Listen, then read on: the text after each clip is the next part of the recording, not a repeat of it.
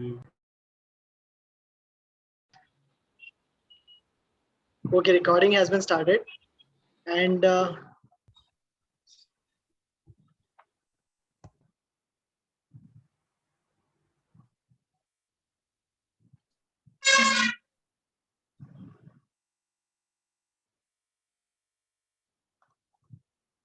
are you here? yes, I'm audible now. Yes, Jay. Sorry, there was connection glitch. I'm sorry about that. Yes, so very happy and good morning to all of you. Today we are with very eminent dignitaries and very eminent faculties for company law. So I've been thinking about like I had a thought in my mind since last 2 weeks, because when I interact with my friends, I tell them about the WICASA events. I tell them about the seminars, about the workshops we are going to conduct, right? But one common answer or one common question I would say, which I get back in return, is क्या करेंगे नया सीख के, है ना? हमारी offices है, हमारे कोचिंग क्लासेस है, हम फाइनल के लिए पढ़ाई कर रहे हैं, इतना टाइम कहाँ है हमारे पास नया कुछ सीखने के लिए, right? So one thought backfired that question, that was क्या हमारे पूर्वज जो थे उन्होंने कुछ नया सोचा नहीं होता, अगर उन्होंने कुछ नया सीखा नहीं होता तो अभी भी हम मैकडोनल्ड्स में भी पत्ते ही खा रहे होते ना, correct? So if we don't try, if we don't strive for learning new things or interpreting new concepts in our lives, so we'll be obsolete one day. And this world, this financial world or economical world has seen many such events, have witnessed many such events where obsolete players have been thrown out so badly. And ours profession is a profession which regularly sees changes, right? And today's topic, in fact, which is on company law. Company law is a subject wherein we see changes by each and every coming day, right? So on this note, I would like to welcome everyone, starting from CA Yashwant Kasar sir, chairman, WICASA chairman for the entire region. I've been in contact with him since last month when we had a meeting, and I'm fond of the thoughts he has for the WICASAs. So as being vice chairman and on behalf of entire WICASA committee of Ahmedabad, I welcome you, CA Yashwant sir. Next, I would like to feel like I feel privileged to welcome our own RCM Vikash Jain sir, who was chairman of the Ahmedabad branch once, and I have been knowing him since then. And he's been very very वो इतना students के लिए इतना सब करने के लिए तैयार रहते हैं हमेशा. I've been seeing him since I joined the committee. He's at the first step to help the students. So I welcome you, Vikash Jain sir. And next, I would like to welcome CA Harit Dhariwal sir, chairman of the branch, who is right now leading by an example and helping us a lot to improve. Not us only, but each and every student registered in Ahmedabad. He has a scope, he has a vision and mission that every student should know about the student association and should strive for professional as well as personal development. Also, along with this, I would like to welcome CA Rahul Maliwal sir, who has been very dynamic chairman of WICASA Ahmedabad. Along with that, I would like to welcome my dear friend and a student leader from WICASA WIC, Garv Kejriwal. So I have been I have like very glad feeling about you coming in the seminar and interacting with the students, as you are a student leader. So I welcome you. Along with that, I would now welcome today's faculties. ऐसा बोला जाता है, like मेरे दिमाग में एक ये thought हमेशा रहता है कि knowledge is not what you get, knowledge is what you share, right? There are two aspects of learning. One is learning by ourselves, and one is getting others learn. So faculties are वो जो गुरु होते हैं हमारे, वो selflessly यही इनका motive रहता है कि जितने भी स्टूडेंट्स हैं, जितने भी डिसाइपल्स हैं, वो पढ़े और वो कहीं गुरु से भी आगे जाए. So on this note, I would like to welcome CH Mukesh Pamnani and CS Monika Gupta, today's eminent faculties for company law.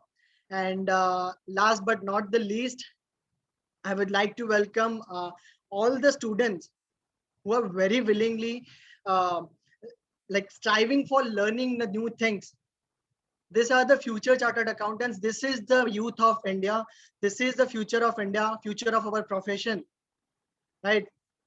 आप आन बान और शान हो profession की. So I wholeheartedly welcome you, all of you. And also I would like to welcome the entire WICASA team of Ahmedabad, who has been working very hard, very selflessly for the benefit of the students. We have been planning very much what we say interactive sessions on the topics which you learn but which you don't interpret it, right? And we also have been planning the extracurricular activities. So I would like to request all of you to join us to grow ourselves as a student union. And that's all. I just wanted to convey this, and I welcome all of you lastly. And yes, Kushi, over to you now. Thank you so much for session, such enthusiasm and such wise words. Like, I'm sure we all are always glad to hear you. Now I will request the Ahmedabad branch to play ICI motto.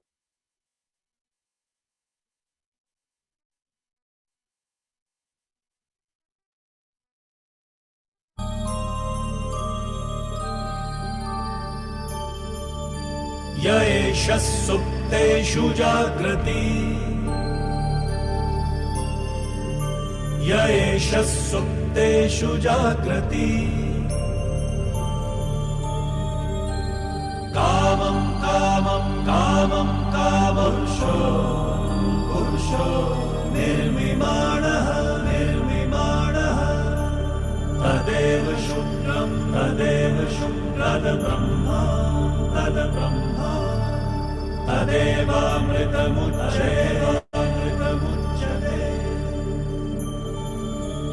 तस्मिन् लोकः शतः सर्वे तदूनात्यपि कश्चन एतद्वैता एतद्वैता एतद्वैता एतद्वैता एतद्वैता एतद्वैता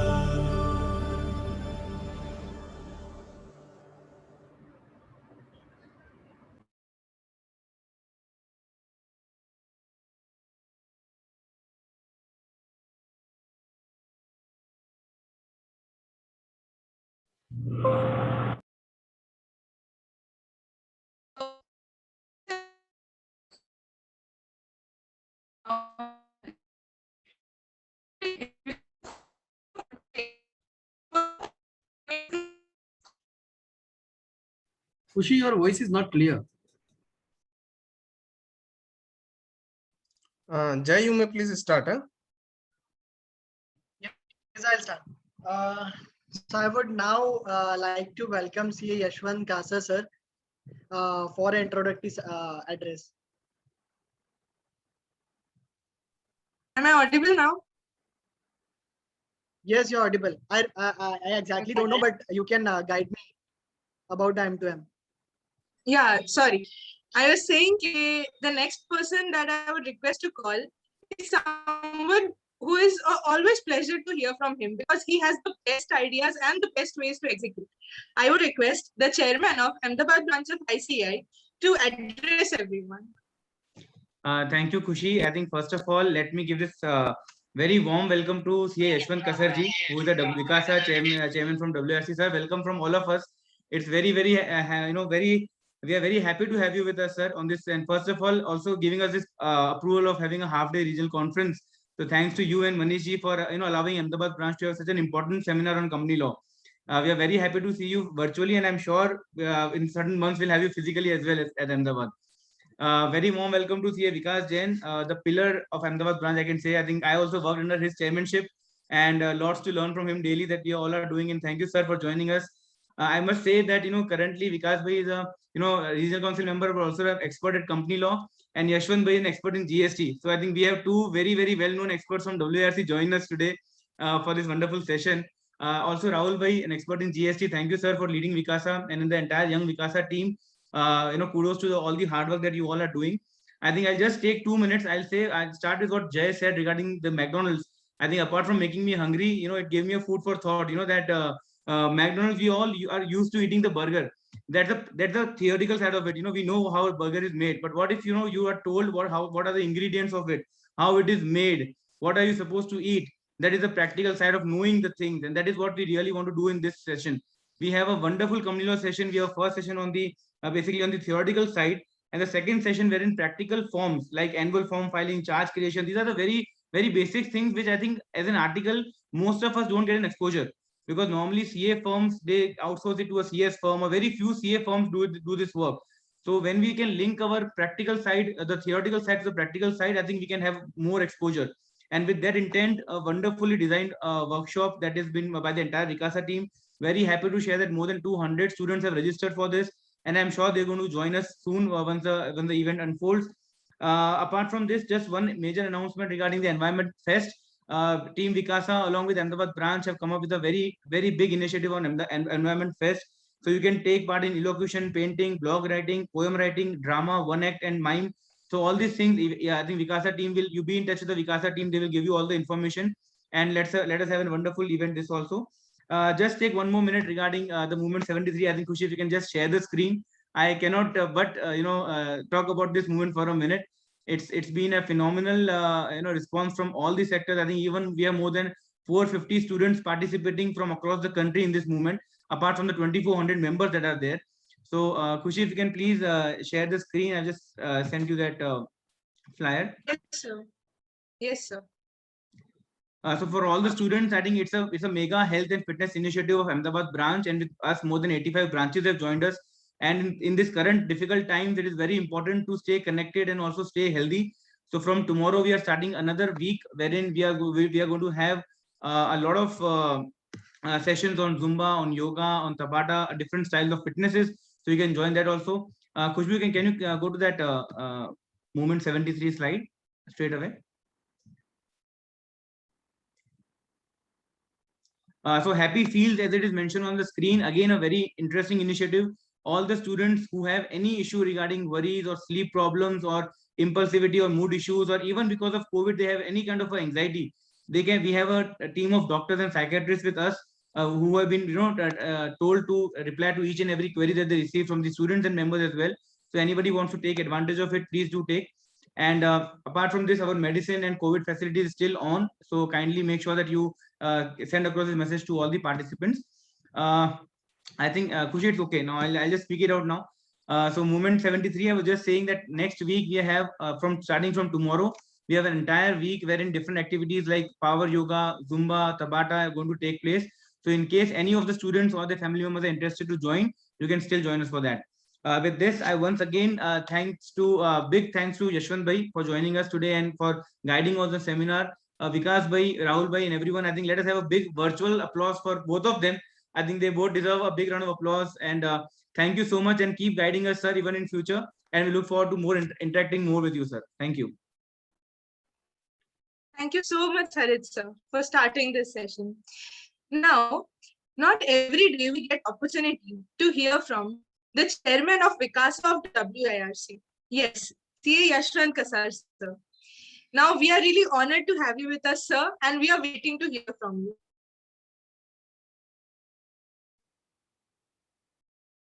Good afternoon, everyone. CA Vikash Bhai, a dear friend of mine and my colleague in regional council, a friend of friends, and a very down-to-earth and humble person. And I know why people like him so much, because he is always ready to help. Anytime you call him for anything, and he always try to help you out.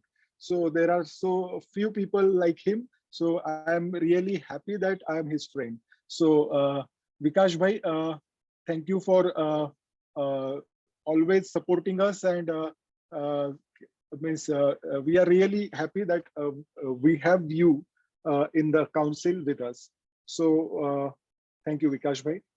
Then Harit Bhai, the dynamic chairman of Ahmedabad branch. Harit Bhai, you remind me my chairmanship days of Pune branch. the way you drive the initiatives, your innovative ideas, and you execute them, and you always try to be ahead and trying something new. So that is the uniqueness, and Ahmedabad branch is always a vibrant branch of WRC.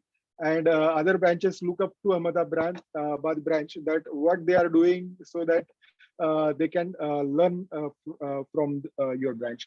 So Harit Bhai, and then CA Rahul Bhai, the chairman of WICASA Ahmedabad branch.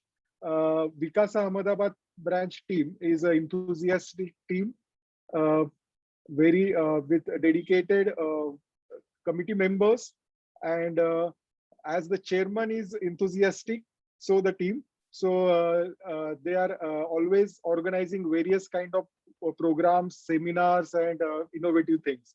So it's really nice of you, and keep organizing such programs. Then Garv is here, the vice chairman of WICASA WRC. Garv is also always behind me that we will organize this program and that program, and this initiative will take.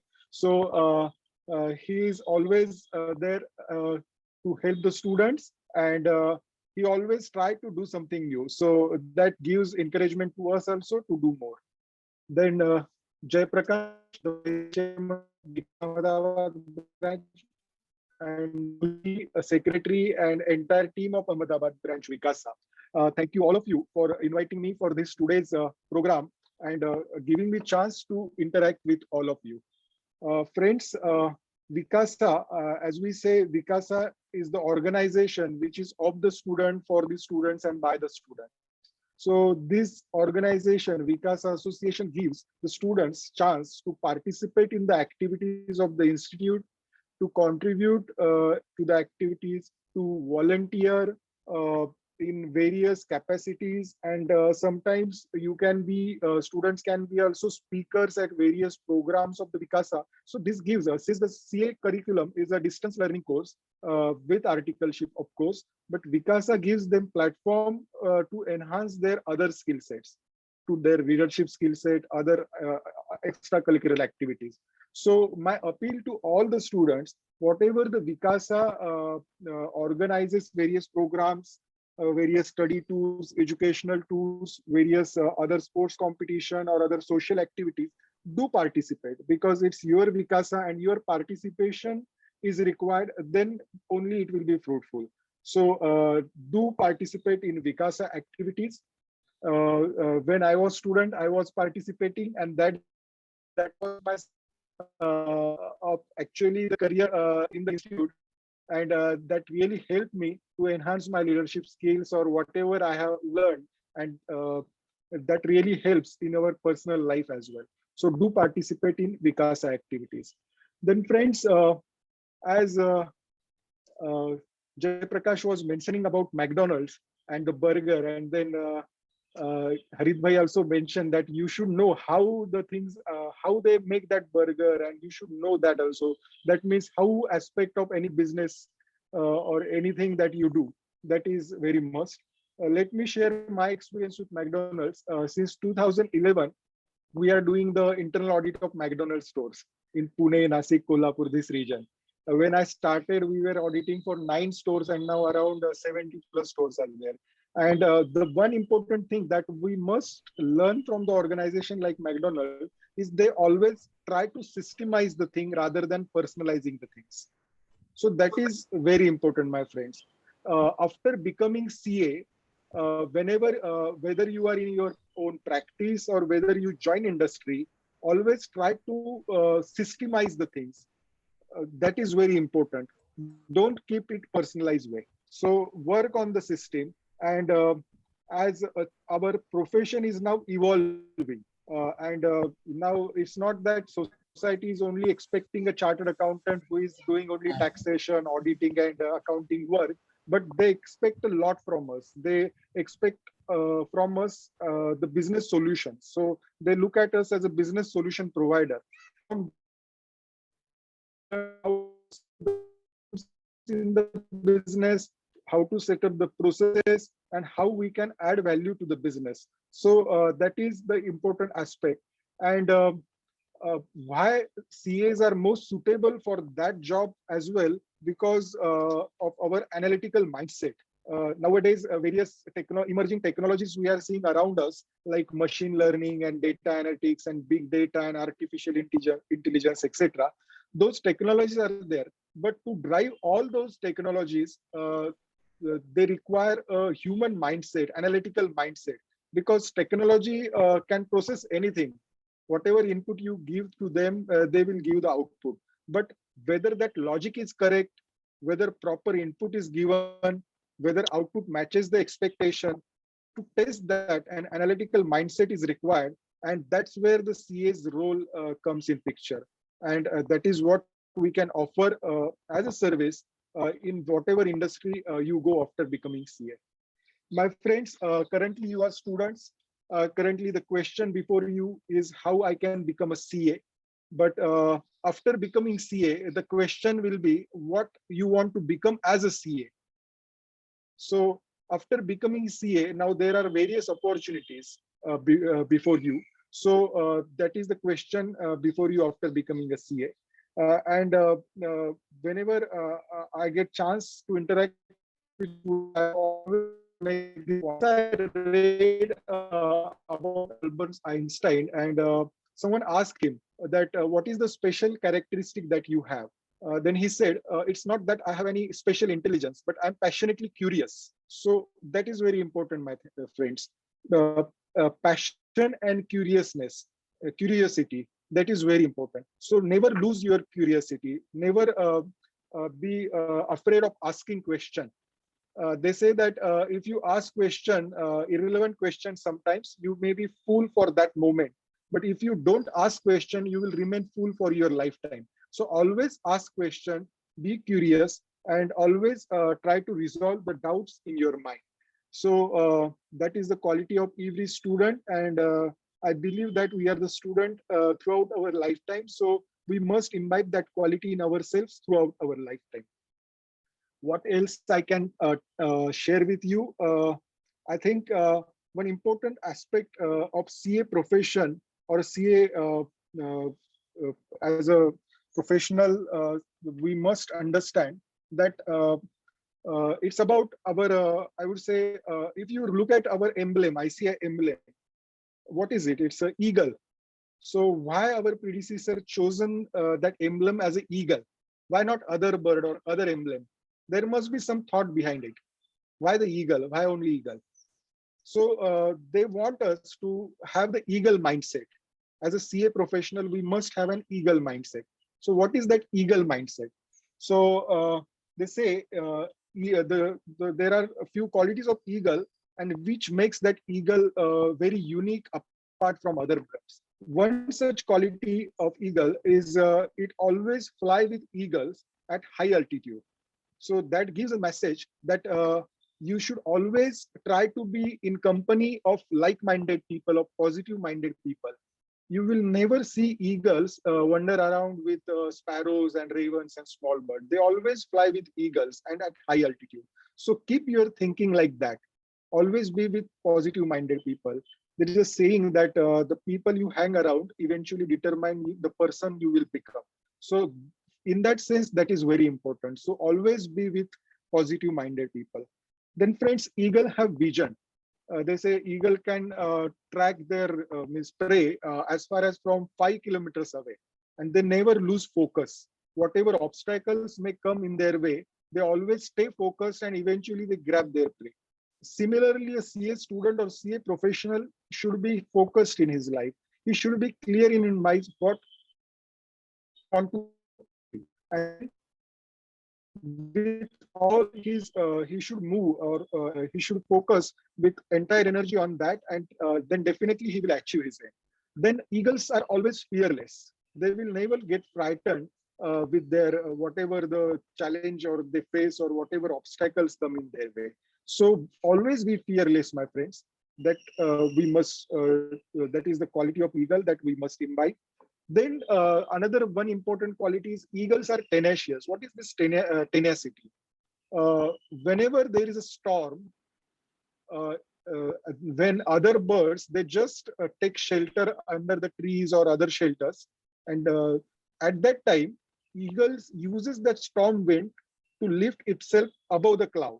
So it uses that storm to lift itself above the cloud, and he just glides above the cloud. So it turns that challenge into opportunity, and that is very important. Whenever you face any challenge, you have either two options: either the challenges can break you or they make you. So use the challenges as opportunities, and that is the important quality. Then they say eagle never eat dead things. What the message eagles gives here, that never rely on your past success. Always try to venture into new endeavors. That means once you become CA, that's not the end. Then the new targets will be there for you to conquer. So always be for the future and be never your past success. So always try for better things. Then they say eagle always prepare for training for the small eagles. Whenever the babies are there for of that eagle in the nest, eagle removes the soft grass and feathers, etc., from that nest, so that it becomes unbearable for those eagles, babies, and eventually they just leave that nest and try to and learn the flying. So the message here is always try to be outside your comfort zone. Be outside your comfort zone. The growth will start once you get outside your comfort zone. So these are the qualities of eagle, my friends. So that is the reason, that is our emblem, and we must understand the reason behind that, and we must try to imbibe those qualities in ourselves. Friends, I think I will not take much of your time. I once again thanks Ahmedabad branch of WIRC and Ahmedabad WICASA for giving me chance to interact with all of you. It's really a privilege of mine. So thank you all of you. Thanks a lot. Thank you so much, sir. It is wonderful to hear from you, to learn about WICASA, about profession, also about life. Thank you so much, sir.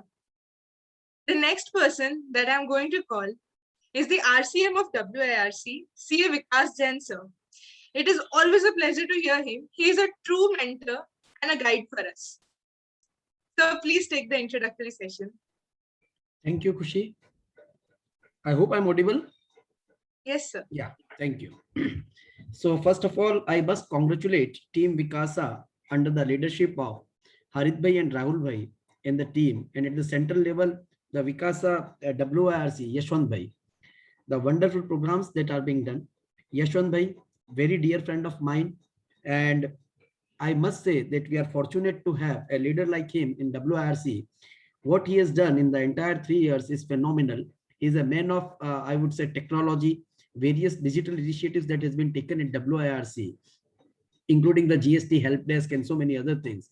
So he's always on the foot, always ready to help the members, students. So it is in really true sense, and WICASA is fortunate to have the chairman Yashwant Kasar in the form of Yashwant Kasar, because I would say that in the entire 22 our council, he must be the most humble man. Though you might be saying me as the humble, but I think he is the most humble man in the entire WIRC. I have never seen him raising his voice or anything, but always just is a man of action. He'll say ki kya karna hai bolo. And for this program also, when Rahul Bhai told me and I asked Yashwant Bhai, I requested him, immediately he said, "Are Vikas Bhai, ho jayega, kya karna hai bolo na, aap khali mail bhej do." That's it. And Rahul Bhai sent the mail and the things were done. So thank you, Yashwant Bhai, for just guiding our students. And yes, student needs the guidance, otherwise they are full of energy. Now coming to Harit Bhai. Harit Bhai, I have been knowing him for the last, I would say, almost 10 years now. And he was the treasurer when I was the chairman of the branch, and we have worked together shoulder to shoulder for a lot many time, I would say, long time, and we have been still working. And Harit Bhai is a man of discipline, principle, ethics, and to be very frank, I am at times I am not disciplined. I am indisciplined, I would say. And Harit Bhai, when we were doing programs, he was the treasurer. He would say ki budget, everything, without budget you cannot move ahead. So he'll say, Vikas Bhai, ye nahi chalega, pehle I want the budget. So then once the budget is ready, then you can move ahead with the program, so that the things are within the desired this and within the limits, I would say.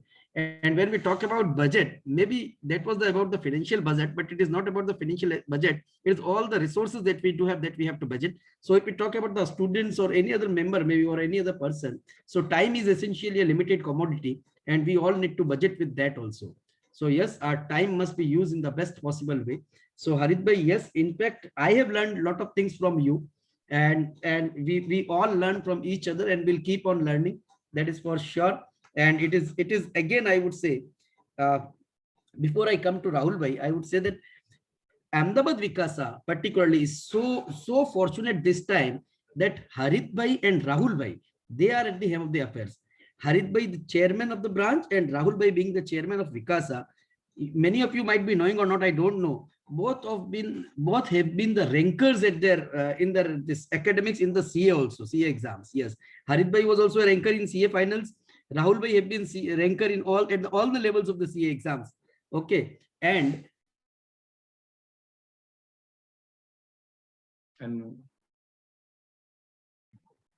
Sir, you need to unmute yourself. oh, am I okay now? Audible? Yeah. So where I was, yeah. So I was saying that Ahmedabad branch of WICASA is most fortunate this year, if I compare with the last many years, because one Harit bhai, another Rahul bhai, both of them have been the rankers in their CA exams. And many times when we ask the students कि यार तुम लोग विकासा में join करो, थोड़ा काम करो, so the thought comes is a फालतू है, time waste होगा, कैसे करेंगे, क्या करेंगे. And see, these people who have been the rankers, who have been great academicians, I would say, ये लोग भी अगर अपना time दे पा रहे थे, दे रहे हैं, and still they could have done wonders in their life. So it is all about time management. Time waste नहीं होता. Time तो हम लोग कहाँ waste करते हैं वो हमको भी पता है. If we really see कि where we are wasting the time, we all know. Maybe शायद हो सकता है एक बार मोबाइल हाथ में आ जाए तो 3-4 घंटे किधर चले जाते हैं. We all don't know where the time is flying. Okay. तो उसी तरह से we need to prioritize the things. We need to see how the time is to be used. Rahul bhai, again a very dear friend of mine, and I would say Rahul bhai के साथ भी काम करते करते it is almost 9-10 years now. He is active since he became CA. Since then only he is active, maybe in the subcommittees and then in the managing committee this year. And again, very a person doing the things very meticulously, I would say, and the team WICASA might have already witnessed this because they have been working with him for the last 3-4 months now in all the WICASA events, in the way the WICASA events are being organized. See friends, being students, you need to be guided properly. The thing is, we all have been students at point of time, and now also we are students. The only thing is that point of time we are full-time students, now we are part-time students. So okay, but we are students for lifetime, and that needs to be there. If we stop learning, we are no more we don't have any potential to grow in our life, I would say. So in order to keep that alive, we need to keep on learning. So Rahul bhai, if we talk about, so he does the things so meticulously, and you see the kind of programs. Why I'm saying so, see, as a student, our focus would be more otherwise on the different other activities other than the academics. What happens, we would find interesting to have different kind of activities other than academics. When I say so, means kabhi fitness wala jaise hai, theek hai, it is very important because this is like education is for our mental, this to sharir ke fitness ke liye bhi wo zaruri hai. But there are so many other activities, sports, cultural, co-curricular, so many extra activities that would be done, entertainment and whatnot. So our focus goes into that too much, and the academics are ignored, I would say. So Rahul bhai has brought in that kind of balance and lot many more initiatives on this academic fronts that are being discussed. And if Harit bhai remember during the time when I was a chairman, when we were discussing on these things, though he was not a part of the WICASA, but still we were discussing a lot about the students, and we used to discuss ki once a student goes to his office and in his articleship, what happens normally? Maybe in some office, predominantly they are doing the income tax work. Some of the offices are into GST work. Some of the offices are into some other works, maybe say audits, for example. And at times, even some big firms which are doing all these things, but the articles are stick to one particular this. But at the level of articleship, at this particular juncture, they need to understand the various subjects that the people are studying in their CA courses, and to help them, what should we do? Then we were thinking on these lines, and we organized various workshops on the different practical aspects that, like income tax, TDS, GST, or this Companies Act, and so many other things also. So that practical thing that needs to be taken care of. And this time again, it is being addressed in such a beautiful way. We are already, I think we have so many, these conferences have or seminars have already been organized, and this is just a beginning, I would say. And Harit Bhai and Rahul Bhai is taking care of the students like anything. And I'm sure this will continue. So hats off to you. And now coming to the team Vikasa, the most important element of the entire Vikasa, the students, because it is for the students, by the students. May it be Rahul Bhai or Harit Bhai or Yashwant Bhai or me, we all are there to just see that, yes, the things are being done in the proper fashion. Otherwise, it is you people who are doing the things. In fact, Garb is also there, Garb from WIRC. They have also been doing phenomenal work. I met him last during a meeting in WIRC. So he is also a very bright chap doing a lot of work. So Jay, whenever I meet you, yes, there's a spark in your eyes, I would say. The way you have been doing the work, the tireless efforts that are being put by the team Vikasa under your leadership. And so that is something, the positivity. So see, you people are having a lot of energy, I would say, right? But that needs to be channelized. And that is where our chairman, Harit Bhai and Rahul Bhai, and they people are coming to picture to guide you. At times, maybe the things may not be the way you wish. This happens everywhere. Within the family, within the organization, everywhere these things happens. Maybe sometimes Yashwant Bhai also has to say no to Garb, ki yaar ye nahi ho sakta hai. But then we have to accept these things with positivity, because see, as I said, that life is an experience. Maybe you are getting that advantage. So whatever mistakes that we have done, we have also done many mistakes in our life. This is the honest confession. We have done a lot of mistakes, and even today also we are doing mistakes. But when we are sharing those things with you, it means you are at least 10, 12, 15 years, 20 years mistakes which we have committed. Those at least you can eliminate. So you are getting an advantage of 10, 15, 20 years directly. Those things I would say. So yes, these experiences only tell us कि यार जय ये नहीं हो सकता है, ये नहीं करना चाहिए. Khushi, this is not the thing that we should do. This is why, only because of the experiences that we have and that is the things that we are sharing with you कि यार ये नहीं करना चाहिए. Okay, and there are so many pros, cons, ifs, buts, and so many things that are associated. So our experiences are certainly going to help you, and these are to take you further only, and not to stop you for anything. So this should always be taken in the positive and the right spirit. अगर कभी आपको राहुल भाई बोलते हैं यार ये नहीं होगा, या हरित भाई बोलते हैं, या मैं भी बोलता हूँ, और कोई भी बोलते हैं, तो just take it positively. हाँ, you may ask क्यों नहीं हो सकता. That is your right, and that should always be there. This should be a constructive. This kind of thing should be there. But I am sure कि ultimate objective of all of us is to see that our students do the best. They do wonders. They do miracles. Because you are the future ambassadors, you are the brand ambassadors of the profession. And ultimately, institute is nothing, but it is being represented by what the members are. And if the members, they do something, then, and if they do good work, ultimately it is the flag of the institute which flies high.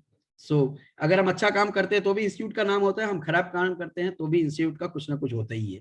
So it is up to us. It is our responsibility.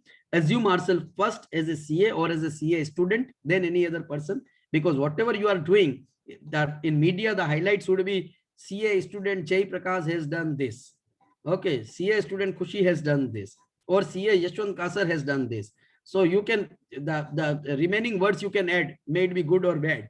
So how you want to see institute, how you want to see yourself, how you want to see the profession. So आगे fill in the blanks है, आप लोग कर सकते हैं अच्छा और बुरा. So the starting line would be CA so and so, बस उसके बाद. So that we need to take care of. So friends, Khushi, Divya, Vraj, Jay, I have then Akshat was also there, I think. So I've been seeing you, the way you have been doing the work, phenomenal. Keep it up. We are always there. It is not so that we are regional council members or chairman or the vice chairman. We are just one of you. we are no different. Okay, saas bhi kahu kabhi bahu thi, it is that kind of thing. One day we were also student, we were thinking on the same lines. Today we see it from different perspective, different angles. And it reminds me of one story. There's a real story in Ahmedabad, in one of the morning workers group. One of the fellow who is 60 years old, and he has his own group, 7, 8, 10 people, but he always have the morning walk with a 30 years guy. So his other friend says कि तू सठिया गया है बुढ़े, तू साला 60 years का होके तू हम उसके साथ वॉक करता है और हमारे साथ वॉक नहीं करता है. Why? Then he said, you don't make any sense. You don't talk anything which is progressive. तुम लोग तो यही बात करते हो, बीमार है, मर गया, ये हो गया, वो हो गया, घर के problems. When I walk with that 30-year young guy, I feel myself to be 30. And I see the world with a different perspective कि मुझे कुछ करना है, मुझे बिजनेस के अंदर ये ग्रोथ करना है, मुझे वो काम करना है. He has whole lot of energy and different set of ideas, and I want to be like him. I want to feel myself like a 30-year-old guy and not like that of a 60 years guy. So this is as Yashwant also was saying, कि the company that you have, that determines your character, or that determines your future, or that determines your action. So same way, that is the reason, as I said, कि we are just one of you, nothing else. No RCM, no chairman, nothing. And you also don't feel that you are a managing committee member, or we are just as a part of the system. Okay, all the students are equal, all the members are equal. In fact, all the members and students are also equal. So we are here to take the institute, take the profession to the next level, and that is the reason we are all here. Friends, maybe in articleship we might be going through few of the subjects, but few of the subjects, if we are not getting the opportunity, you may feel free to reach to Jay or Khushi, or may that for that matter Rahul bhai, Harit bhai, me, or Yashwant bhai, or Garb, or anybody, and you can tell us, sir, this is the need of the hour, we want to get these things done. And for sure those seminars, those workshops, those camps, or whatever these things are, whatever you need, may that be communication skills, may that be anything else, everything will be arranged under the dynamic leadership of our Harit bhai, Rahul bhai, and even at the WRC level, Yashwant bhai. I'm sure none of them is going to say no. This is my experience. Whatever that has been taken to them, and if that makes sense, that has been done within no minutes. In 2 minutes, I would say the things are approved. Ke bas program laga do, it is done. So that is the kind of team we have. So there is nothing to be worried about. Friends, common sense. That in again, that is a thing which is very uncommon, I would say. है ना, सभी लोगों के अंदर अलग अलग type की common sense है. So common sense is very uncommon, but this common sense makes us different from the others. So we should continuously keep on working, and this is not something somebody is born with. We can always develop our common sense. We need to, if we talk about our CA days, in our time, it used to be, I think, SAP, standard auditing, this standards on auditing, and all this. So these that is mentioned, independence, objectivity, independence, and all these things we read about. And inference is also something which is very, very important. So observation and inference we talk about. So observation, that only helps us to sharpen our knowledge. When we looks around, when we see the things around, and if we are having the power to have great observations, then for sure our common sense is going to be sharpened, and our common sense is going to be like anything. And after being CA, after becoming CA also, when we go for interview and all these things, common sense is going to play a much bigger role. And the current affairs knowledge, हम लोग पढ़ाई करते हैं, सब कुछ करते हैं, उसके अलावा हमको कॉमन सेंस के अलावा भी हमारे करंट अफेयर्स के ऊपर भी हमारी पकड़ मजबूत रखनी है.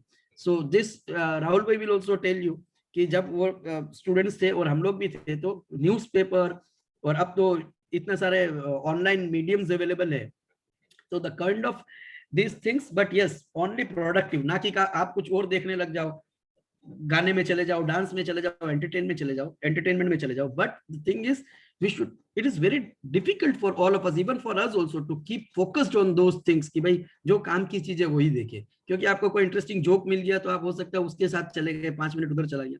So it is very difficult to keep ourselves disciplined, but yes, it is very, very important. Today's time, the most important thing is learning, unlearning, and relearning.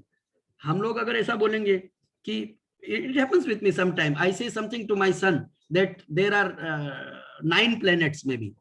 He says, no papa, there are 8 planets. I said, no, there are 9 planets, I have read this. तो बोले नहीं sir, नहीं पापा, यहाँ पे 8 planets है. So we get into argument. And finally, we see that there is some new research and which says that one particular planet is no more a planet. And there are 8 planets only. Okay, so that is a universal truth, but there may be so many other such kind of things. What we have learned might be true at that point of time, and especially when into the CA profession, every day there are amendments, and whatever you learned, you have to forget all those things, and you have to be aware of the new amendments. So learn, unlearn, and relearn is again a very, very important thing. And I always say, this is my last comment before I stop, that I always say that learning is a never-ending exercise. After being CA, for example, I am a CA for now 18 years almost. And if I stop reading, if I stop learning, I'm no more a chartered accountant, I would say. I have reached to this level, I am a chartered accountant only because I have read those much things, and that helped me clear my exams. And thereafter, I kept on reading, that helped me to upgrade my knowledge or skills on that particular subject. The moment I stop, if I'm out of the touch with that particular subject for maybe 4 months or 6 months, thereafter, I have to look at the things afresh. For example, now I'm not doing income tax or GST. Income tax I did in my earlier days. Thereafter, I stopped. For the last 10 years, I have not seen income tax. So even the tax levy in income tax are also maybe not known to me. Okay, so I am not a literate on income tax. I am no expert. Though people would say, "Arey yaar, tu CA aur teko income tax nahi malum." This type of situation comes up. But then this is a fact. Because I have stopped reading those things, you have to keep on reading continuously. And now I have taken enough time. I wish the team all the best. And once again, I assure you that under the leadership of our Yashwant Bhai, Harit Bhai and Rahul Bhai, and the young and dynamic leadership of Jai, Khushi, Vraj, Divya, Akshat, we are going to do wonders. Though tomorrow after some time you may remain or you may not remain as the committee members, but always feel yourself as the students and keep working for the fraternity and the society. Thank you. And yes, the wonderful work that you have been doing under this pandemic situation, the medicine delivery or whatsoever, the different kind of initiatives that are being taken by the Ahmedabad branch. But you people are at the hem of the affairs. You are the pillar of this, the team WICASA. Kudos to you, compliments to you, that without thinking much of your studies, academics, and all other offices and all other things, you have been contributing a lot for the cause of the society. All the best. Keep it up. Great. Thank you so much, sir. You acknowledging our efforts in WICASA, it means a lot to us, because WICASA is a pride for us. It is a place where we learn, and it is also a source of happiness for us. So thank you so much, sir, for acknowledging that. Now, I would request our very own chairman of WICASA, CA Rahul Maliwal, sir, to give a motivational address to us before we start the session. So thank you, Khushi. Now, when we have stalwarts of our profession, Yashwant sir, Vikash sir, our chairman, then there is no need for anyone else to motivate the students. I'll just wrap up my speech in 2 minutes. That first of all, thank you so much, Yashwant sir, for enlightening the students and giving the aspects of the giving the bird eye view of the new aspects that the WIRC WICASA is doing for the students. We all are very much sure that under your leadership, the WICASA is going to flourish like anything. Now, the few ideas that you have shared with regard to the leadership creations and the systemizing the thing about rather than the personalizing the aspect, and the business CA must be a business solution provider. So they all are very remarkable and splendid. And your humbleness is as said by the our Vikash sir, is like icing on the cake. Now, at the same time, thank you so much, Vikash bhai, for sparing your valuable time and spreading the wisdom of words with the students. Now, the team WICASA Ahmedabad, under the dynamic leadership of our chairman, CA Harit Dhariwal, and along with the supportive team, Jai, Khushi, Vraj, Divya, Radhika, as well as Akshat, are doing the best to give best to the students. As a part of knowledge updation, we are constantly doing a series on every Sunday with regard to the unique topics. Like on the last Sunday, we completed our RERA series. Now today we are having the practical workshop where you will get the every aspect of the company and the creation of the company. Now, I'll also request all the students to get the regular updates of the WICASA Ahmedabad.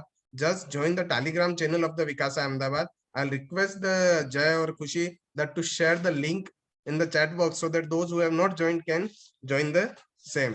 Now, as Yashwant sir has mentioned one thing about that the future is with regard to the artificial intelligence and the technology and everything. Now, I'll just like to add on that if you have heard about a company called Zerodha, it is the stock market broker, and it is just having a 10 years of the artificial 10 years in this particular platform. And yesterday when I read with the in the newspaper that they have kept the salary of their board of chairman, sorry, that is the board of director, the Nitin and his wife, up to 100 crore rupees.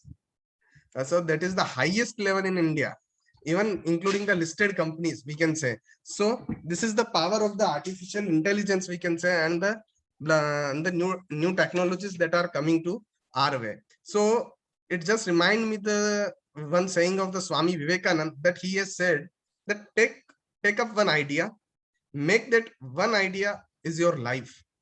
Think of it, dream of it, and live on that idea.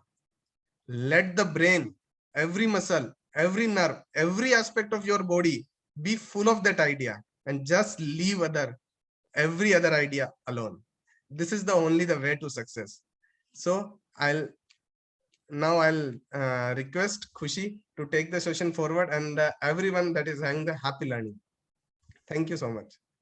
Thank you so much, sir, and all the dignitaries who gave us so much knowledge and motivation to this wonderful session. Now, I would request Radhika Dhanuka, Managing Committee Member of Ahmedabad branch of WICASA, to introduce our first faculty. Am I audible? Yes, Radhika. Thank you, Khushi. Now I would like to introduce the speaker session for today, Mr. Mukesh Pamnani, sir. Mr. Mukesh Pamnani is a commerce and law graduate. He is also company secretary.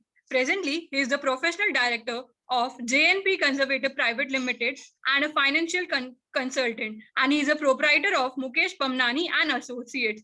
His area of practice includes respective state and central government subsidy consultancy, assistance to implement solar projects in industrial estates, and company secretarial services. His academic achievements includes board rank in 12th standard 2009 along with his twin brother. All India rank 20th in CS Foundation exam in year 2010. Corporate Governance Excellence Award by then the President of ICSI in the year 2012 for extraordinary performance in CS Professional exam in the year 2012. He has compiled one handbook of the Companies Act 2013 in June, and in 2014, he was associated with CA Association Ahmedabad and have also compiled articles on company law and government subsidy topics. He is also the visiting faculty and regular speaker at ICSI and ICAI in various training and membership programs. So now I would like to hand over to Mr. Mukesh Pamnani, sir. Thank you.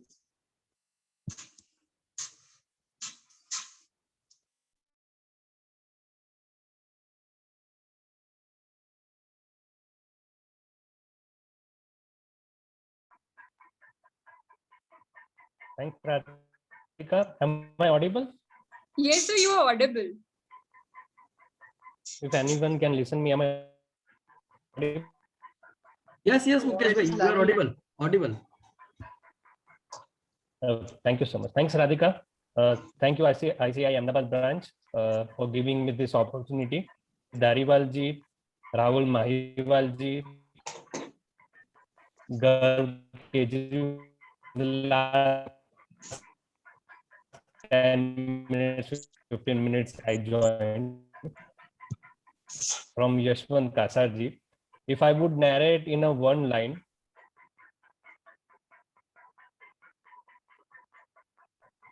Mukesh sir, you are audible, but your voice is lagging.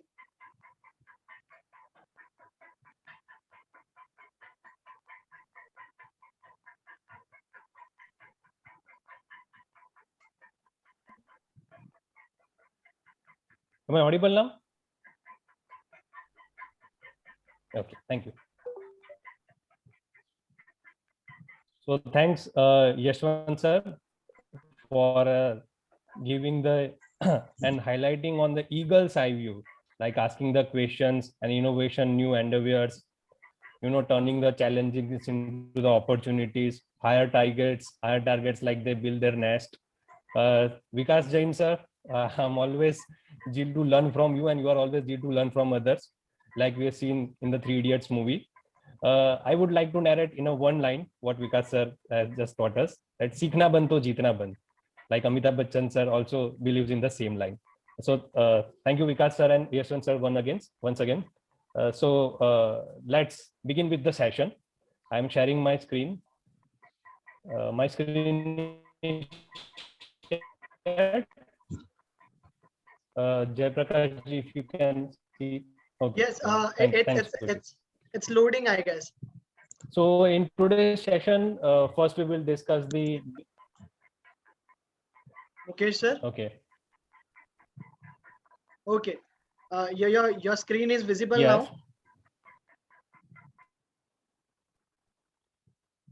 Okay. Thank you. So in first half an hour, we will try to understand the basics of the Companies Act 2013. Then we will discuss the incorporation of the company and incorporation of the LLP. If the time permits, we will also have a look on the Ministry of Corporate Affairs website.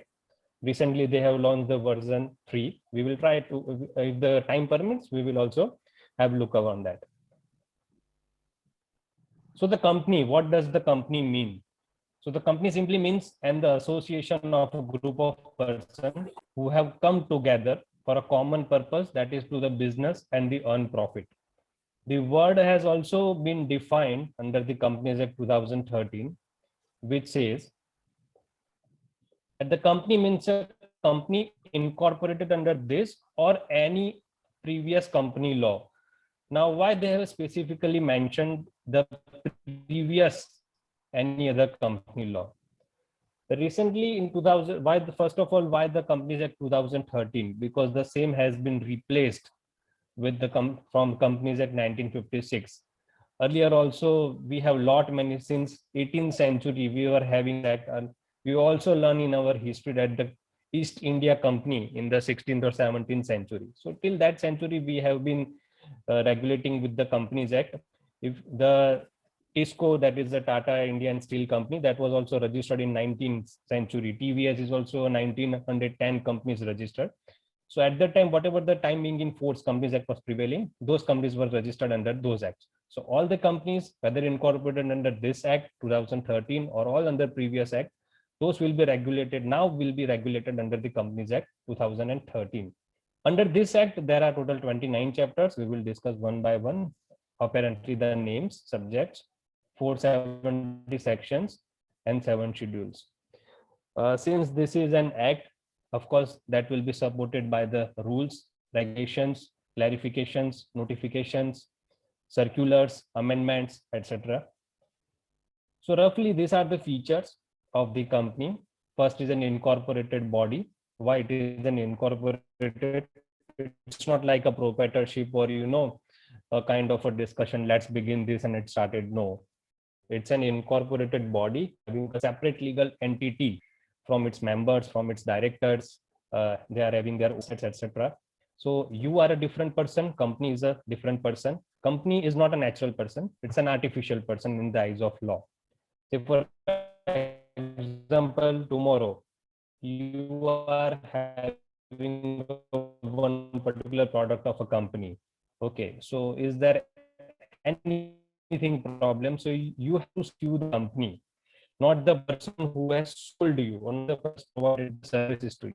That is also one characteristic scan and beach legal entity. That you have your vehicles, you have your immovable properties, you have your car. Similar way, company can also have their car. Company can also have immovable property on its name. Company can also have,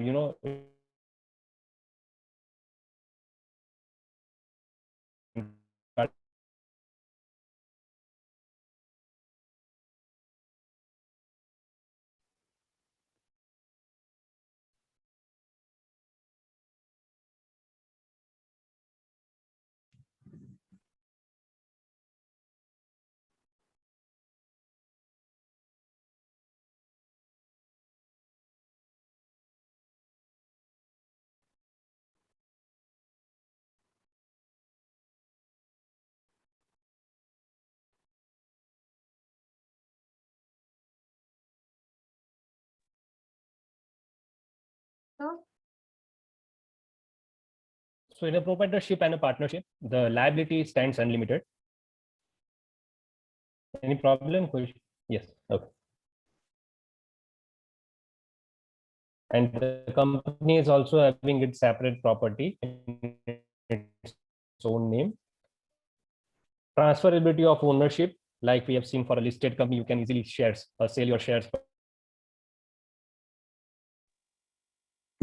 Sir, your voice is breaking. Sir, if it's feasible, I would like to request to change your I'm network. getting disconnected again and again. Is it It might be network glitch.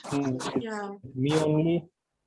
Strength is 100%. I don't know why it's happening. My signal strength is from Wi-Fi bandwidth, and it shows me the 100%.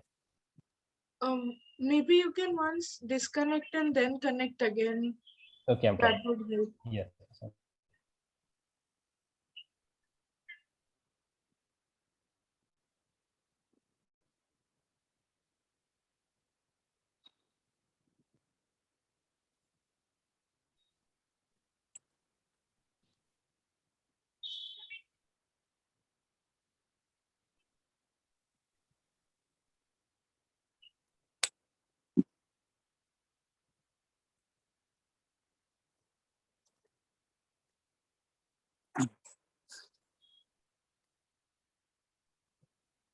So maybe you can try one thing, that is switching off your video. So your screen would be visible and your audio would be proper, I guess. Then.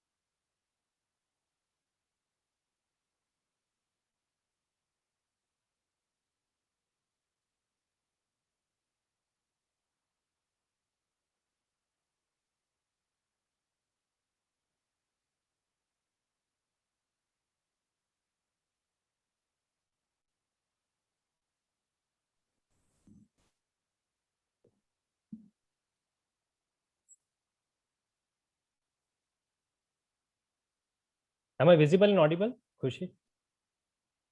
Yes, sir. Okay. I'm showing how to disable the participant screen sharing. So I can will you do please so. allow? Done, sir. Okay.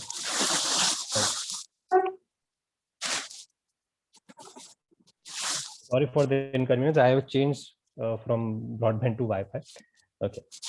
Perfect. So the transferability of ownership, I think we have skipped this point. So means for a company, you can easily transfer your ownership. It is an unlisted or a listed company. The same is in absence in the case of a private limited, proprietor and partnership. Perpetual succession.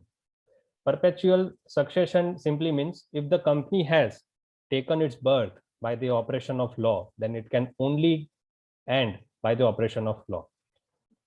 That simply means if the company has been incorporated under the Companies Act 2013 or any other act, the same should be dissolved by complying with the procedure of the law only. It's not like that for a proprietorship के दुकान का shuttle बंद किया और कल से धंधा बंद. No, it's not like that. If it has been started with complying the due procedure, it has to get an end by the complying the due procedures only. Secondly, perpetual succession I will define. In case all the partners in a partnership firm dies, then the firm should get dissolved automatically. But the same is in absence of the company. Company members may come in, members may go out, but the company's identity remains same. Tomorrow, if you are selling the 1 lakh Reliance share, the company does not get it. Another person will buy and the business will be continued. Tomorrow, Mukesh Pamnani will resign from the Reliance board, company does not get an end. Another person will take that position, supersede the management, and the business will get continued. So it has an indefinite life, unless and until it is dissolved under the act. Common seal, since the company is artificial person, any person who is signing on behalf of the company should affix a common seal on the important documents we will discuss, like a share certificate, any debenture certificate, any mortgage agreement companies enter into. So mota moti all the important documents should be affixed with a sign as a common seal of the company. Infinite membership, so far as the unlimited company is unlisted company is concerned, public company is concerned, they have n number of members. There is no such restrictions. Like in a partnership, there is a restriction of 20% and the 10%. The limit has been extended to 100. But in case of a company, unlimited members can become in a public limited company. For a private, it is restricted to 200. So the ownership versus membership, like partners are the owners of the firm. Okay, so in a partnership, there is only one concept. Partners are the managing partners, partners are the capital partners. But the same is in absence in a case of a company. Directors are the managing partners and the shareholders, we can say, ownership partners, capital partners. They may be same, they may be different, but there is always a difference between ownership versus membership. Okay, today you are a owner of a Reliance share, so you are a member, but you are not running the business. On behalf of you, on behalf of all the shareholders, directors are running the business. So that is called a principal and agency relation. Means one is doing the business, one is taking care of the business for all others good, with a common object of earning a profit. Voluntarily association, yes. See, nobody has forced you to buy a shares.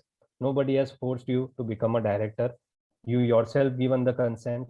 You yourself has bought the shares. So it is a voluntary association. That simply means certain people have come together. The definition itself says. Companies are defined in a very limited word, but if we elaborate in an informal way, many people, more than one people, have come together under one roof. They are making the association, they are making some incorporated body for a benefit of the all. Means they will earn the profit and they will distribute the profit, or they will retain the profits for the common objective, that is an earning of profit.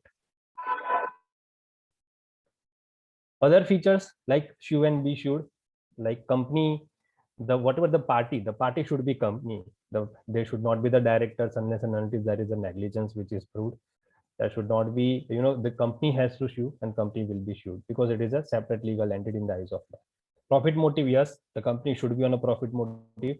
There is a special provision under the Companies Act that the companies with charitable object or society development object. So there is a specific section 8 companies like Karnavati Club, Rajpath Club, and Red Cross Society, lot many other this kind of charitable trust and clubs which are registered under the section 8 company.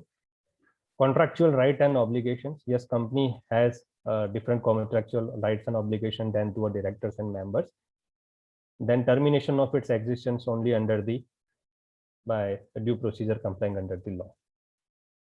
Certain demerits like compliance of various formalities, like we have said, there was almost 400 sections, so many 7 schedules, 27 and 29 chapters, then rules, regulations, circulars, amendments, notifications, etc., etc. So lots of formalities that needs to be complied by each and every company, whether you are doing business or not. That's just not an excuse. If we are not doing business, so we will not comply. It's like a fixed cost. If you have bought a house, you have to pay municipal tax, you have to pay the running maintenance. You cannot say that I'm not using that premises anymore. No, that cannot be the excuse. Incorporation expenditures, of course, you should need the service of the professional, any professional like CS and CWA, or certain advocates can also incorporate the company. So incorporation expenditure includes the filing expenditures, stamp duty of a respective state governments. In certain state there is a fixed 100 rupees, certain state they are charging the 1% or 2%. Ministry is also charging certain amounts like 2% on the authorized capital of the company. So incorporation expenditure certain times may go on a higher side. Next is the diverse control from the ownership. In a traditional business, like if you have invested 5 lakh rupees for 50 lakh rupees for your shop, so you are the managing partner and you are the capital partners. So whatever you say, the other line has to follow. But the same is absent here, like mutual funds, like LIC or any other, HNI, high net worth investor. even if they are investing handsome amount like 10% stake, 15% stake, or 20% stake, they are not on the board. So they are not the person who are active in the day-to-day affairs of the company. We will see why this is in a demerits, because there is a doctrine of indoor management. Doctrine of indoor management will say, if I will give the example, today evening you are booking a cab. Okay, Uber driver has reached, you got the notification. The moment you are opening the door and sitting inside, have you ever asked to your Uber driver or your bus driver कि भैया ये बस है या ये जो car है ये चोरी की तो नहीं है ना, ये आपकी खुद की है ना? अगर आप एप्पल के शोरूम में, सैमसंग के शोरूम में फोन परचेस करने जाते हैं, तो have you ever asked to the shopkeeper that ये शोरूम में जो भी चीजें हैं ये सब चोरी की नहीं है, आपकी खुद की परचेस की हुई है? No, that is an doctrine of indoor management. आप कभी लाइसेंस मांगते हो उबर ड्राइवर या बस ड्राइवर से कि आपका लाइसेंस दिखाइए? ठीक है, no, we generally don't do this. Why? Because there is an doctrine of indoor management. Means जो डोर के अंदर जो भी हो रहा है, board room means door means a board room, that is good for everyone. That is a trust. Now this trust has to be kept by each and every shareholder until and unless the negligence has been proved. ठीक है, आपका driver car सही से नहीं चला रहा है तो Uber always give the notification के आप कितना रेटिंग देना चाहेंगे, या there is an emergency helpline number also.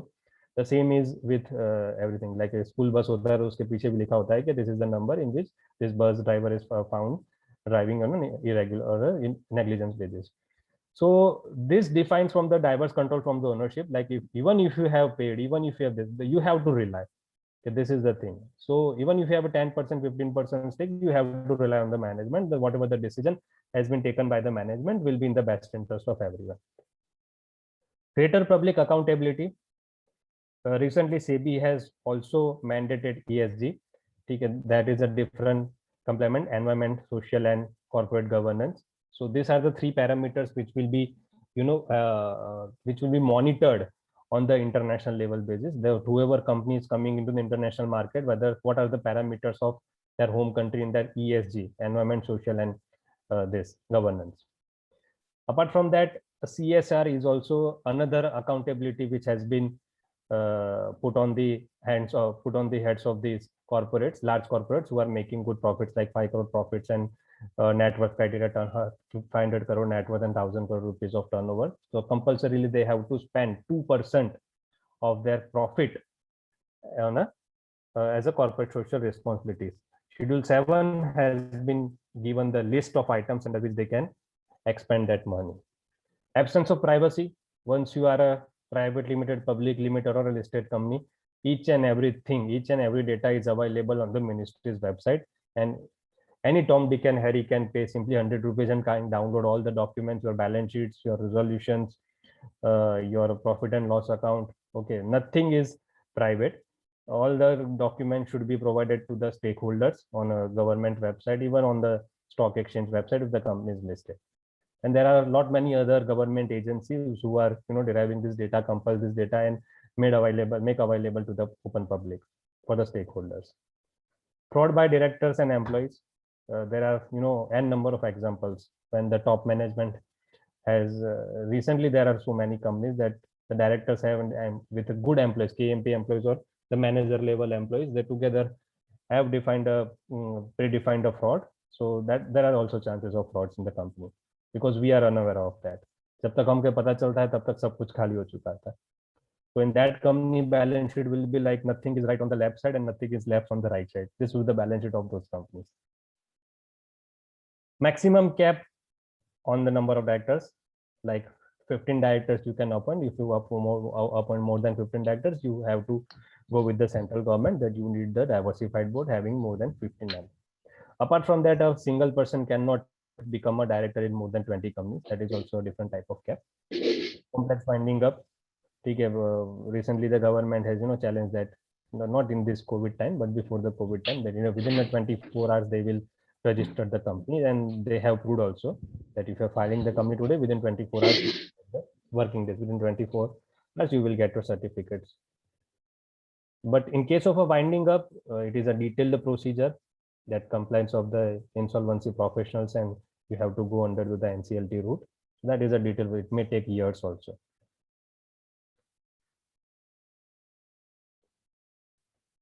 Next is lifting of corporate veil. This is the very important tool to understand the basic of the company. Now, what does the veil mean? Veil means a tool to disguise. Okay, we know what disguise means. So here, lifting of corporate veil simply concentrates on the separate legal entity feature. Okay, you cannot take the maximum advantage by saying that I am a separate legal entity, the company is a separate legal entity. So you cannot escape from your liability or whatever the wrong has been done till now. So this features is found to malfunction or used for wrongful purpose. At that time, the Lord of Justice cannot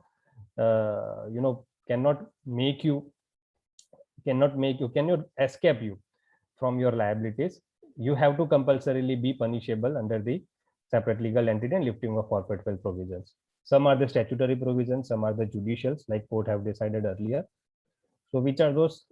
Members fall below the minimum numbers.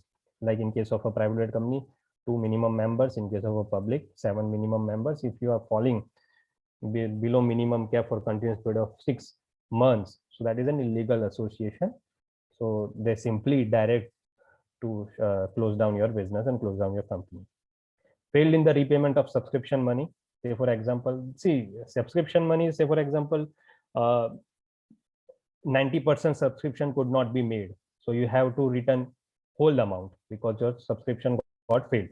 But when you are getting the subscription beyond 100%, so the additional money you have to refund. Even if you got failed in returning those additional fund or additional subscription on and above 100% within 90 days of period and 15 days period in the Companies Act. So you have to, you will be punishable under the law as a lifting of corporate wealth. Misrepresentation in the prospectus. So you cannot simply say that whatever the presentation has been made by an expert or by the management, so the company has nothing to do with it. You cannot say. You have to make the specific disclaimer that whatever the parameters that has been under the standard terms and it has been taken on and by on the expert advice. Defrauding acts to the creditors when the company has been incorporated with the only purpose to defraud the creditors. The court will not allow you that you are a separate legal entity. If I would give an example of this, say for example, Mr. A has started his business. Okay, and he has borrowed some money or borrowed some, he got the goods on the credit from Mr. B. Later on, Mr. A is neither repaying the money nor returning the goods. So what he has started? What he has started the A Limited or A Private Limited. And all the goods has been transferred in the name of A Limited or A Private Limited. Now he is saying that Mr. A is a different person and A Private Limited is a different person. Goods has been borrowed or the money has been borrowed by Mr. A, not A Limited or A Private Limited. He is simply defending himself that A is a different person, A Private Limited is a different person. So it is a clear-cut picture here that the company has been incorporated just to defraud the acts of the creditors. So in that case, there will be no this rule. You cannot get the privilege of this separate legal entity advantage. Holding and subsidiary relationship under the certain circumstances. Holding and subsidiary simply, if I will define that बाप और बेटा, ठीक है, there are so many times that बेटा कुछ करता है तो बाप को भी सजा मिलती है. You can बाप नहीं बोल सकता कि बेटे ने किया ये इसमें मेरी कोई चीज नहीं है. लाइक आप क्रिकेट खेलते हो, कांच फोड़ते हो तो पैसा तो भरना पड़ता है. You cannot say कि नहीं मेरे बेटे ने फोड़ा उससे ही पैसा. So holding company is also stands responsible in certain circumstances because the board is the same or majority stakeholders are the same. Many times the company separate legal entity, this tool has been used for the tax evasion purposes. Say for example, being a tax practitioner means you will be doing the same thing in the future.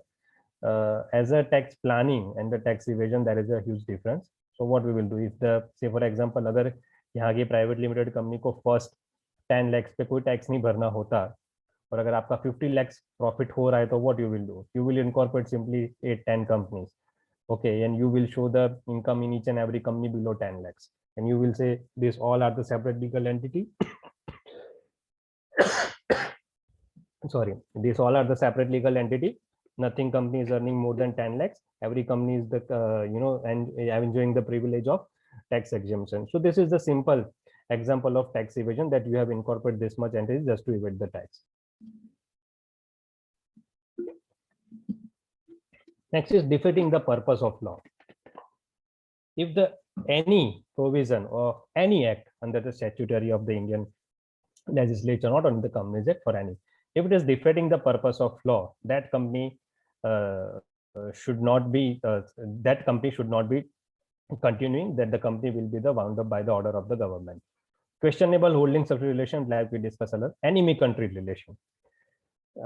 There is a special provision under our legislation that whenever there is an war declared between two countries, okay, the another country another country will be defined as an enemy country, and all the relations which are ongoing or which will be executed in the future will stay on a state basis, means they will not be moved further. That will be a temporary stay till the war period is continuing. So what will be happening? Say for example, A country and B country. Okay, the war has been declared. Now B company was doing a heavy business, handsome business in the country of A. So what B country has done? B country has incorporated one company in the C country.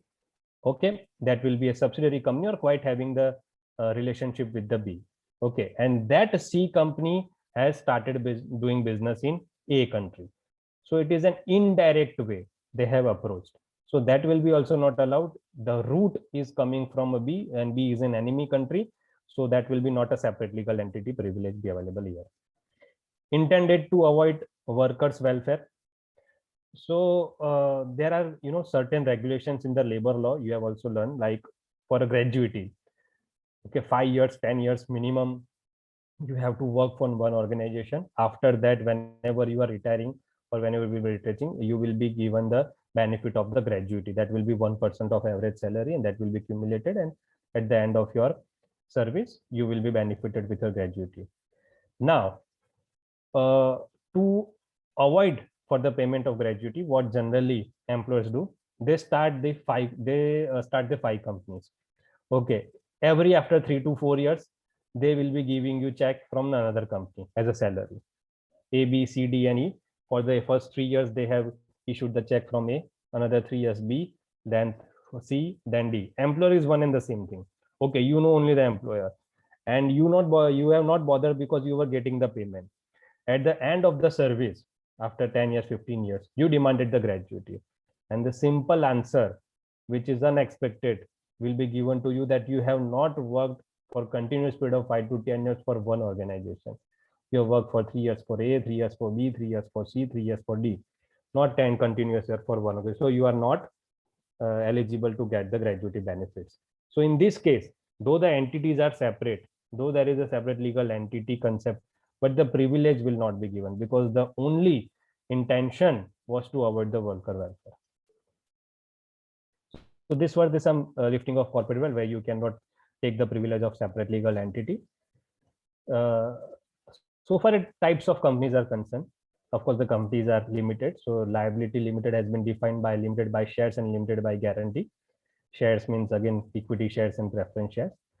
Unlimited liability, this is just a concept, but in India there has not been any company which is having the unlimited liability. This is just a study concept. In the practical, the ministry is not allowing to incorporate the unlimited liability company. Next is the government company. Government company means in a company which more than 51% is owned by state government or central government or by both. So that company will be the government company. The next is the foreign company. Now it is very interesting to define which company is a foreign company. In the previous act, they have defined the company is a foreign company which is incorporated outside India and having a place of business in India. So earlier the physical place was a most important aspect to consider whether a company is a foreign country or not. So right now we are seeing that Amazon or there are so many other companies, they are not having a physical place in India. Okay, but they are doing the business in India electronically.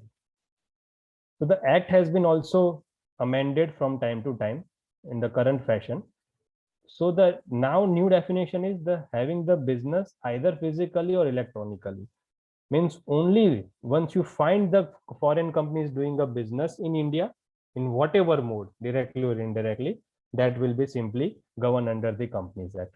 So this is the new definition of a foreign company. The company is incorporated outside India, because once the company is incorporated in India, it is an Indian company. Public and private, we know what is a public, what is private. Public company may invite the open public for subscription of their shares and invite the deposits. Minimum directors 3, maximum 15. Beyond 15, you need to take the approval of the central government. No limit or maximum members. So far as private companies, by article, they are not allowed to go with the public to invite the subscription for their shares or for the deposits. Minimum director 2, minimum shareholder 2, maximum shareholder 200. Interconversion, that is also allowed, like public to private, private to public. Section 8 means a non-charitable, non-profit making charitable entity. So section 8 to normal company means profit making, and normal to section 8, everything is allowed. One thing is by choice, another one is by operation of law. By choice means if you want to get yourself converted from private to public. So first of all, your minimum director should be 3. Okay, and minimum shareholder should be 7. So by passing a resolution in the general meeting and board meeting, you can simply apply to the ministry that we want to get ourselves converted into public company. But when it is by operation of law, say for example, by operation of law means we have done nothing. The situation has arisen in which compulsorily by operation of law, you have to get yourself converted into public or private, vice versa. Like your minimum directors falls below 3, minimum shareholder falls below 7. Okay, vice versa, your shareholders exceeds 200. So compulsorily you have to get yourself converted into public or private, vice versa. Doctrine of indoor management, we have discussed that everything has been managed inside the board door, that has been best in the interest of the company unless and until there is a proof of negligence. The similar doctrine is ultra virus. Ultra virus means beyond the capacity. Okay, for which you were not authorized by the board or by the shareholders, but you have acted beyond your authorities. So that act shall not be allowed. You should be punished in that way. So that is the doctrine of ultra virus. Likewise, each and every responsibility and authority has been defined, generally defined under any corporate. So for example, if a manager has been authorized to issue the check below 10 lakhs, and if he issued the checks of 15 lakhs to someone, that is an ultra virus because he has acted beyond his authority. Now, which are the agencies involved under the Companies Act? ROC means Registrar of Companies, who is issue the certificate of incorporation, and it is the authority who will issue the certificate of strike off or dissolution. Okay, so in birth and end, both are issued by the Registrar of Companies. Regional directors. So for a Registrar of Companies are concerned, each and every state are having the Registrar of Companies. In Gujarat, we have the office of Registrar of Companies Gujarat and Dadra Nagar Haveli Union Territory at Ahmedabad. Similarly, regional director office. So at NWR, Northwest region, like Gujarat, Rajasthan, and Madhya Pradesh. So for these 3 states, there is a regional director office at Ahmedabad. Similarly, other states are also having their North region, South region, Southwest regions, West regions. So they are East region. So they are having their regional director office. Authorities and the responsibilities has been prescribed under the Act. That what is the authority, what is the jurisdiction of the regional director, what is the jurisdiction of Registrar of Companies. OL means official liquidator. Whenever his company goes under the liquidation, the official liquidator picture, this office comes into the picture. Similarly, in the case of amalgamation, because merger, one company gets stand dissolved and will be merged into another entity. So the transferor company generally get dissolved. So the official liquidator comes into the picture in that way also. NCLT, that stands for National Company Law Tribunal, under the Companies Act and under the Insolvency Bankruptcy Code. There are lot many other acts in which the NCLT comes under the picture. They have their own territorial jurisdiction. CCI means Competition Commission of India. To create a situation rather I will say not to create a situation where there is a monopoly market will get exist. So CCI will come into the picture. SEBI, Securities Action Board of India for the listed company, BSE and NSE, the stock exchange on which the company generally gets registered its shares. IT means income tax department. So whenever the company wants to shift the registered office from one state to another, or whenever the company has applied for the strike off dissolution, so the income tax department also will come into the picture to issue their NOC that they have not objection if the company gets dissolved, means whatever the assessment pending, if not whether the demand has been satisfied or not. IBBI means Insolvency and Bankruptcy Board of India. Then RBI, IRDAI means Insurance Regulatory Development Authority of India. TRAI. These are the sectorial, means if there is a specific sector, these three things will come. When there is a banking company, NBFC company, there are a lot many type of NBFC company, investing company. Okay, so RBI will come into the picture when there is an insurance company, when there is a telecom company. So these are the sectorial. I mean, there can be more than 10-15 agencies under which the separate sector-wise companies have been registered. SFIO, this is a new office, that is a Serial Fraud Investigation Office. So it is the responsibility of the auditor, whenever he is in the knowledge of any fraud, whether has been occurred or the fraud has been started, or he has some glimpse by vouching or by audit conduct his audit. So he has to inform. It is a duty of that auditor to inform to the SFIO office. To remain silent means you are partner in crime. That is a clear-cut doctrine of the law. If you are remain silence is a deemed consent, mere consent. That is a simple thing. NAFRA, this is also one authority under which the company's auditor has to get registered themselves.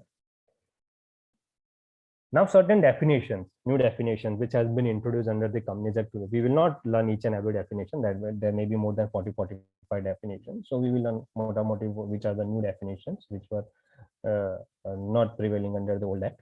Associate company. Now we have learned what is a subsidiary company. Subsidiary company means the holding company has more than 50% of its shares. Holding company has right to appoint majority of the board. Or there is a step down subsidiary company, means A is a subsidiary of B, B is a subsidiary of C, so is a subsidiary of C. Likewise, associate company. In relation to another company means a company in which that other company has a significant influence, but which is not a subsidiary company. Now, the expression significant influence has been explained in the point number 2, means a control of at least 20% of total voting power or control of a participation in business decision under an agreement. Like Maruti and Suzuki, Hero and Honda, there has been lot many other companies. Means they are having significant influence. Like Honda has significant influence on Hero, Suzuki has significant influence on Maruti because they have entered into joint venture agreement. Okay, they have the substantial power to control the management or a participation in the business decision under an agreement, kind of a royalty, technology royalty agreement, financial agreement, etc. Coming back to the definition, but which is not a subsidiary company of the company, having such influence and includes a joint venture company. The third point, explain what is the joint venture. The expression joint venture means a joint agreement whereby the parties that have joint control of the arrangement have right to net asset of the arrangement. So that is a JV we generally call. If that kind of agreement has been entered by two companies, so one can be the associate of the another. Means both can be associate of each other.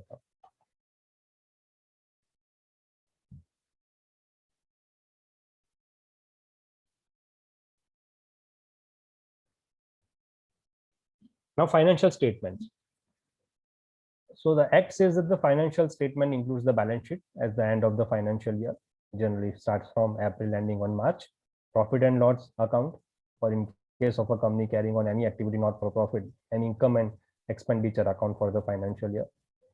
Cash flow statement, a statement of change in equity if applicable, and explanatory note annex 2 means notes to account, accounting policies, etc. Cash flow is not applicable for each and every company. For the small companies and the one-person company, cash flow is not mandatory. Financial year for the income taxes, of course, it was this April to March, but in a company that they have the liberty. So many companies were following January to December, according to if the company is a subsidiary of a US company, so they were following July to June. So according to their home country, parent country, or since the there was no this financial year defined in the earlier act, so every company means 90% company were following April to March, but 10% companies were following another financial years. So the companies at 2013 have defined the financial year like April to March, but at the same time they are also given the liberty to the company whose parent company is a foreign company, but they have to apply for that. They have to apply with the regional director office. Like this is the reason why they want to follow the different financial year from April to March. We will discuss this foreign company. Now key managerial personnel. I think Khushi, I'm audible and visible clearly. Yes, sir. Thank you. So key managerial personnel. The first time company set has defined who are the key managerial personnel. The chief executive officer, managing director, or the manager, the company secretary, the whole-time director, the chief financial officer. So these are the person on which designations are appointed. They will be the key managerial personnel. CEO, MD, manager, company secretary, WTD, and CFO. Okay. So the major difference between each and every designation is they have defined their specific role. Okay. Managing director is a member of the board. Full-time director, as the director name is there, they are the member of the board. But the company secretary, CFO, CEO, and manager, these are the key managerial persons, but they are not the member of the board. Means each and every time they are not right to attend the board meeting. On their advice, they have the substantial power, but they will not be the board member. So the company should have CFO or MD or manager in the absence of these three full-time director. And the company should have a company secretary and the chief financial officer. Now each and every company is not required to appoint this. Private limited company or public limited company having the capital of more than 10 CR, they have to appoint this type of key manager personnel as a listed company irrespective of capital. When a company is listed with a 2 crore capital, they have to appoint all these three key managerial personnel. But the main definition, which is very interesting, is the officer who is in default. Because today or tomorrow means we will be the key manager person of company, maybe in a position of CEO, maybe in a position of CFO, maybe in a position of a company secretary. So we are the key managerial personnel. So we have the substantial powers of the management, and we have the specific duties and roles also. So of course, we will be one level above the normal director, and we will one level below the managing director. Okay.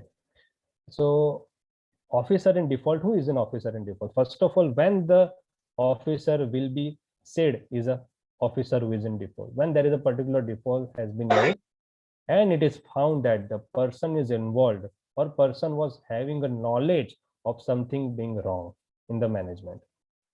An officer of the company who is in default shall be liable to any penalty, punishment by way of imprisonment, fine, or otherwise.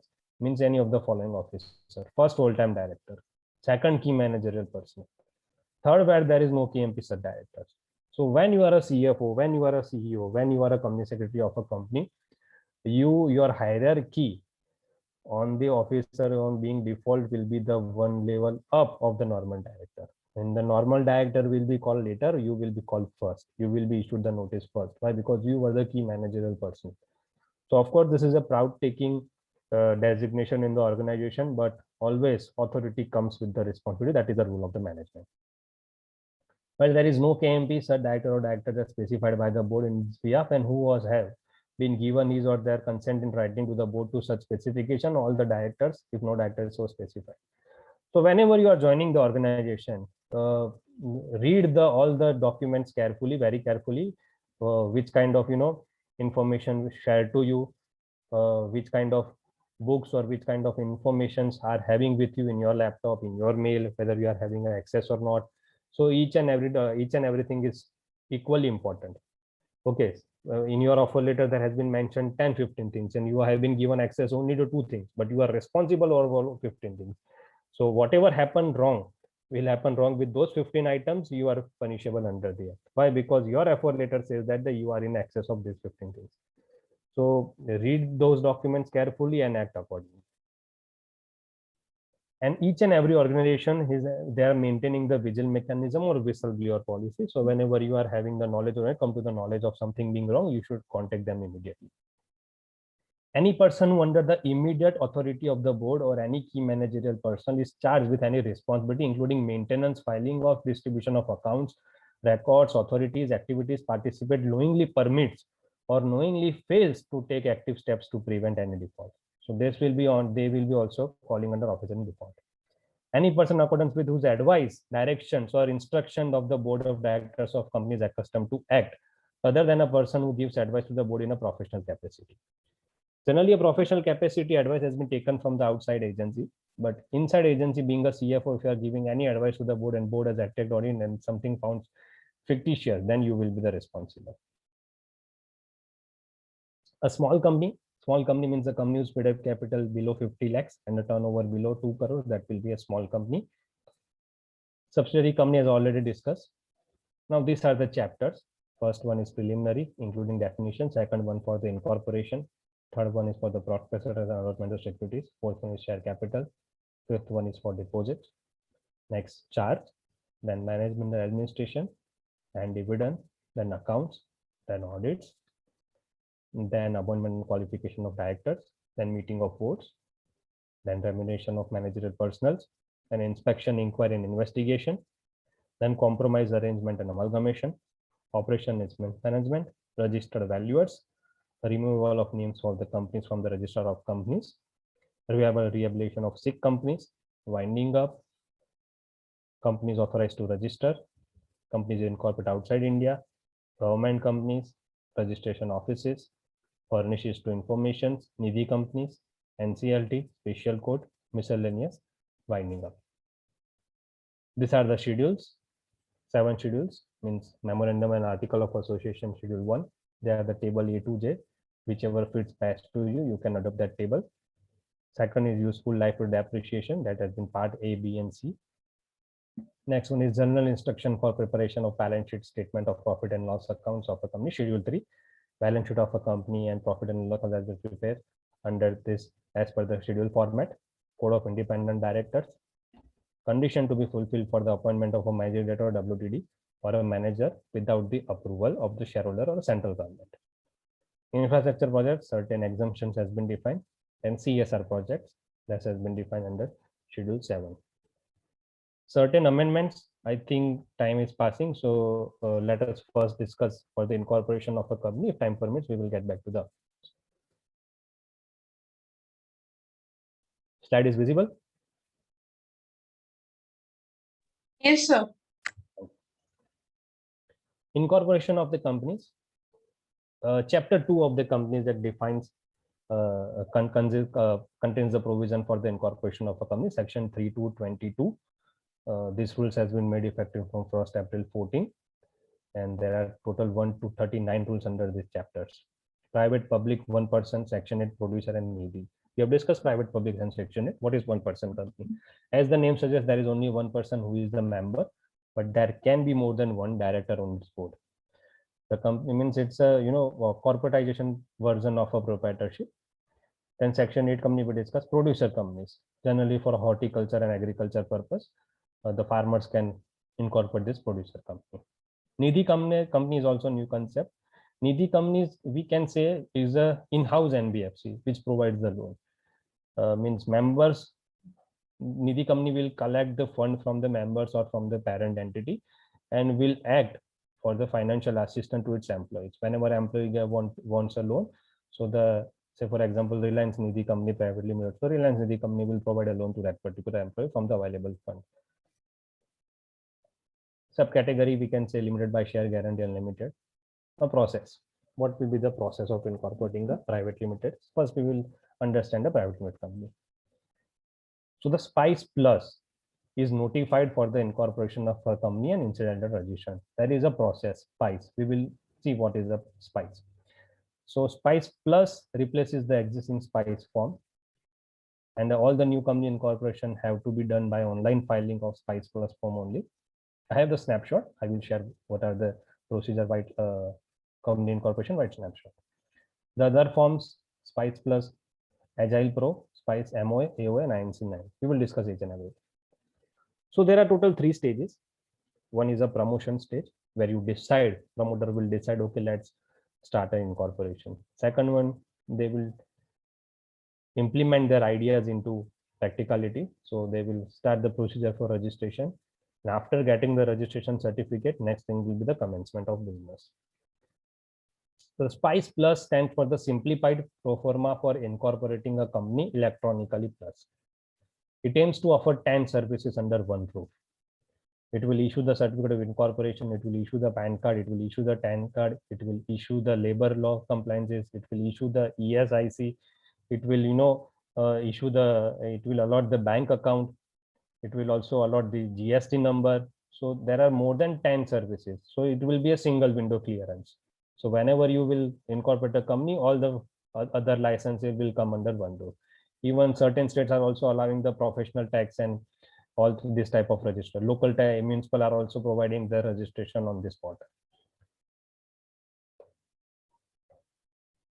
So who can file? Part 1 company, producer company, section 8 company, news company. Part 1 company means the other entity, like partnership want to get converted itself into a private limited company. LLP wants to get itself into a private limited. So any other entity can also get converted itself into a company. So that will be under part 1.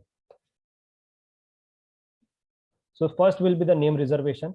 You have to reserve your unique name.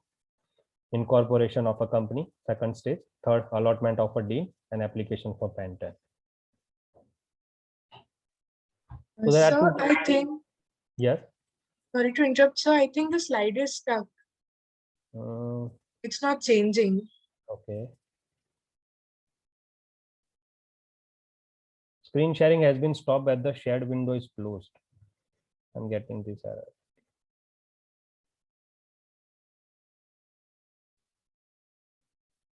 Visible? It's loading. Okay.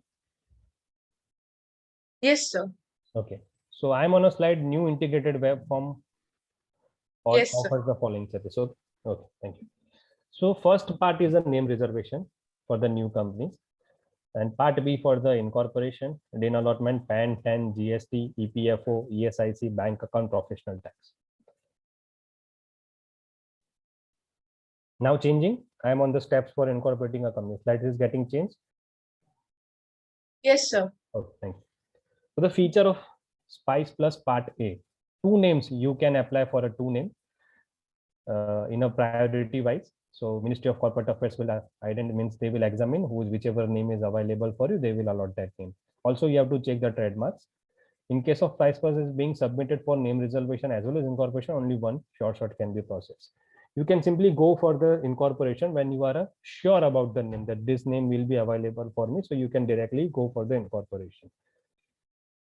The details that will be required are types of companies, whether it is a public, private, producer, and the category, that is limited by shares, guarantee, or limited.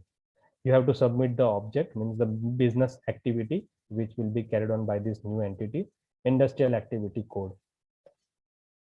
So this will be the part A. This is the snapshot, SPICE Plus. Type of company, a drop-down menu will get open. You have to select one. Class, category, subcategory means government company, non-government company, etc. Main division, that will be a two-digit code. Description of main division. These are the 2 names, 1 and 2. Okay. Choose file, that is an optional. Say for example, my name is Mahendra Mukesh.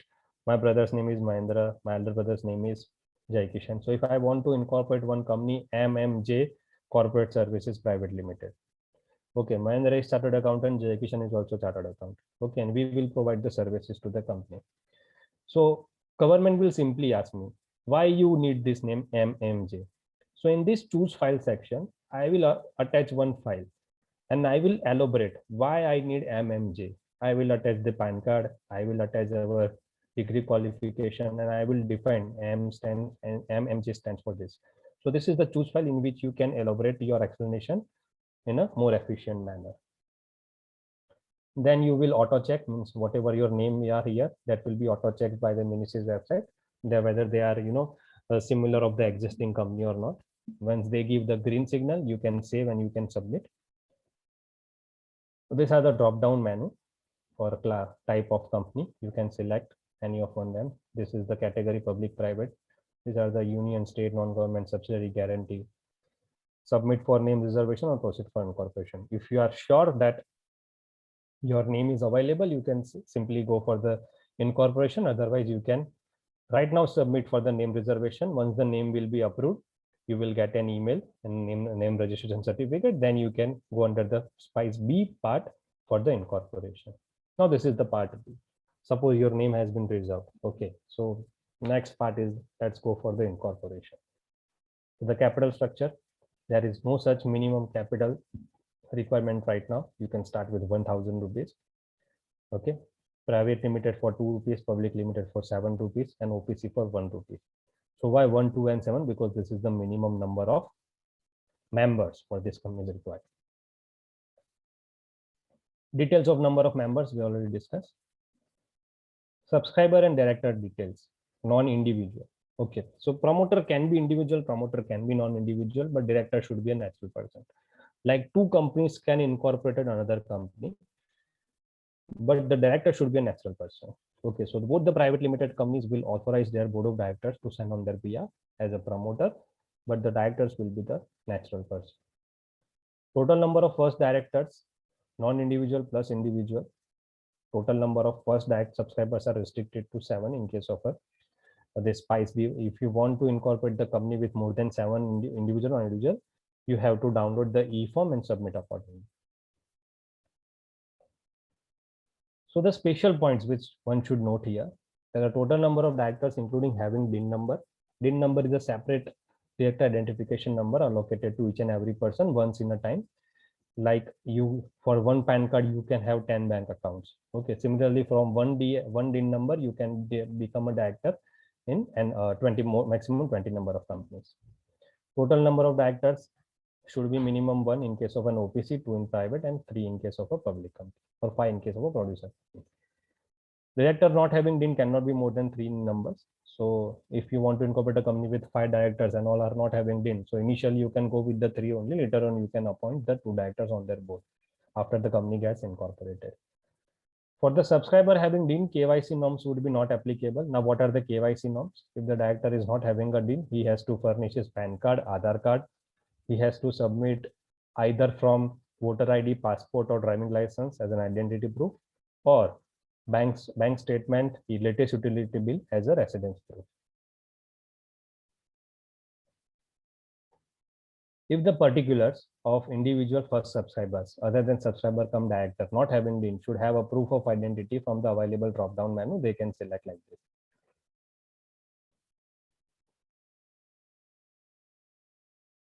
So the name will be valid for 20 days. And the mandatory attachment will be declaration by the first subscriber.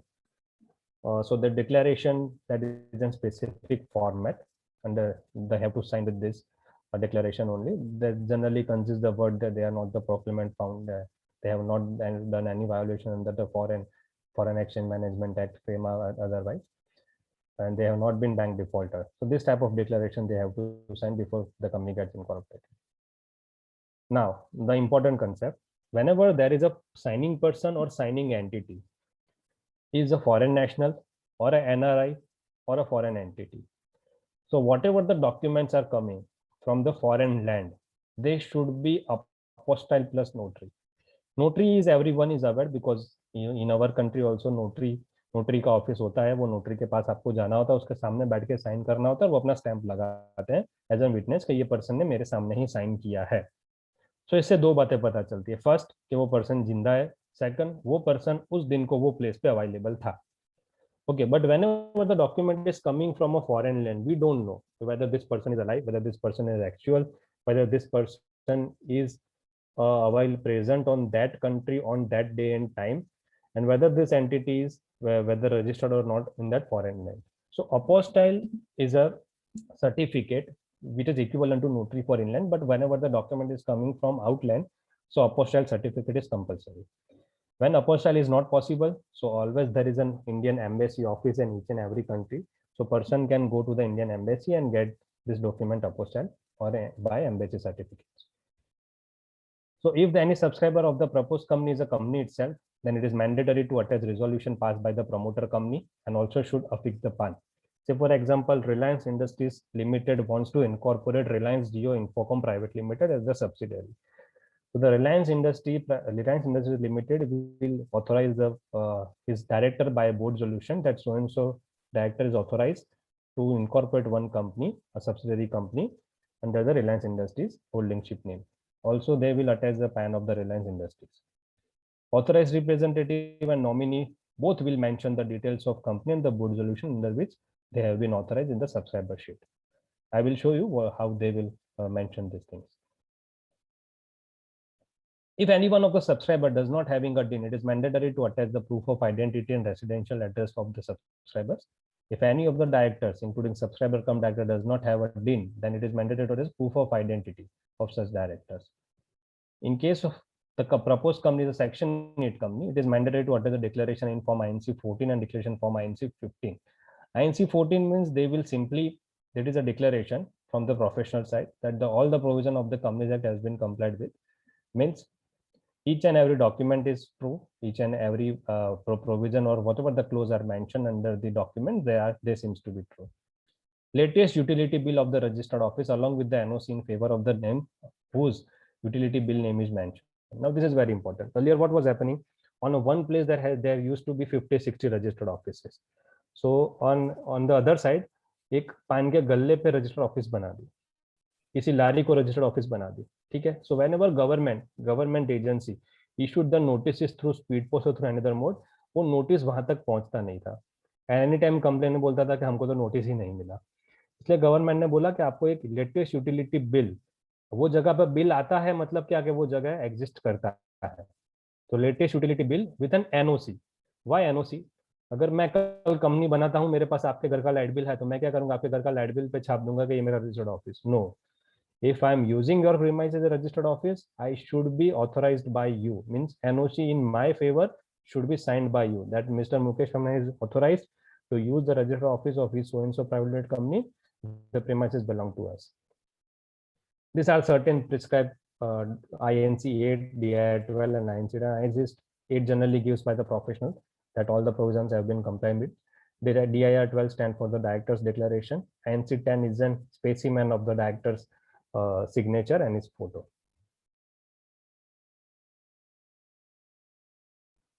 Now this is a form, Agile Pro, under which you can apply for EPFO, bank account, and ESIC.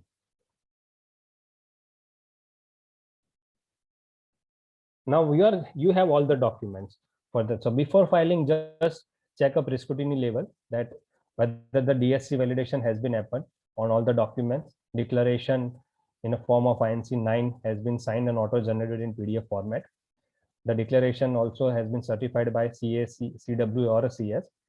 However, this is not required in the following cases where the total number of director subscribers is more than 20.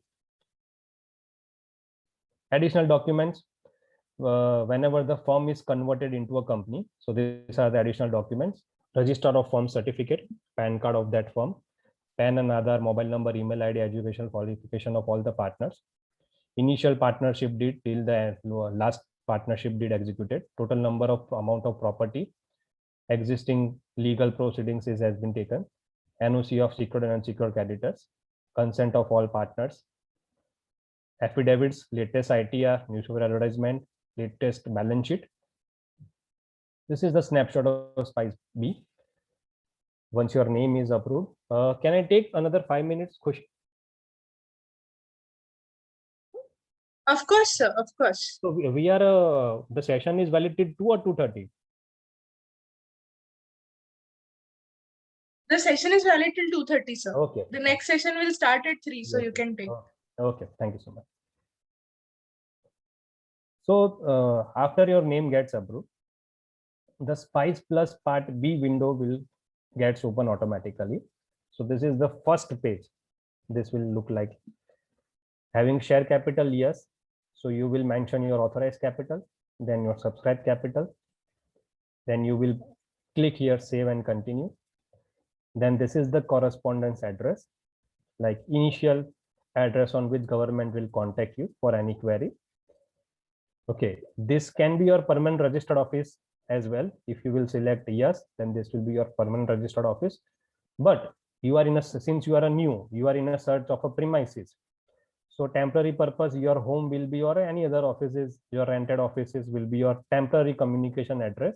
Then you will select no. If you have a permanent establishment already, you can select yes. The next is the subscriber details, like having been or not been. So accordingly, you have to put your numbers here and then save. Here will be your first director's details. Like you have to mention their name, their mobile number, their email ID, their educational qualification, their place of birth, their other directorship, if any. Okay, so every state has defined their stamp duty. Like in Gujarat, there is a stamp duty on authorized capital 0.5%, maximum 5 lakhs. On a paid up capital 0.1%. So if you are selecting your registered office here in earlier side as a Gujarat, here as a district and state as a Gujarat, so stamp duty will be applicable as Gujarat state. If Maharashtra, that is a 1%. If Delhi, there is a maximum 100 rupees. If it's Silvassa, Dadra Nagar and Haveli, Daman, that is 100 rupees straight up. Okay, so this will be your stamp duty will be paid electronically. You have to fill your state, and if you save and continue, then automatically stamp duty will be prefilled as an applicable rate. Since the Spice Plus is also providing the facility for PAN and TAN under the same window, you will have to mention the area code, AO type. You can simply find all this information from NSDL or NSDL website or UTI website, which are providing the PAN card services. So you have to fill this with your source of income. It is a business, generally code is a 2020. Then you will submit. Say next. This will be the mandatory attachments. You have to attach all the PDF files here. This will be the declaration from the professional sites that I have gone through the provisions of the Companies Act rules thereunder, and I have used the search facilities available on the portal of the Ministry of Corporates for checking the name reservation. We will see how we can do that. Your name will be here, from which institutes you belong, and your office address, your membership number, certificate practice number. Then submit. The moment you will click on the submit, आपने अब तक जो भी data fill किया वो PDF format में एक form generate होगा और वो आपके डेस्कटॉप पे या जो भी फोल्डर में डाउनलोड हो जाएगा. फिर आपको उस पर डिजिटल सिग्नेचर करना है. उसके बाद वाला फॉर्म है एजाइल प्रो. उसमें आपको GST अप्लाई करना है तो यू विल सिलेक्ट यस. नहीं अप्लाई करना तो there is an option no. आप बाद में भी अप्लाई कर सकते हैं.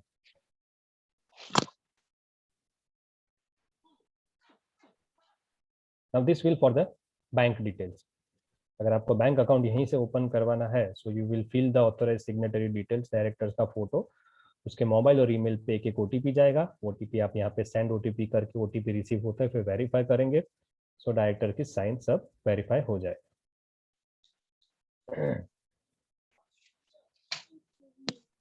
यहाँ पे जो भी डायरेक्टर है उसका आइडेंटिटी प्रूफ और उसका एड्रेस प्रूफ अटैच करना है. और आपका जो रजिस्टर्ड ऑफिस है उसका लाइट बिल या गैस बिल, इलेक्ट्रिक या जो भी बिल आता है, टेलीफोन बिल, वो यहाँ पे अटैच करना है. यहाँ पे डायरेक्टर का DIN नंबर है तो DIN नंबर, DIN नहीं है तो पैन नंबर करके सबमिट करना है, तो ये फॉर्म भी सबमिट हो जाएगा. ठीक है. The moment you will click on submit, if the form has been filled in all aspects without any query, the pre-scrutiny level will allow you to download option. Means यहाँ से आपको form download करना है. हमने अब तक किया spice ए जो अप्रूव हो चुका है, फिर हमको उसने अलाउ किया स्पाइस बी. स्पाइस बी हमने भर लिया, वो डाउनलोड हो गया. हमने एजाइल प्रो कर लिया. अब नेक्स्ट आता है आर्टिकल ऑफ एसोसिएशन, उसके बाद आएगा मेमोरेंडम ऑफ एसोसिएशन, उसके बाद आएगा INC 9. So total 1, 2, 3, 4 and 5 forms हमको बनाने हैं और डाउनलोड करना है. फिर उन पर डिजिटल साइन लगाना है और गवर्नमेंट की वेबसाइट पे अपलोड करना है. So this will be the whole process. Again I repeat, spice plus part A में हमने नेम अप्लाई किया. नेम के भी मैंने आपको स्नैपशॉट दिखा लिए. नेम अप्रूव हो जाता है तो यहाँ पे स्टेटस अप्रूव आ जाता है. उसके बाद part B will be made available for us. Unless and until part A is not approved, part B will not be available for us. Part A is approved, so Part B is available. We have first filled Part B. We have submitted. So download option is enable here. उसके बाद Agile Pro, फिर article, फिर memorandum और फिर INC 9. So right now we are on Spice A. The moment you click on Spice plus AOA, so हमने schedules में देखा था A से लेके J तक के फॉर्मेट है, ठीक है. So A, B, C, D and E for the memorandum and F, G, H, I, J for the articles.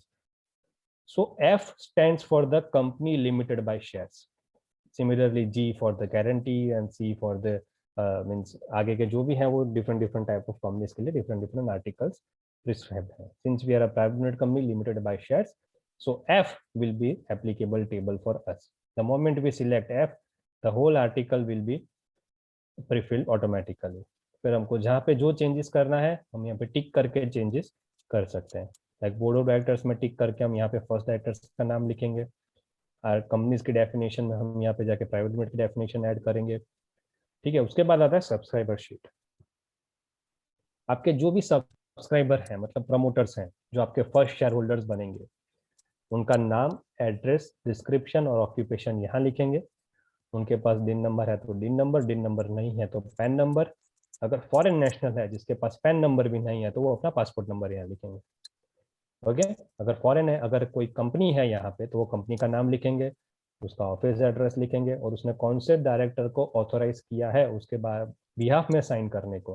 Because company is an artificial entity, it can not sign, उसके पास हाथ नहीं है साइन करने को. So they have generally authorise by board resolution to another person. So वो person का यहाँ पे नाम लिखेंगे.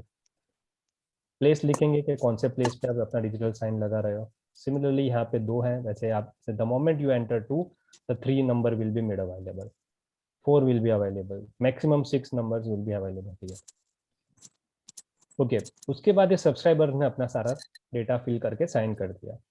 उसके बाद साइन आएगा आपका मीन्स प्रोफेशनल्स का. तो वो यहाँ से अपना डेजिग्नेशन सिलेक्ट करेंगे, लाइक वो CA है, CS है या एडवोकेट है.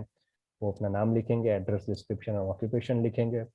वो अपना पैन नंबर लिखेंगे. जनरली मैम प्रोफेशनल होते हैं तो उनके पास मेंबरशिप नंबर होता है, एडवोकेट होते हैं तो उनके पास पैन नंबर होता है और यहाँ पे प्लेस लिख के वो सबमिट करेंगे, ठीक है. सो इस तरह से ये फॉर्म जनरेट हो जाएगा, एक आर्टिकल जनरेट हो जाएगा. उसके बाद यहाँ पे डिजिटल सिग्नेचर लगानी है सबको, ठीक है. जैसे यहाँ पे लिखा इन्होंने अपना नाम लिख दिया, पैन नंबर लिख दिया, कितने इक्विटी शेयर्स लिए, कितने प्रेफरेंस शेयर्स लिए, BSc लगाया और यहाँ पे प्रोफेशनल से अपना डिटेल फिल करके उसने डिजिटल साइन कर दिया. तो ये फॉर्म अब रेडी टू अपलोड है, ठीक है. सिमिलरली वैसे ही मेमोरेंडम का फॉर्म भरते हैं, उसमें भी सेम वे पे यहाँ पे डिटेल्स फिल करते हैं. सो ये हो गया कंपनी का. सिमिलर वे है LLP के लिए.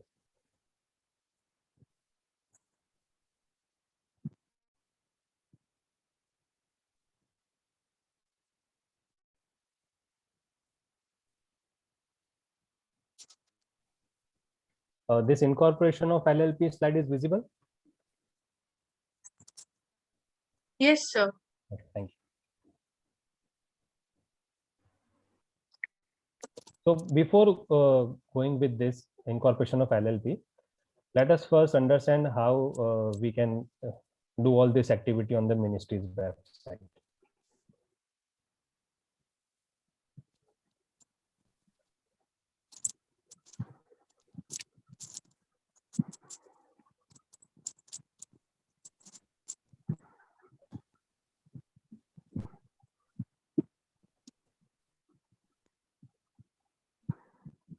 This ministry's website screen is visible or? No, sir. Okay. I can only see the PPT, first page, incorporation of LLP. Okay.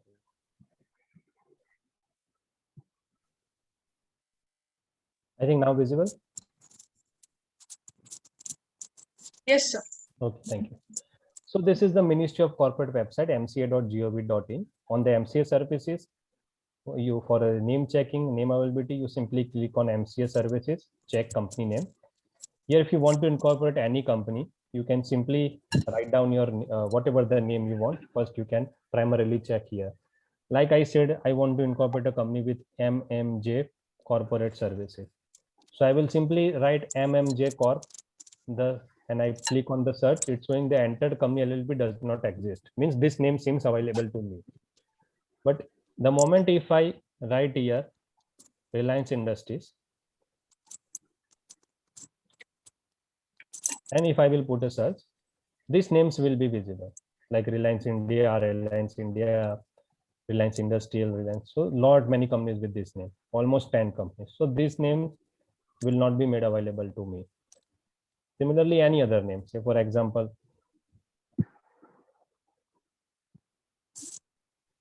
Premium Enterprise. The moment I will enter Premium ENT, so Premium Enterprise Private Limited and Premium Entertainment Private Limited. Both companies are registered in Delhi on these 2 dates, and the names are reserved and allocated. So this name also not available for me.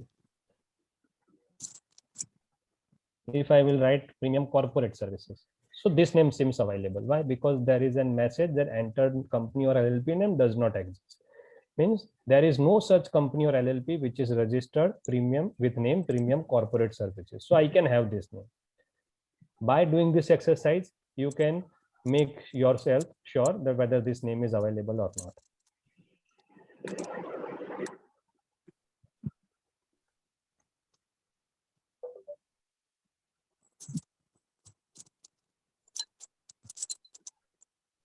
And for a trademark, you can click here on a trademark website.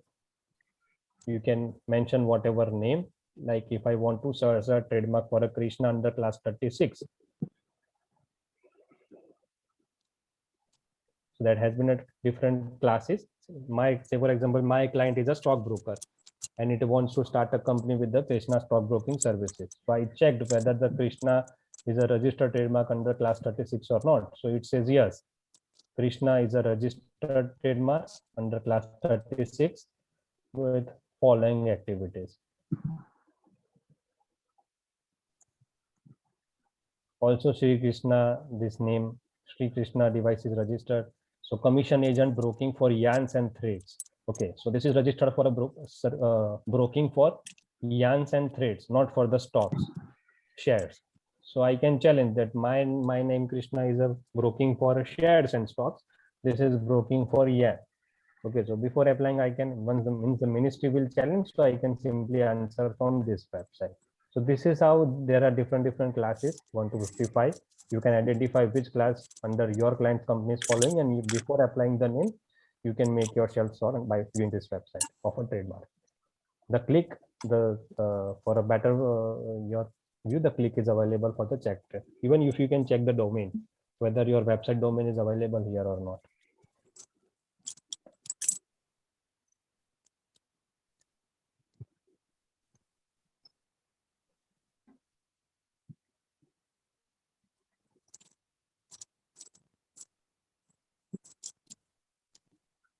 So coming back to the incorporation of LLP. So as the name suggests, limited liability partnership. So it is a partnership. It is a hybrid version of a private limited company and a traditional partnership firm. Now, what is the major difference? Major difference between these two entities: a private limited which comes with a limited liability and partnership firm comes with an unlimited liability. So the hybrid version of both of this is a limited liability partnership. Means it is a partnership but with a limited liability. कुछ attributes limited के हैं, कुछ attributes perpetual succession. Private company, it is also allowed here. Merger and amalgamation also available here. Protecting the partnership name from the partners. Request all the participants to keep themselves on mute. Now, this mode is best for professional small business and service who does not want to go for the listing on stock exchanges. Like us, we can also CA or CS. Our institute is also allowed to incorporate a limited liability partnership. Okay, doctors are also incorporating limited liability partnership. Engineers also. Means this is for the mostly for the small businesses and service who want to enjoy the limited liability. Now, what is the procedure? First, apply the digital signature, then apply the name reservation. Like we are applying the name for the private limited company, same way you will apply the name for the LLP after checking the from the MCA check name services. you will be sure whether your name will be available or not. Next step will be the incorporation certificate. Means once you apply with the incorporation in a Philip form, e-form Philip, this is the filing of incorporation of LLP, that is a Philip. In a company it is a SPICE, for the LLP it is a Philip. After applying for the incorporation, you will receive the incorporation certificate from the registrar of companies of the respective state. Like if you are applying the registered office in Ahmedabad, Surat, Baroda, so the ROC at Gujarat will be issuing the certificate.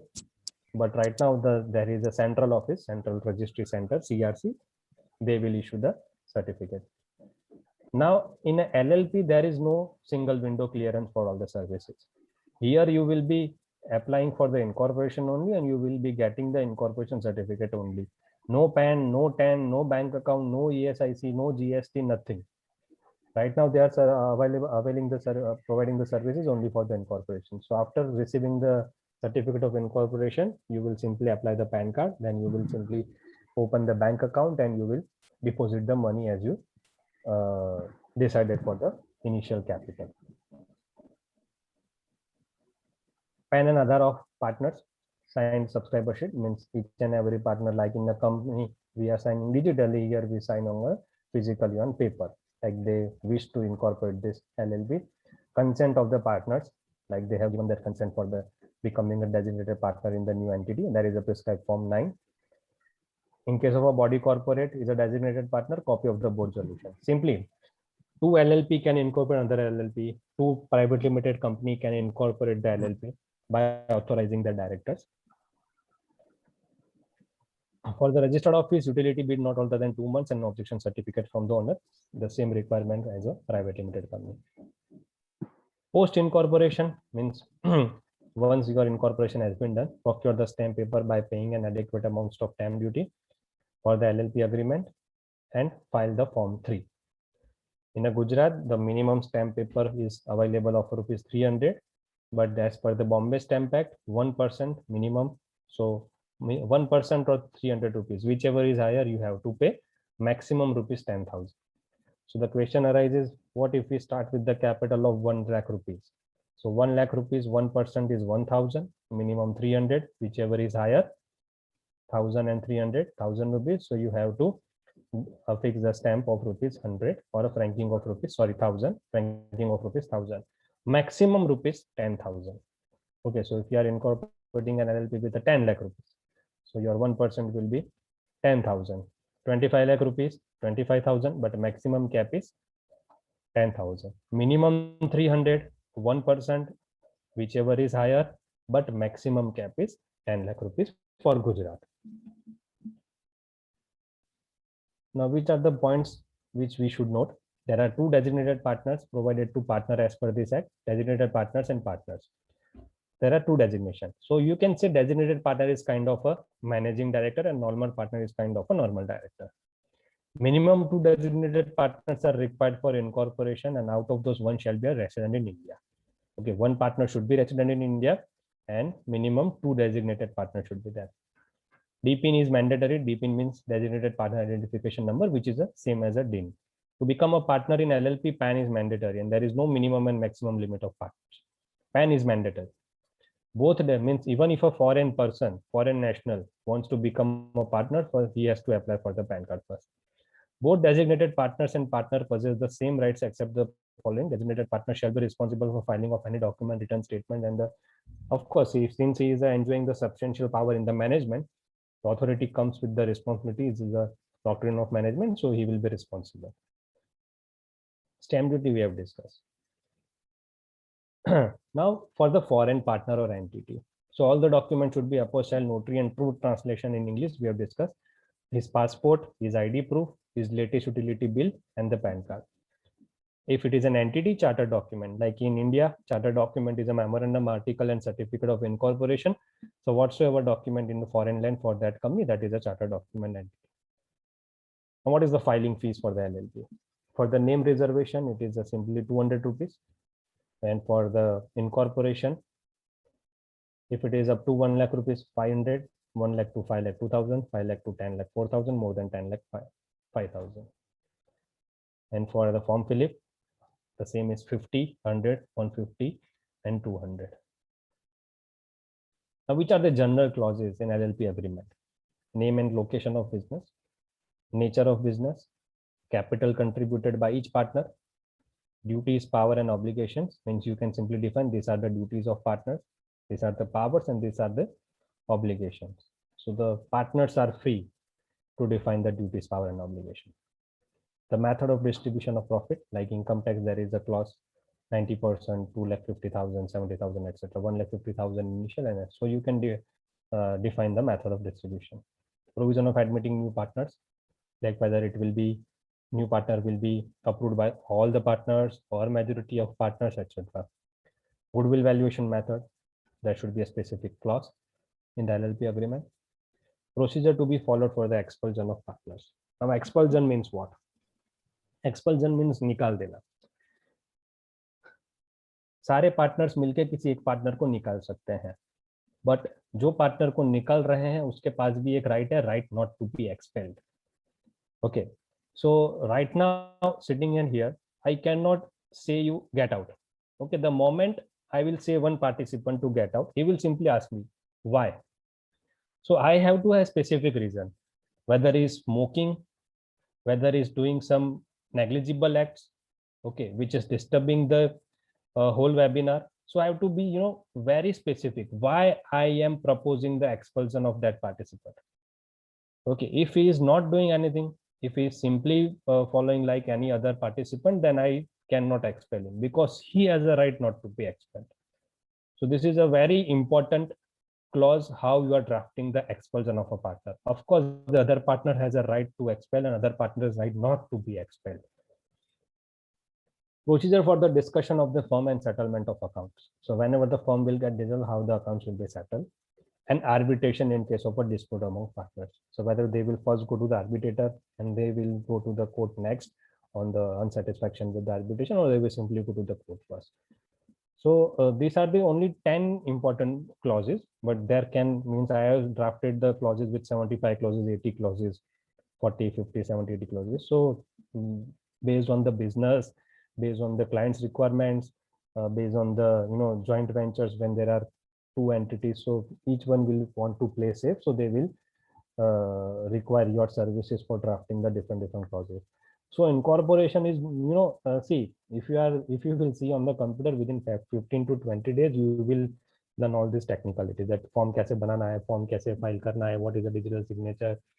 So this is not that much important. Of course, it is important, but it is not the important is how you drafting, means how you getting your client's ideas and you are putting in when you are implementing on the paper. Because client को आपकी service चाहिए, because your sign is important. Only CA, CS and CWA can sign and they incorporate the client's company. So the main aspect is how you are drafting their memorandum, how you are drafting their articles, how you are drafting their LLP. उससे बड़ा भी है कि आप उसको advice कैसे देते हो. Like if the client is coming to you and you say कि मुझे business start करना है, तो it's not necessary कि private limited company बना दो. उसका caliber है कि नहीं maintain करने का. Okay, so first you understand your client's needs, understand the client's business, its ability to comply or not, its ability to incur this all expenditure, because these are private limited company, LLP, these are all the time and money taking compliances. अगर आपने कोई भी compliance नहीं किया तो 100 rupees per day penalty will start. There is no such limit. If you are filing of a 2012 balance sheet in a 2 day, that will be a 5-10 lakh rupees penalty for that. Okay, so you need to understand the client business, its requirements, and accordingly you should advise, and accordingly you draft the LLP agreement and memorandum article for it. So coming back to the ministry's website.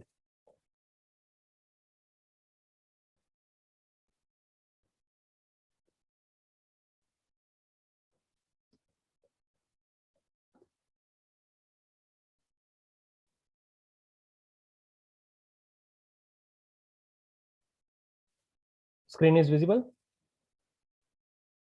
Yes, sir. Okay, so this is the company's master data. Once the company has been incorporated, all the company's related data will be reflected here, like Reliance Industries Limited.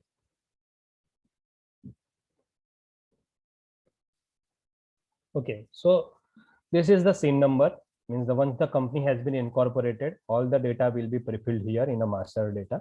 This is called company or LLP master data. SIN number means corporate identification number. It is a 21-digit unique number allotted to each and every company. L means listed. If it is a U means unlisted. Reliance Industries Limited is a listed on a stock exchange, BSE, NSE. So L means listed. 17100. This 5 digits specify the activity code.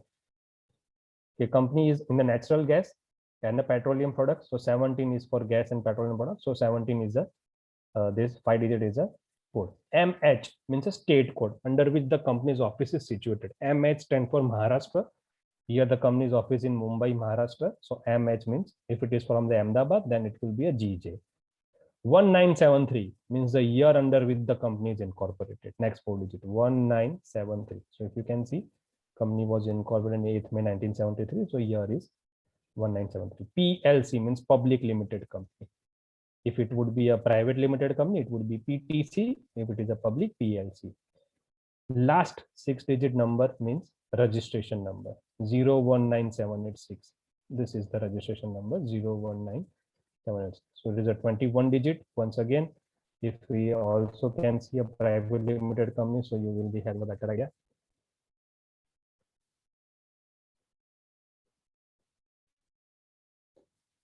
So for example, this is my private limited company. So we will also have a look.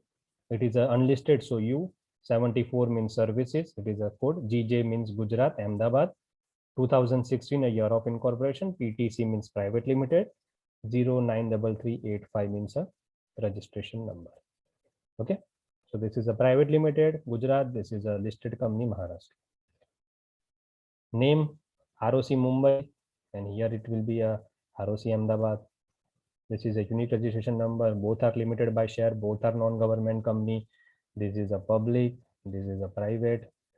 This is an authorized capital. This is paid up capital. This is date of incorporation. This is office. This is the mail ID of a company. This is the listed versus unlisted. That was the last AGM. This is the last balance sheet file, and company's business is active. This is the master data. These are the details of outstanding loan. If the status is closed, means loan has been fully paid up. These are the board of directors of a Reliance Industries. Mukesh Pamnani, when he was appointed 1497. Nikhil Meswani 2008. This is a DIN number. It is a unique number. Okay. I will also show you how the KMP is. Since it is a listed company, KMP is mandatory.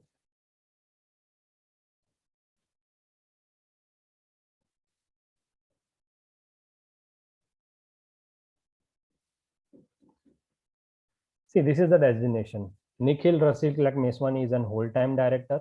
We have seen a whole-time director means KMP. This is the date of appointment. He is also whole-time director. Mukesh Pamnani is managing director. Yogendra Trivedi is a director appointed in 92. This is Mr. Srikanth Vakanchari. This is a CFO. Okay. CFO means who are not a board of directors. Those are who are not a board of director means CS, CFO, CEO, manager. So they are not required to get the number. They can get appointed in any organization on a KMP position with their PAN number. So Mr. Setu Raman is a company secretary. Okay. This is again a whole-time director. They have two company secretaries, joint company secretary. Mrs. Savitri Parekh is also joint company secretary. And they have also the joint CFO, Mr. Alok Vinod Agrawal. So this is a public website. This is the public document. Anyone can see. Other facility, if you can see for any company, that is a outstanding secured loans. So this is the Reliance outstanding secured loan. They have taken a loan, means Axis is a trustee where they have taken a loan of this much of amount on this date. Okay. So these are all the outstanding loans which Reliance has taken. If they have repaid, that will be coming under date of satisfaction. Satisfaction means 2004 they have brought the loan. In 2020 they have fully repaid the loan of amount of rupees something 6 CR from IDBI. From State Bank of India lead shareholder, they have to avail the loan of 1290 CR taken on 2006, repaid on 2020. So these are the secure loan which is available from the banks. These all are the secure. Whatever are green, they have been fully satisfied. And these are the outstanding because they are not satisfied. This has been taken in 2020. This is in 2020. Later on, they have been modified with some amount of figures in 2021. So this is under the MCA services.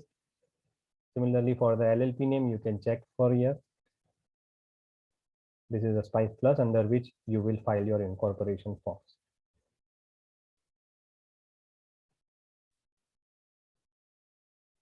So I think I'm clear with the incorporation of LLP and the basic understanding of the Companies Act in this whatever time permitted. Now I would like to entertain certain questions or queries from the participant side.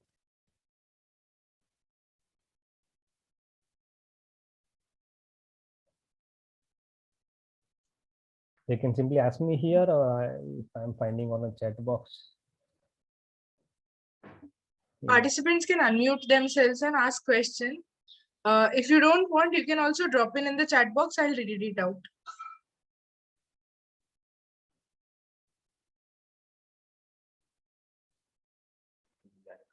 Hello. Yes. As you have shown in your PPT, that the first directors of the company can be appointed while not having dean but having PAN number. Okay. And as you have shown Reliance Industries Limited director list, in the director list, certain directors were appointed on the basis of PAN number and not dean. No, they were not the they were not the director. They were the KMPs. Yes, your question. Okay.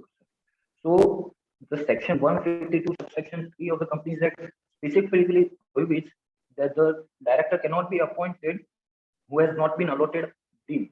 Yes. Yes, you are true. See what you are doing. You are incorporating a new company. Okay. आप licence apply कर रहे हो, फिर आप bike purchase करोगे. Getting my point? License is first most requirement to drive a bike. So what you will practically do? You have not purchased a bike. You have applied. You have ordered your bike. So you have not incorporated your company. You are in the process of incorporation. So incorporation certificate and DIN number both will come under one document. Okay, so it's like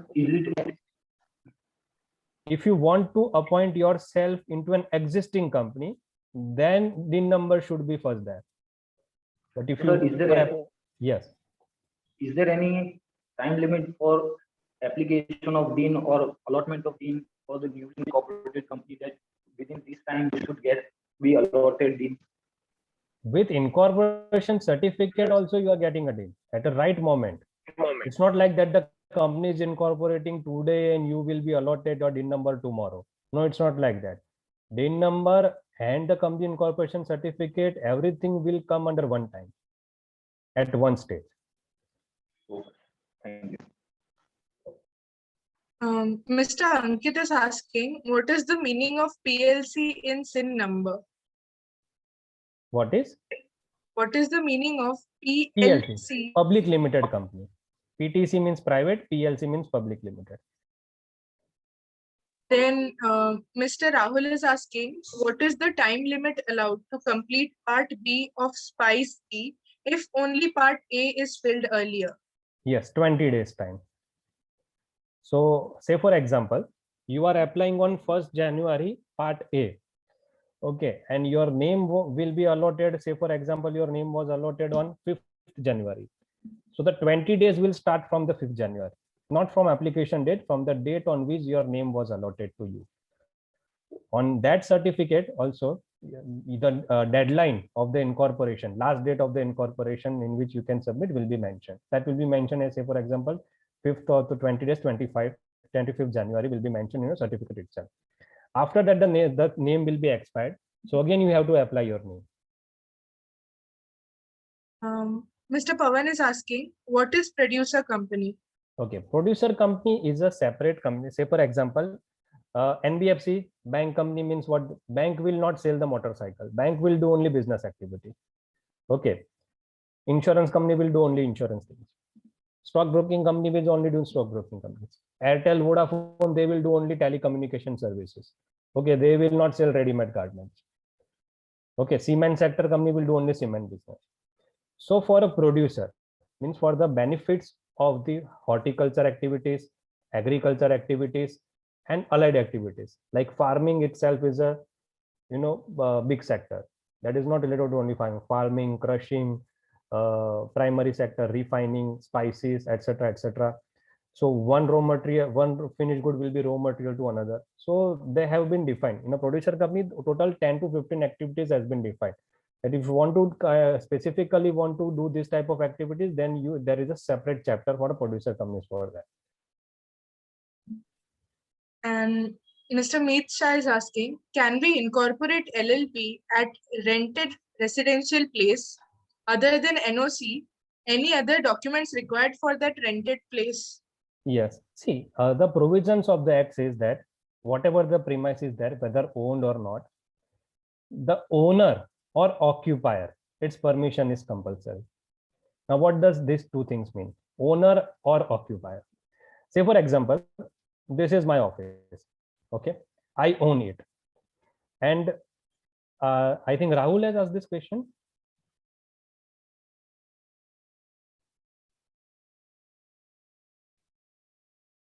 Okay, Rahul or Akash, who means whoever person, say for example, Rahul has asked this question. So Rahul wants to incorporate a LLP or company at this premises. So I am the owner. Okay, so I can issue the NOC. Utility bill in is my name. Okay, but say for example, this is the premises which I have, which I does not own. I have also taken it on rent. So I need to Rahul first, or Rahul or Akash, they have to make themselves clear whether I have been authorized to sublet this or not. So what they will do, they have to simply read my lease agreement. I am an occupier, I am not an owner. So whether being an occupier, I am authorized to further let this property or not. If my landlord does not allow me, to do any activity other than my entity, then I cannot sublet. If my landlord allows me, then NOC of occupier being myself, I can issue this. Your doubt is clear, or still you need some more explanation? Yes, sir, doubt is clear. Thank you. The next question is by Mr. Abhishek. Time limit and procedure of transmission of shares after death of director.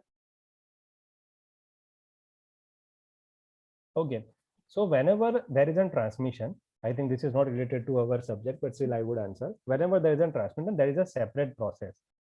Like if there is a will or not. Okay, if there is a will, you should submit the will. If there is a no will, the probate should be there. Okay, so these are the legal procedures. First of all, you need to comply with those. Then this transmission process will be taken up care. So of course there is a time limitation within 6 months or so. But if it is a, like say for example, सब भाइयों के बीच में झगड़ा हो गया, ठीक है, will नहीं थी तो, so that will be a family settlement deed. So based on family settlement deed, you should proceed. I think Kushi are on hold. Yes.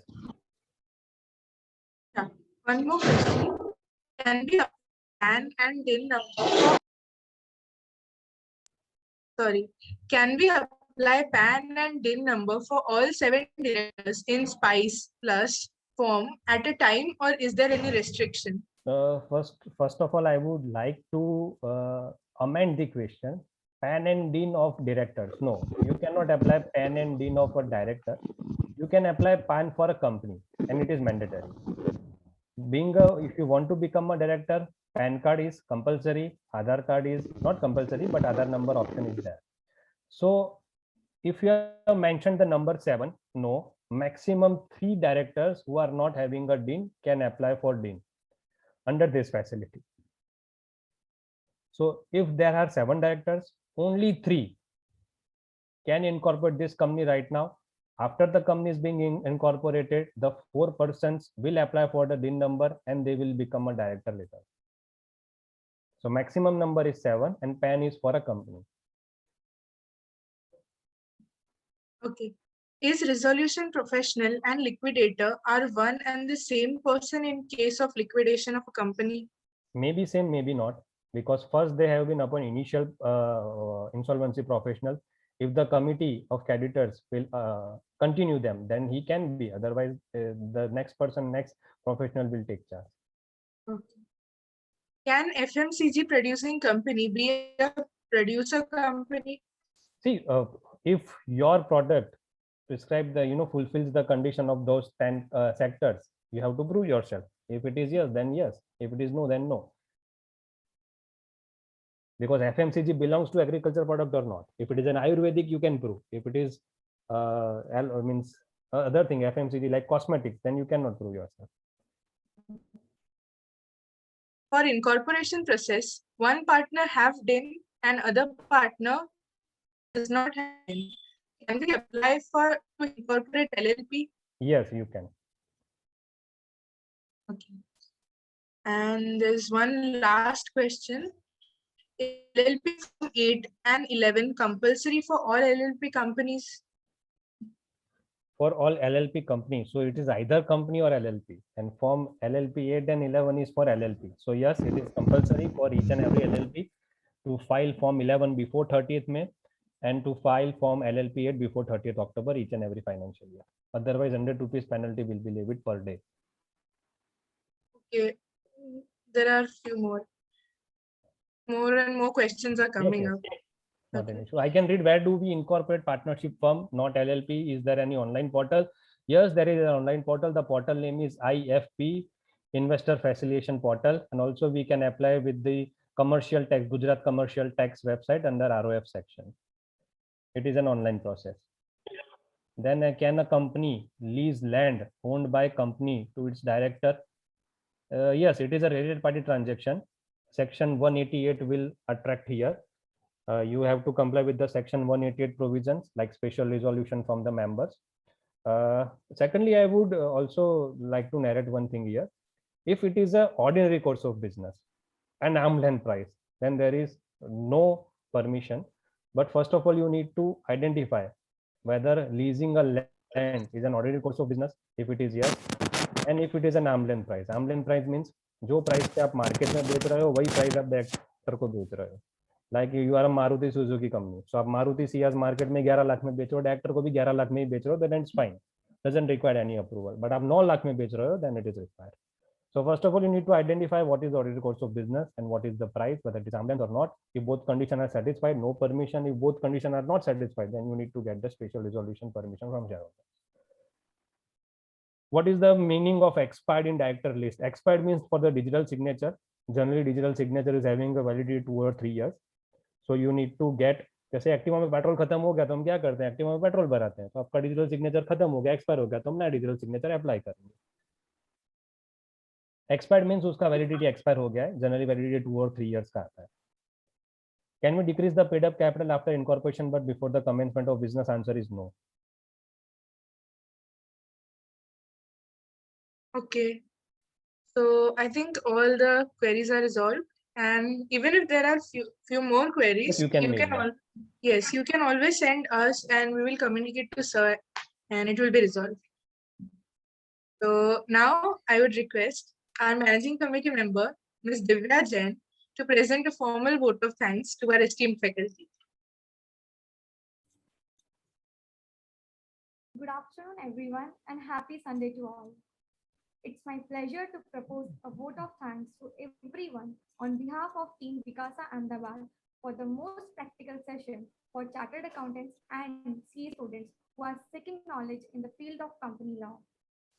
Firstly, I would like to thank from the bottom of my heart to all the dignitaries, CA Yashwant Kasar sir, Chairman of WICASA of WIC, CA Vikash Jain sir, RCM of WIRC of ICI, for giving us invaluable time, especially on Sunday, and for giving a wonderful start. Thanks a bunch to CS Mukesh Pamnani sir for giving us practical insights of company law and explaining the whole procedure. I'm sure all of us will take utmost benefit of the same. Everything which you have taught us today, sir, really will help in our professional life, and really thanks a lot, sir. Also would like to congratulate CA Harit Dhariwal sir, Chairman of ICI Ahmedabad, and CA Rahul Maliwal sir, Chairman of WICASA Ahmedabad, and helping us and guiding us to arrange such a magnificent and much needed workshop. I would also thank all the students who are participating in the session and carrying the zeal to learn every day a new thing and continuing the same zeal. I would request all you to stay connected in this meeting. We will start our next session after the break. And lastly, I request everyone to turn on their camera so that we can take a group photograph.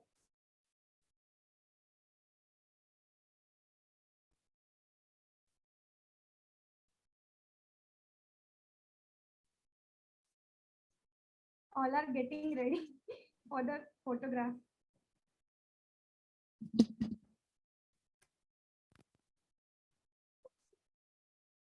Could you please help me in taking the pictures?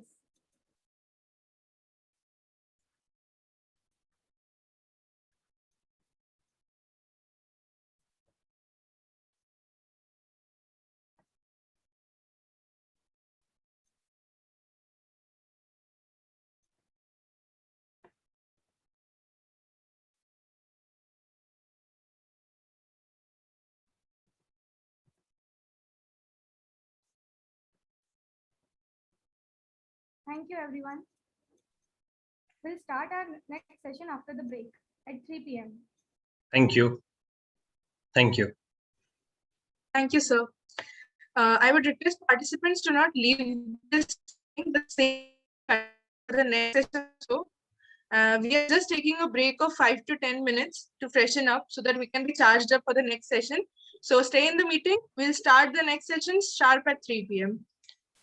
Thank you. I wish every friends, family of you also, including you, will be safe in this tough times. Thank you so much. Thank you, sir. Thank you so much, sir.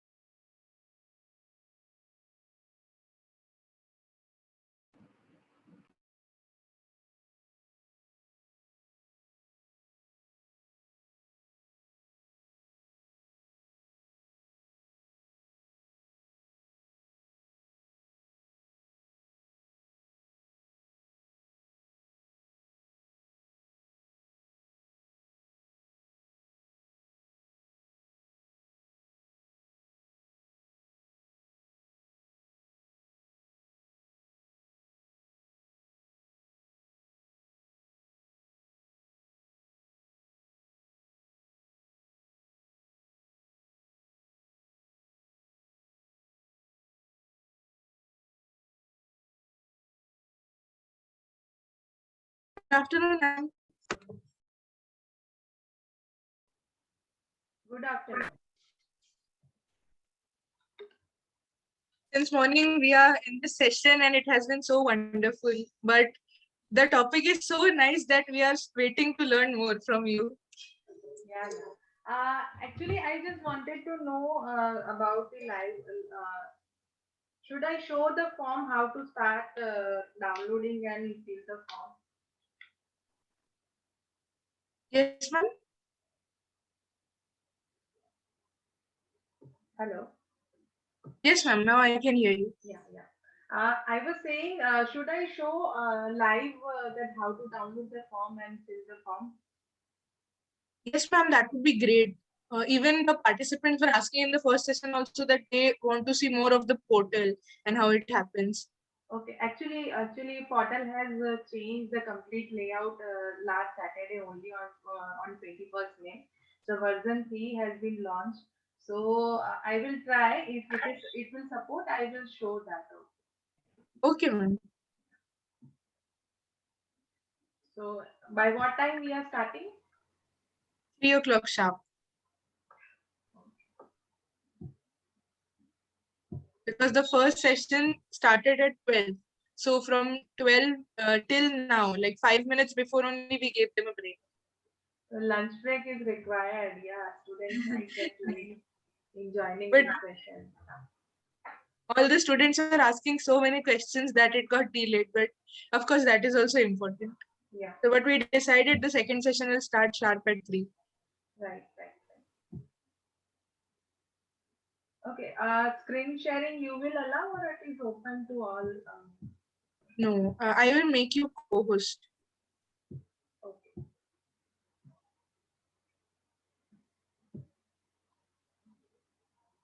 Yes, now you can share screen.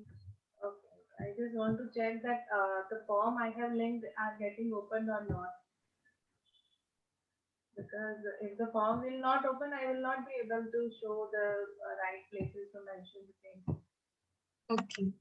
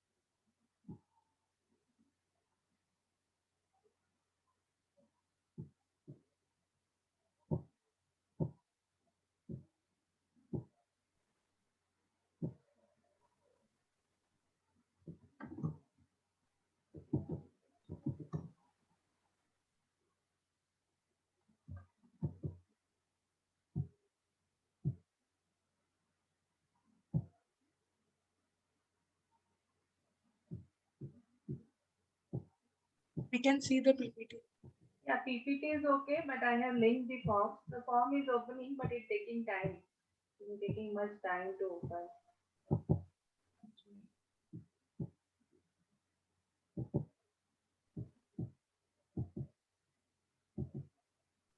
Not an issue. I'll keep all the forms open, so it will not get delayed.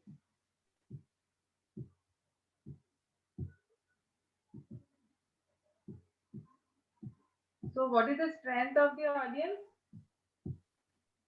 We started with 160. Right now we have 100. Maybe if others will join. Okay. In break, around 50-60 people left. Okay.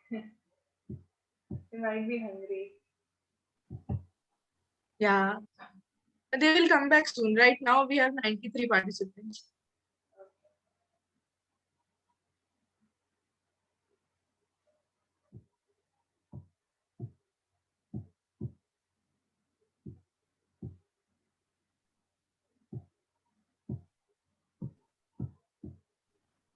It's working.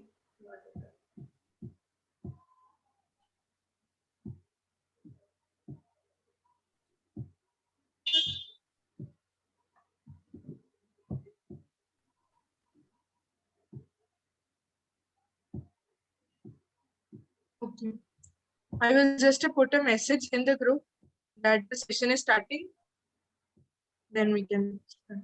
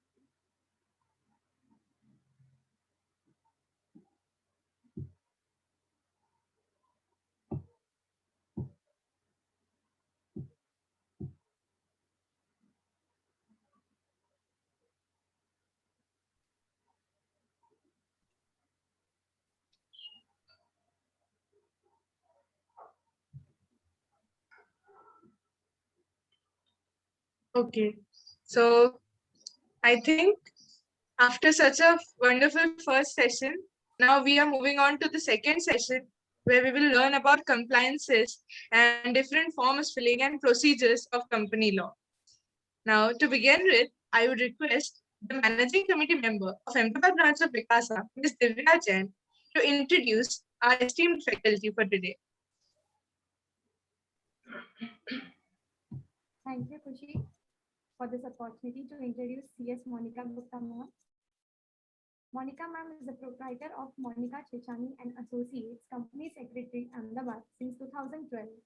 She is independent director at Oceania Hyper Retail Limited. She is head consultant, advisor, and partner at ProWealth Consultants LLP.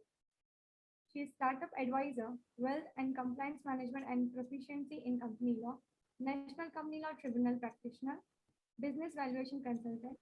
She is having 8 years of experience providing services to banks and associated with Axis Bank, State Bank of India, Karur Vasya Bank, Union Bank of India, Corporation Bank, etc.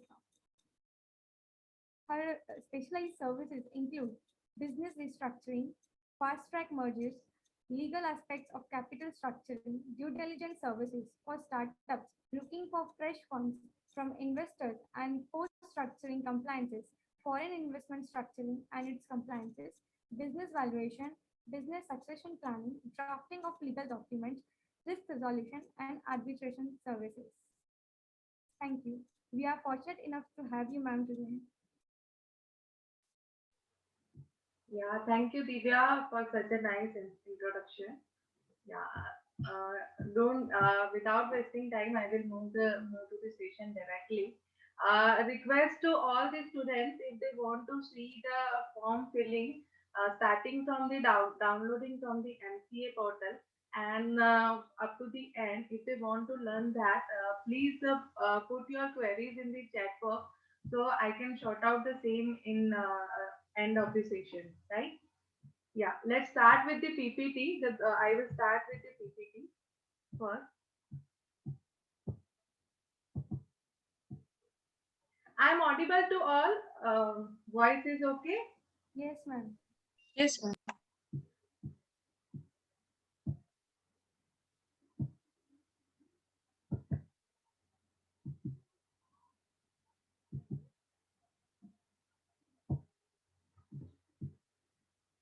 So, starting from the general instruction, if some people might be new and some might not be knowing that how to download the e-form and how to fill the MCA form.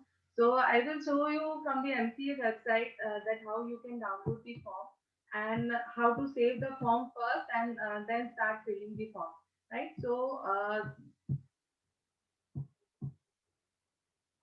yeah, this is the MCA 21 new portal. This is the version 3 portal. So here from the MCA services, you can download the e-forms, and this is the list of company forms. If you want to download LLP form, download tab is here. So by clicking that tab, you can see the all LLP e-forms. Right now we are looking Ma'am, for we can company e-forms. we can see the PPT only. Okay, okay. Okay, is it visible now?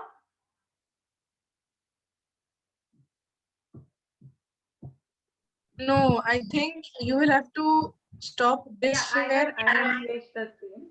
I have switched the screen. Is it visible now? yes, Yes, now ma'am. it's visible. Yeah. Okay. First, this is the new version of MCA website. This is version 3.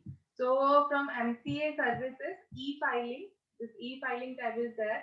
And from e-filing, you can go for company forms download. There is another tab called LLP forms download. If you click on that LLP forms, all LLP forms will be visible. Right now, we are taking care of company forms only. So this is the page where we can download the company forms. There is a list of e-forms, all the e-forms available on MK21 portal. It is a very large list. We are not going through that. But if you can see here, e-form with instruction kit and e-form. Two types of download modes are given. If someone is new, they can download this e-form with instruction kit. Regarding the filling of the form, some basic instructions has been given in this kit. So if while filling the form, if someone is confused, he can refer this instruction kit. Okay. Once you download the e-form, it comes in a zip folder. So for the beginners, I will suggest whenever you download the e-form, just open it and save as first. Before filling the form, you should click on save as button, because if you fill the form in zip file, it will get disappeared whenever you open it again. So it is better to extract first and then fill the form.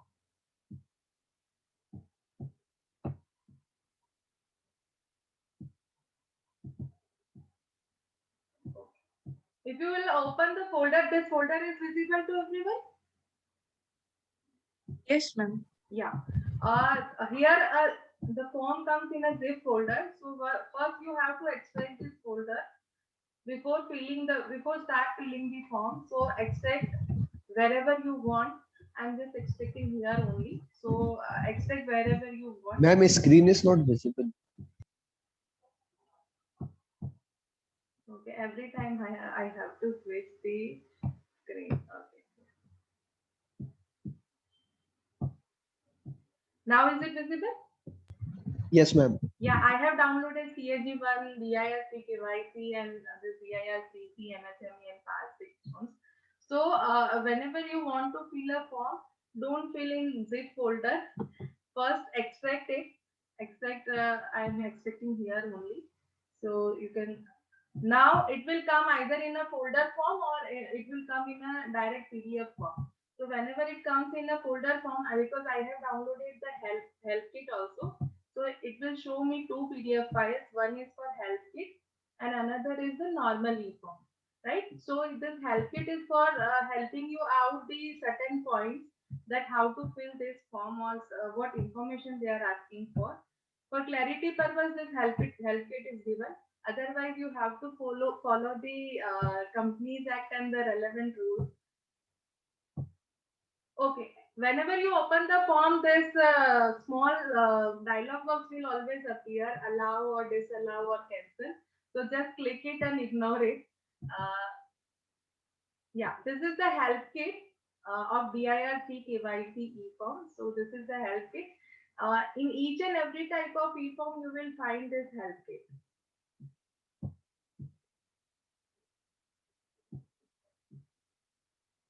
So let's start with the PPT. So whenever you download the form, just save as I have told you. And while opening the form, you will find some instructions and Four tabs are most important. That find CIN. In earlier session, you might have learned how to find CIN of any company.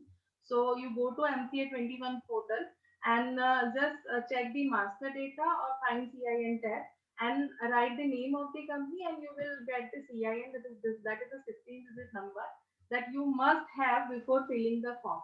For whichever company you are filling the form, just take the CIN. Always keep it on Control C tab, because each and every form requires the CIN. The tracing will be done through CIN only in any kind of form, right? The next tab is pre-fill. Whenever you put a CIN, there is a tab appears, pre-fill tab. So I'm just showing that. This form is visible? No, ma'am. Only ma'am. PPT is visible. Yeah, every time.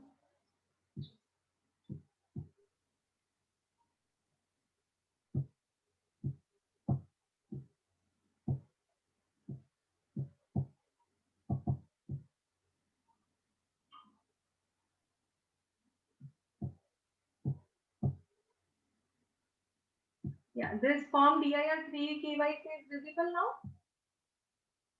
No, ma'am. Form does not open.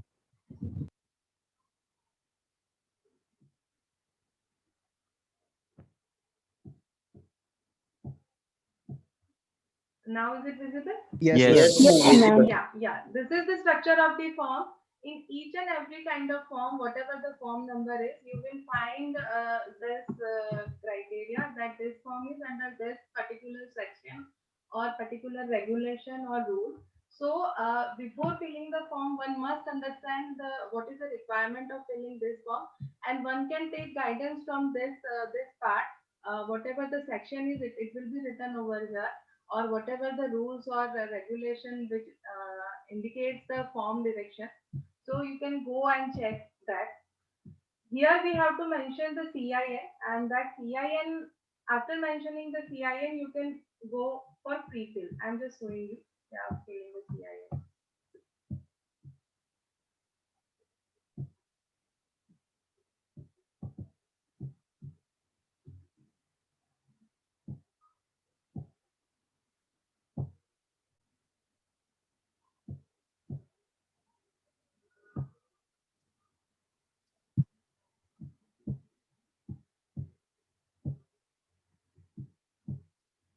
Yeah, here is the page of MCA 21 which I have opened.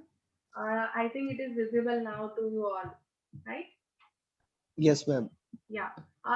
Whenever you go to MCA 21, there is a tab called View Company Master Data. You can go there and search the CIN. Here is the search option is given. You just go and write any name. Like I am writing like Adani. No need to write the complete spelling of the company.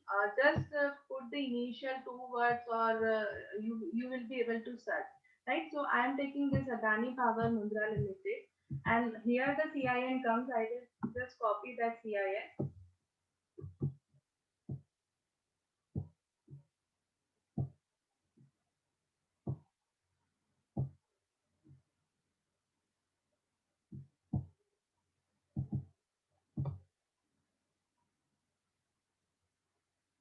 Form is visible to you all? Yes, ma'am.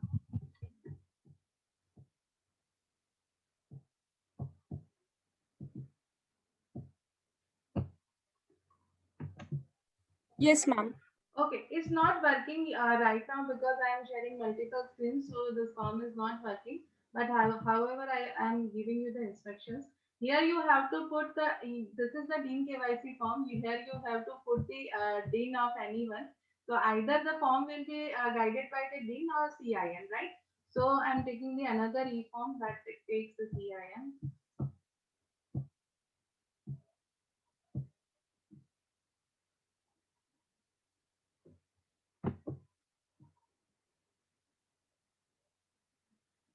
After pre-fill, there is another tab. You have to fill the form with the given instruction, and then at the bottom of the form, you will find some check form instruction.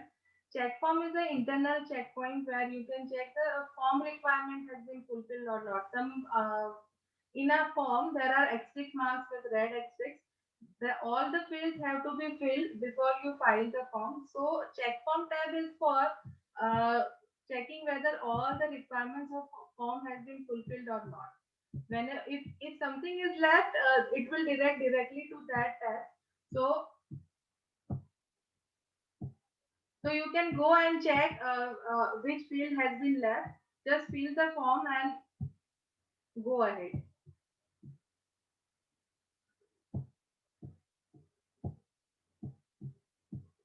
Okay, I have taken this MSME 1 form for CIN requirement, so check it out. I am taking this regular half yearly form because it is a mandatory requirement. Here you have to mention the time period. I am just showing the pre-fill tab. I have mentioned the CIN, you click on the pre-fill button, the data of the company will get pre-filled automatically. But before that, this tab will come. So allow the pop-up button and it will allow the pre-fill option, right? Before that, you have to do save as. I am just doing the save as.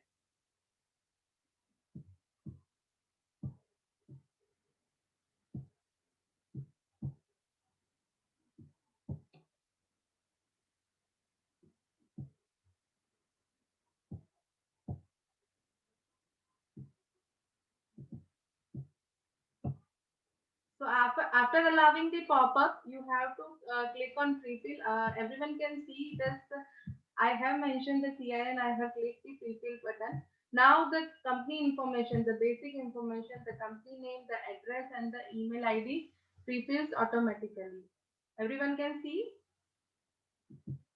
Yes, ma'am. Yeah. So this is the basic of filling any form. You have to use the CIN tab and pre-fill tab. So the basic information gets here, and after that the form relevant information will be there that you have to fill. At the bottom of the e-form there is a tab called check form. Here you can see this only one tab is activated, that is check form. This pre-scrutiny, submit and modify tab is not working right now. Only the check form tab is working. So once I will fill the form in complete respect, all the fields, relevant fields, I will click on this check form button. This check form tab will check that form has been filled properly. After that, this check form tab will disappear and this pre-scrutiny tab will come. After doing check form, you have to attach the DSC wherever the requirement of the same is there. For DSC, this kind of box is given. Under this box, you have to attach the DSC, and after that, attaching the DSC, one have to click this pre-scrutiny tab. Once the pre-scrutiny tab is completed, the form is ready to upload. One can log in on the MCA 21 portal and go for upload. So these are the basic for filling any kind of form on MCA 21 other than the company formation form, because company formation form has been made online. This all the fields forms are offline forms. You can download, you can fill, you can save, and at whatever convenient time you can upload. So these are the offline forms. Only the spice forms, that company formation form has been made online, that you have to fill on the portal only. You cannot download the forms before filling. So I am moving to presentation. This is the basic of filling any form. Let's move to form wise. I hope this is clear to all, right?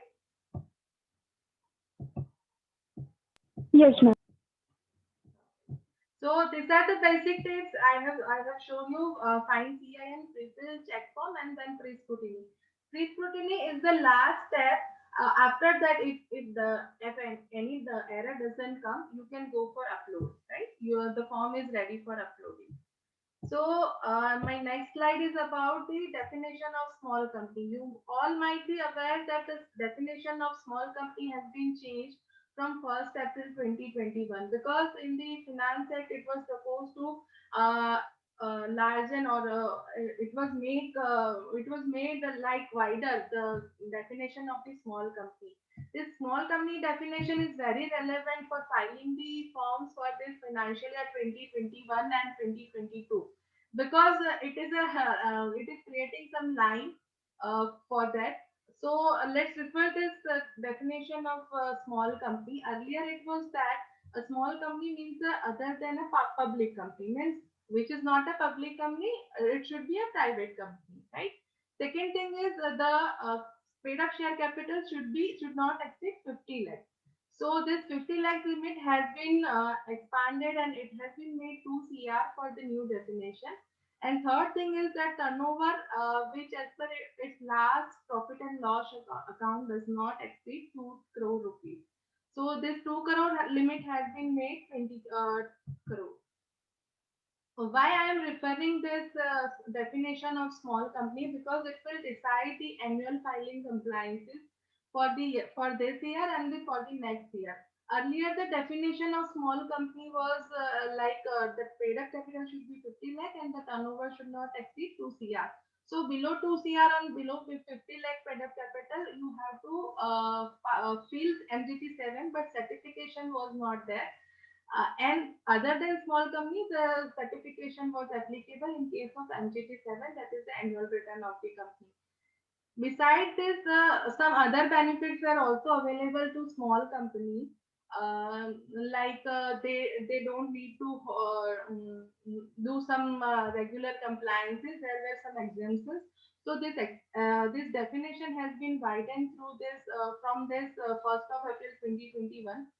Besides this, another one form has been introduced for these small companies, that is MGT 7A. MGT 7A refers where there is no certification. Only with the sign of the director, the form can be uploaded. While MGT 7, the normal form without a, that is applicable to the companies other than small companies OPC. So in MGT 7 now certification is compulsory. The motto of discussing the definition of small company is that for current year, if the AGM will be held in 2021, the filing will be done for the last financial year, that is from 1st April 2020 to 31st March 2021. So as on 31st March 2021, the definition of small company is different. And the day ahead, that is from 1st April, the definition of small company is different. So it may happen that some of the company lies in between, that their capital is above 50 lakh and their turnover is above 2 CR. But as per new definition, they are small company as on this date. But while filing their e-forms MGT 7, we have to take care of this definition, that for 31st March 2021, they are small company or not. Accordingly, we have to decide MGT 7A will be applicable or normal MGT 7 will be applicable. So I will again show you this definition, how it is applicable in e-form while showing you the e-form MGT 7.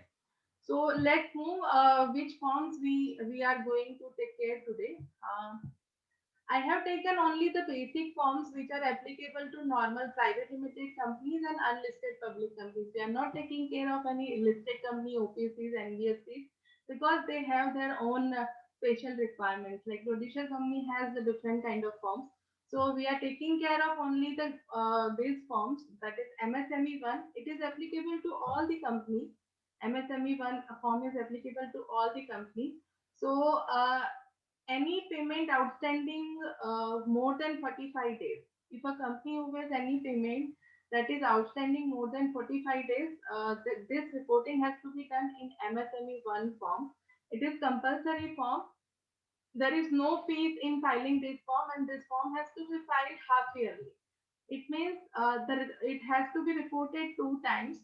Like first reporting has to be done as on 30th September of any year, and second reporting as on 31st March of any year, and it has to be filed within 6 months of the due date, right? So here 30 days from the due date. So I have written the dates 30th April 2021, and the next will be 31st 31st October 2021. Next is next form is Part 6. This Part 6 form is applicable only to the unlisted public companies. It is a reporting regarding the shares held in physical form and demat form. So it is kind of share capital audit, but not exactly that, because share capital audit is quite vast subject. So this Part 6 is applicable only to the unlisted public company. This form also has to be filed half-yearly basis. Again, 6 months period reporting is there, and the time duration is within 60 days. So if the form is due as on 31st March 2021, the due date will be 30th May 2021, and accordingly for the second half year. So now the relaxation has been provided. So this date may not be relevant for this financial year, because due to COVID, some relaxation has been given. Next form is DPT 3. Again, this form is applicable to all the companies. So the return of deposit has to be filed by all the companies. The last date is 3 months from the closure of the financial year. So here it is 30th June 2021.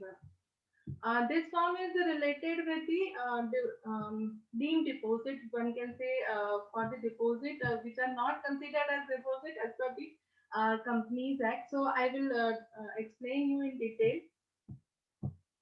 The next form is DIRC KYC. This DIRC KYC is not applicable to companies, but it is a form relevant to the directors holding DIN. So every director who is holding director identification number has to file this form every year. And there are two versions of forms available for this category. One is DIRC KYC and another is DIRC WIRC KYC. So what is the difference in both the forms? DIRC WIRC KYC is quite simple form. It is not a form. It is an online submission. One can go on LCA21 portal. The tab DIRC WIRC KYC is there. Click on that tab. Fill your DIN, fill your DIN number, and you just have to update the mail ID and mobile number if you want to.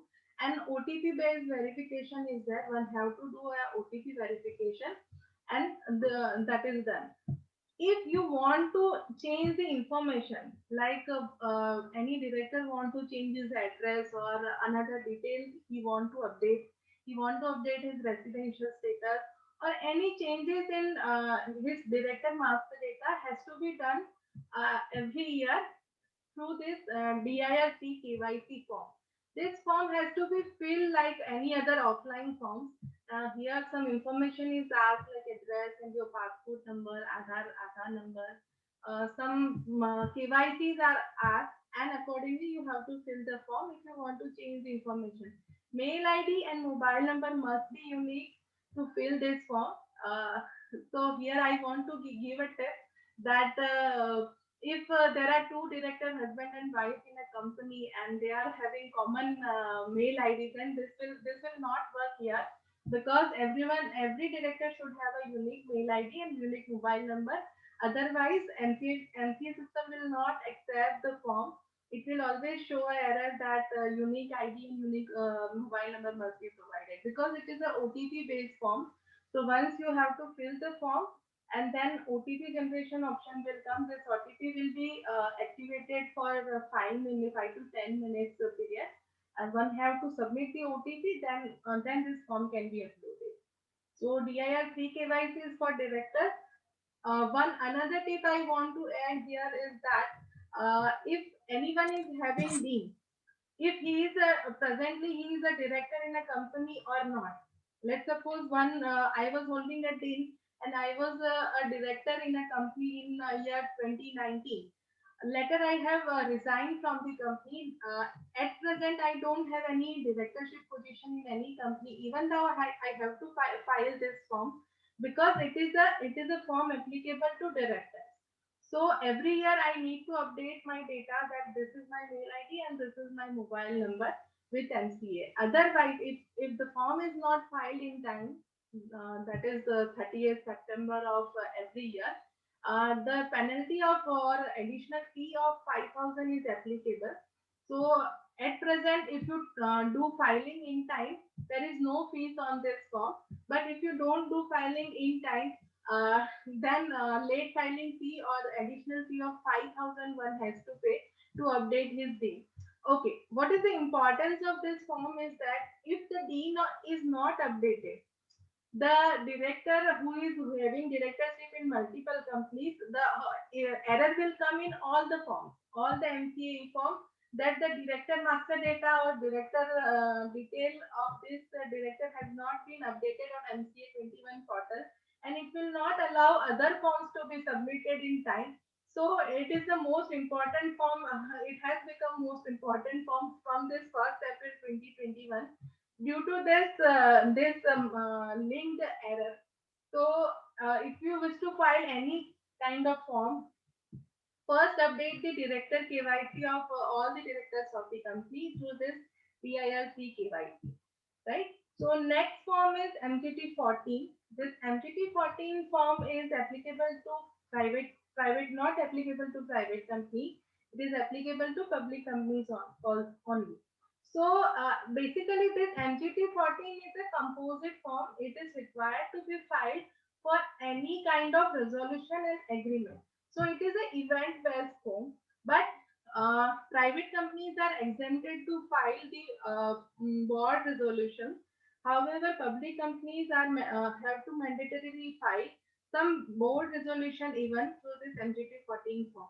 Here, the relevance of MGT 14 form is that whenever there is an approval of accounts in the board meeting, board report and the annual accounts, it has to be updated on MCA 21 that on this date the account has been approved by the board and the board report has been accepted. So this is a reporting requirement of a resolution. MGT 14, this is applicable to public companies, not private companies, because private companies are exempted from filing board resolutions. The next form is ADT1. The form itself reflects the ADT that stands for auditor. So all the forms relevant to auditors are starting with the abbreviation ADT. So this ADT1 form is for the appointment of auditors in the company. So whenever there is an appointment of auditor, it has to be filed within 15 days from the appointment. Generally, the auditors are appointed in the annual general meeting of the company. So here I want to add something. Auditors may be appointed due to casual vacancy. So the case will be different. Here we are talking about the annual appointment that is done in the annual general meeting. So if there is a casual vacancy in any company, the ADT3 has been filed or some if removal is there, the formalities will be different. However, for filling the casual vacancy, an ADT1 is filed by board resolution. So board is filling the casual vacancy, then the form can be filed during any time after resignation or removal of director. But whatever the resolution is, whatever the resolution date has is, you have to file within 15 days. So this ADT1 will be filed in two cases, appointment in a casual vacancy and appointment in regular course in annual general meeting of the company. So this has to be filed within 15 days. So many people miss the dates because the time duration here is very short, that is 15 days. Because if it is not filed in 15 days, some additional fees will become, additional challan fees will come. So take care while filing ADT1. Go through the appointment or notice properly that this year the auditor appointment has been done. So this form has to be filed within 15 days only. So next form is AOC4, the most important one, in which the financial statements are submitted with the registrar of companies. This form has to be filed within 30 days of the annual general meeting.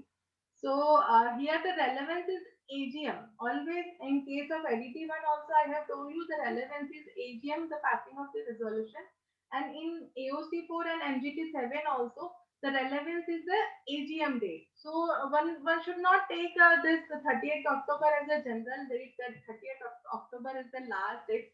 No, it is not like that. it is relevant with the general meeting date. So if a company holds a general meeting in the month of June, the last date of filing this form will be the 30 days within 30 days of holding of the AGM.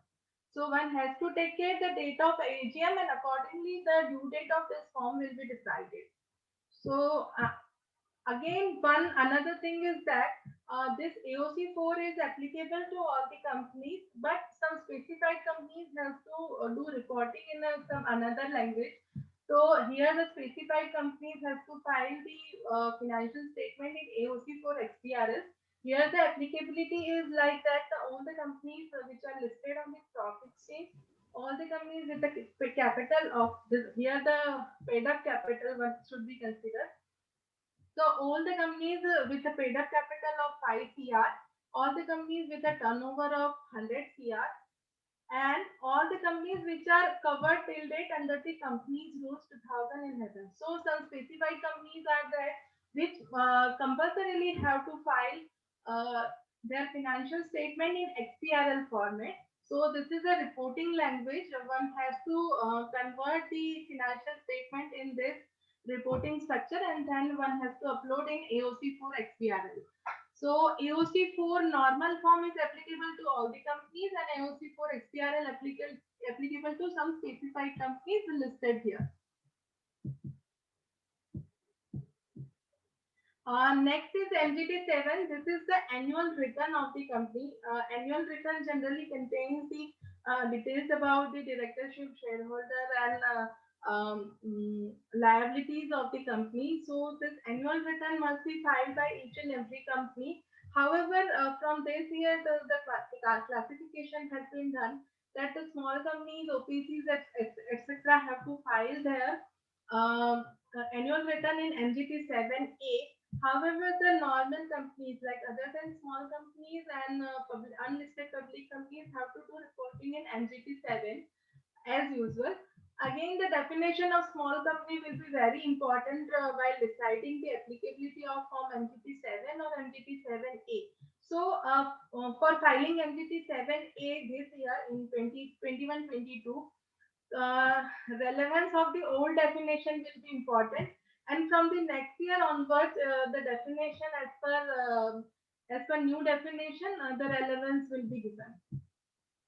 So here the annual return is that. Okay, annual return, MGT7 annual return contains some other requirements that we will discuss while opening the form and discussing about the point to point. So let's move to form filing relevant to AOC4. AOC4 is the reporting about the financial statement. So here the definition of financial statement, one should understand that financial statement means what. So here the financial statement means the complete set of balance sheet, P&L, cash flow, board report, auditor's report, MGT9, that is extract of annual return. From this year onwards, this extract of annual return is exempted for small companies. So that has to be taken care. And that disclosure about the associate, joint venture, and joint venture company. So this complete set will be considered as a financial statement, not only the balance sheet P&L. Some people are doing mistakes. They attach only the balance sheet and P&L of the company. They don't attach the schedules and other things. So the uploading of this form to be taken care very carefully. It has to be taken care, because it should the complete set of financial statements should be attached to this form. Otherwise, some financial proceeding may happen in future. So let's understand how to fill AOC4.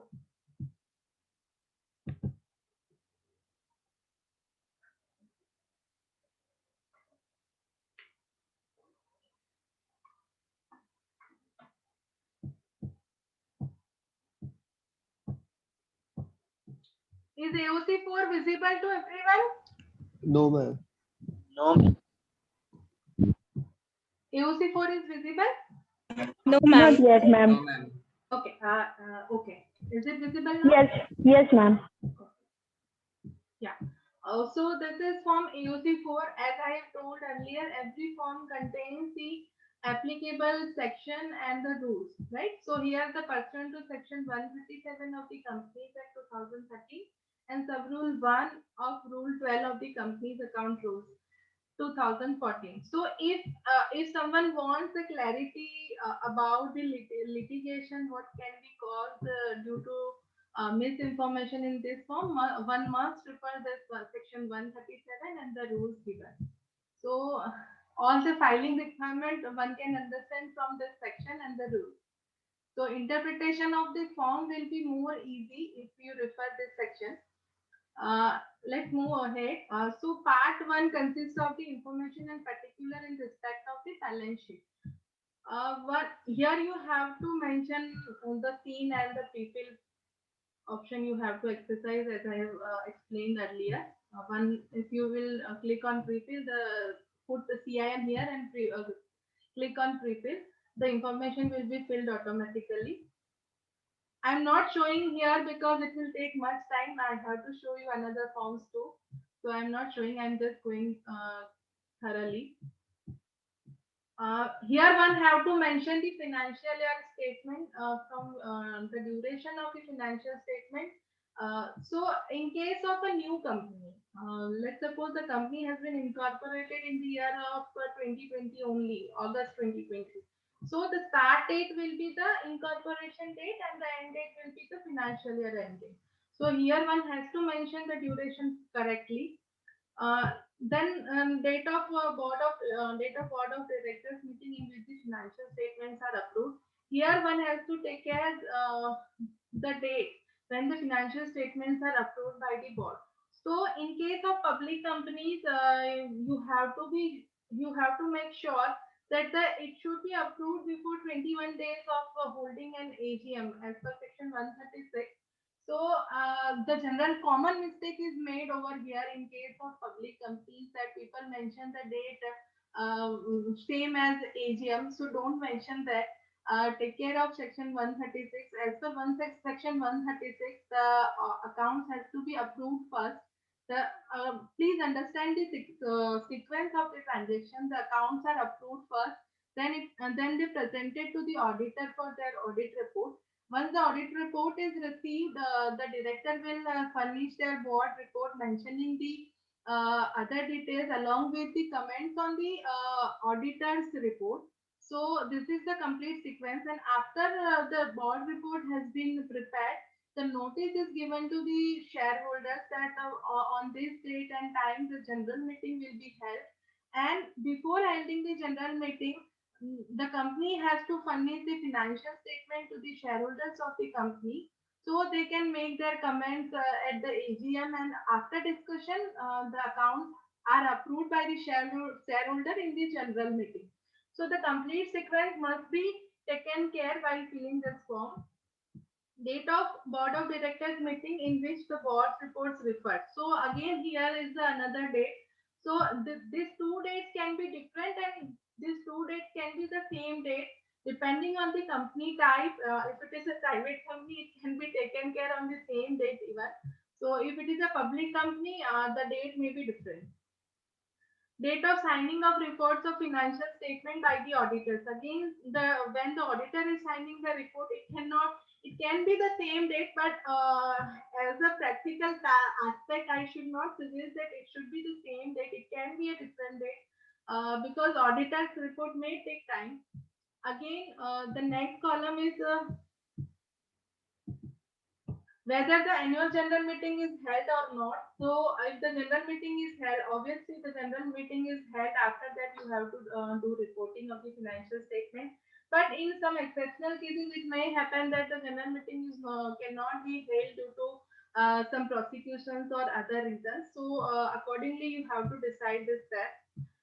Later on, there is a information regarding the subsidiary company and the clause 87 of section 2. So if a company is having a subsidiary company, that information has to be furnished over here, and accordingly one has to file a consolidated financial statement also. So this along with this AOC4 CFS will come for the consolidated financial statement. Next information is about this auditor, number of auditors you have to mention. If there are joint auditors, then accordingly the number has to be mentioned. Here the basic information about the auditors, PAN, auditors firm, the member who is signing the report, etc. has to be mentioned. The next is about the applicability of Schedule 3. That this point 11 is for the applicability of Schedule 3. If it is applicable, obviously in case of private companies it is applicable. So click yes. And type of industry, this drop down tab, from this drop down tab you can decide the type of industry. Obviously we are not discussing NBFCs, etc. So in case of normal companies it will come commercial and industrial. Otherwise, it is a banking company, insurance company, that one has to decide accordingly. So again, from the above table, it has been decided the consolidated financial statements are required or not. So if there is a subsidiary company, then the tab must be yes, and otherwise it should be no. Whether company is maintaining books of account, here the most relevant point comes that some private companies doesn't maintain their books of account in electronic form. If they are maintaining, the information should be furnished here. Otherwise, the no tab will be clicked. Okay. So here this table contains details of long-term loans and advances. But before that, there is an information about the balance sheet. It is not available here because we have not clicked some tabs above. After tapping this another table will open. I am not showing that. So again, the part 3 is financial parameters, balance sheet items as on financial year ended. So here are some disclosures which are relevant, and they are not given straightforward in the balance sheet. However, the points are maybe applicable for deciding some litigation or some applicable rules. So here almost 47 points are there on which you have to mention the figures. In case there is no, if some tab is not applicable, mention simply 0. Otherwise, you have to mention the figures like share application money. It is a very critical aspect, the share application money. If there is any outstanding balance on the books of the company under the head share application money, that has to be disclosed over here because it has its own consequences. Company cannot have share application money in current account. It has to be kept in a separate bank account. So from this step, it will be decided that this clause has been applied, complied or not. So accordingly, there are another tabs like for deposits, etc., paid-up capital status. Any foreign investment is there, then it will come over here. Capital reserve tab is there, intercorporate deposit. So point number 21 is again important. It may be applicable in many cases, but people forgot to fill this step.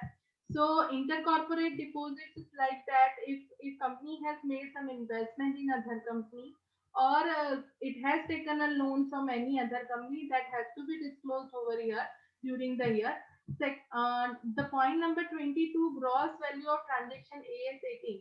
So here I will draw your attention that this point number 22 will come again next in the form, but here we have to mention the balance sheet figure only, not the P&L figure. So this criteria, this table is only for the balance sheet items, not the P&L items. So one has to take care that the balance sheet items only are mentioned here. So gross value of transaction AS18, as per AS18, one can find in the audit report, and from the audit report you have to fill this figure. Other tabs I am not discussing, may not be applicable to all the companies. One has to check properly, because before filling the AOC4, one has to analyze the balance sheet and the P&L and the schedules properly, because almost schedule items are covered in this table. So again, point number 41, one can note net worth of the company. It is the total of capital and reserves. Point number 44, gross fixed assets. And point number 43, that is secured loan. If in the balance sheet there is any secured loan from banks or financial institutions or debentures, that has to be shown here. The total figure has to be shown here. There may be some bifurcation, but the total figure has to be written over here. Then gross fixed asset tab is here. So from the schedule of fixed asset, one has to take the gross figure. Then depreciation figure in point number 45, and point number 46 has to be taken care during first 5 years of any company, because miscellaneous expenditure to the extent not written off. Generally, the company formation expenses are written off in 5 years. So in case of new companies, one must have to take care their unspent expenditures should be the expenditure which are not written off should be written over here clearly. Don't forget that. Next session is share capital raised during the reporting period. So one has to check the balance sheet properly, that in balance sheet is there any difference in capital of last year and current year. So if there is a difference, then must be it is a possibility that the capital has been increased by the company during the year. So whatever type of capital is increased, the disclosure has to be given over here in figures, that public issue, bonus issue, right issue, private placement, according to whatever the applicable point is, you have to mention the figures here. Next is financial parameters, profit and loss account item. Again, one can see that in the above table we have mentioned the balance sheet items. Now this table is for P&L items only. So here the proposed dividend and rent paid, etc. information is there. Again, I have this point number 8 regarding gross value of transactions with related parties as per AS 18. Again, here the P&L item will come, not the balance sheet item. So you have to mention the total over here from the P&L item. And again, point number 9 is about the bad debt. Any kind of bad debt as per AS 18, then this should be mentioned here. Details related to principal product or services of the company. Yeah, here one has to be very careful, because in some companies, the company might be involved in multiple activities, multiple product activities, or there may be a combination of product or services from which the turnover of the company has been obtained. So if there is a bifurcation given in the balance P&L, that the turnover from product goods and goods is this, and the turnover from the service activity is this, then accordingly you have to decide the categories of the product and services. If there are four categories, one has to mention here 4 categories, and accordingly the new table will open. If you mention two here, so then 2 table will come, and in these 2 tables you have to fill the information as per the NPCS code. So if a company is there which is involved in goods also and which is involved in service category also, so I will mention 2 over here, and in first category I will mention the NPCS code of the goods, and in the second table I will mention the service code. So accordingly the turnover will be bifurcated, that the company is earning from this activity this much, and from this activity the turnover is this much. Accordingly, the from the 4-digit code, 8-digit code will be decided. If anyone is having query, they can put the question in chat box. I will resolve that too. So next segment 3 is reporting of corporate social responsibility. So this tab is not may be applicable to private companies. However, in case of public companies, this tab will be applicable. Not for all companies. It will be decided according to section 135 of the Companies Act 2013. There is a criteria that if the net profit of the company increases by 5 CR, or some listed companies, or some turnover based criteria is there. Accordingly, if section 135 become applicable, one has to click yes over here, and turnover and net worth information should be given along with the expenditure done in CSR activities has to be disclosed over here. So it is applicable in case of large companies which are making large turnover and having net profit of 5 CR at present. So this is again segment 4 is about disclosure about the related party transaction. So again here section 188 has to be taken care. If the company director of the companies and all the related parties have given their disclosure, the related party transaction disclosure has to be given here. One can see here there is no compulsory. It is not a compulsory information to be furnished here in the form itself. However, it should be there in the financial statement, but in the form it is not compulsory to fill this data. So it is completely optional to fill over here or not. However, one has to do attachment of AOC2 regarding the related party transaction. That has to be done in attachment if the information is not filled over here. The next segment 5 is for auditor's report. Whatever the comments of the auditor, it has to be mentioned here. If the CARO is applicable, one has to click yes, and accordingly the table will open and the disclosure has to be made in the tabular form. Yes and no tab will come that this particular clause is comment are positive or not by the auditor. So accordingly one has to fill whether companies CARO is there. And next section is section segment 6 is there, that is the miscellaneous information, whether the secretarial audit is applicable or not. So one has to check the requirement of secretarial audit and accordingly have to click yes or no. If you will click yes, some more information will be asked in the form. If you will click no, then there will be no other further opening of any table. Whether detailed disclosure with respect to director's report, one has to click yes over here because the disclosure in director report is mandatory as per section 134. So if you will click yes, the attachment, mandatory attachment will come over here. As per section 134, the mandatory attachment will come over here. So one has to attach the copy of financial statement duly authenticated as per section 134, including board's report, auditor's report, and other documents. So in the attachment part, you have to attach the full set of documents. Not only the balance sheet and P&L page, but the schedules, the auditor reports, the board's report, and other disclosure like AOC2, MGT9, etc. has to be attached over here.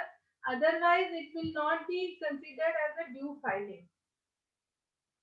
Yeah, someone is drawing on the e-form. I can't understand.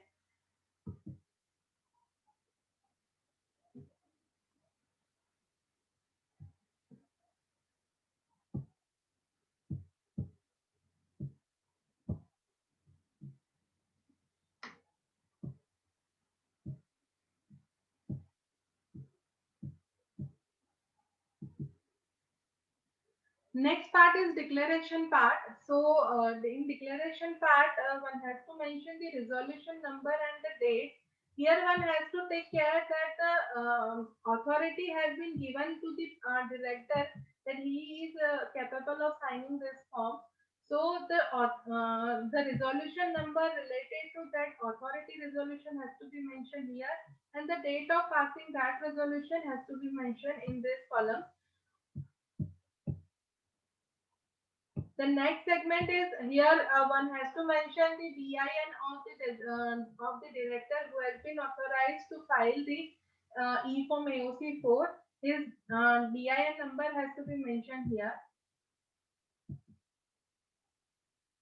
Next is certificate by practicing professional. So this will not come in each and every company. However, other than small companies, this tab will come, and here we have to disclose the status accordingly, whether it may be a chartered accountant, company secretary, or cost accountant, and the respective membership number and COP number has to be mentioned here. And the end of the part is the check form. After filling all the information and attaching the complete set of financial statement, this check form tab has to be clicked. If any information is left out which is mandatory, then this check form will show an error that this information is pending. One has to fill that information after clicking the check form. Once the check form error is not there, one can move for pre-scrutiny. So I hope the AOC 4 formalities has been clear to all. If specific query is there, one can raise in the chat box.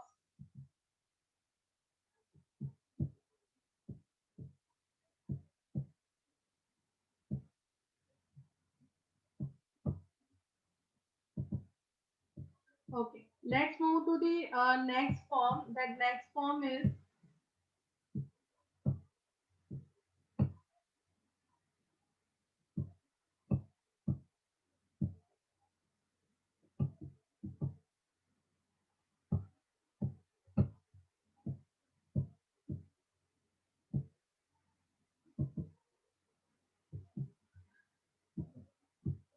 the next form is DPT3. In DPT3, the form filling of the form is as usual, like prefill button. You have to click. You have to fill the CI and the prefill button. However, in DPT3 there are four tabs. That is one-time return for disclosure of details of outstanding money or loan received by a company, but not considered as deposit in terms of rule 2(1)(c) of the company's acceptance of deposit rules 2014. One-time return was applicable year before, but this one-time return is not applicable in this year. However, if the company has not done filing for 2-3 years, and this has to be taken care. Then point number 2 is return of deposit. So this is not applicable to all the companies. This may be a event-based transaction. Point number 3 is that particulars of transaction by a company not considered as deposit as per rule 2(1)(c) of the company's acceptance of deposit rules 2014. So this tab number 3 is applicable to all the companies. Because the DPT3 is the composite form, we have to take care of the tab 3 only in case of all the companies. So while filling DPT3, one has to click this point this tab number 3, and accordingly the form will reflect the further table. In that table, one has to give a disclosure about the loan from directors, unsecured loan, secured loan, loan from financial institution, loan from banks. There is a category, various categories, almost 17 to 19 points are there. Category wise, the figures has to be mentioned in the DPT3, and the total figure will be there, the figure of deposit in total. One has to fill in that form, and besides that, some other information is also there in the form, like net worth of the company. So net worth has to be taken for the as per the latest audited balance sheet, preceding the date of the return. As the form has to be filed within 3 months of the closure of the financial year, there is a possibility that the statements are not audited, because the audit generally ends up to September. So in while filling this form, one has to be careful that the figure should be from the audited financial statement. So here one has to take care that the figure should be taken as on 31st March 21 or as on 31st March 20. So whatever the audited balance sheet is available for whatever year, that has to be mentioned accordingly. So again, in the bottom of the form, there is a point called charge particulars and credit rating details. So charge particulars are particularly for the secured loans on which the charge has been created. So here the one has to fill the information about all the charges created on the company's asset. And the another column is for credit rating. Credit rating, if it is available, it is not a compulsory information. However, if there is a secured charge, this table will come, and one has to mention the credit rating details, and then declaration by director and authority details. So again, in every form there is a authority detail regarding the by which resolution and by which on which date the authority has been given to file this form. So while mentioning the authority detail, one has to check the resolution passed by the company, that who is the director who has been authorized to file this form, and accordingly the date and the resolution number has to be mentioned.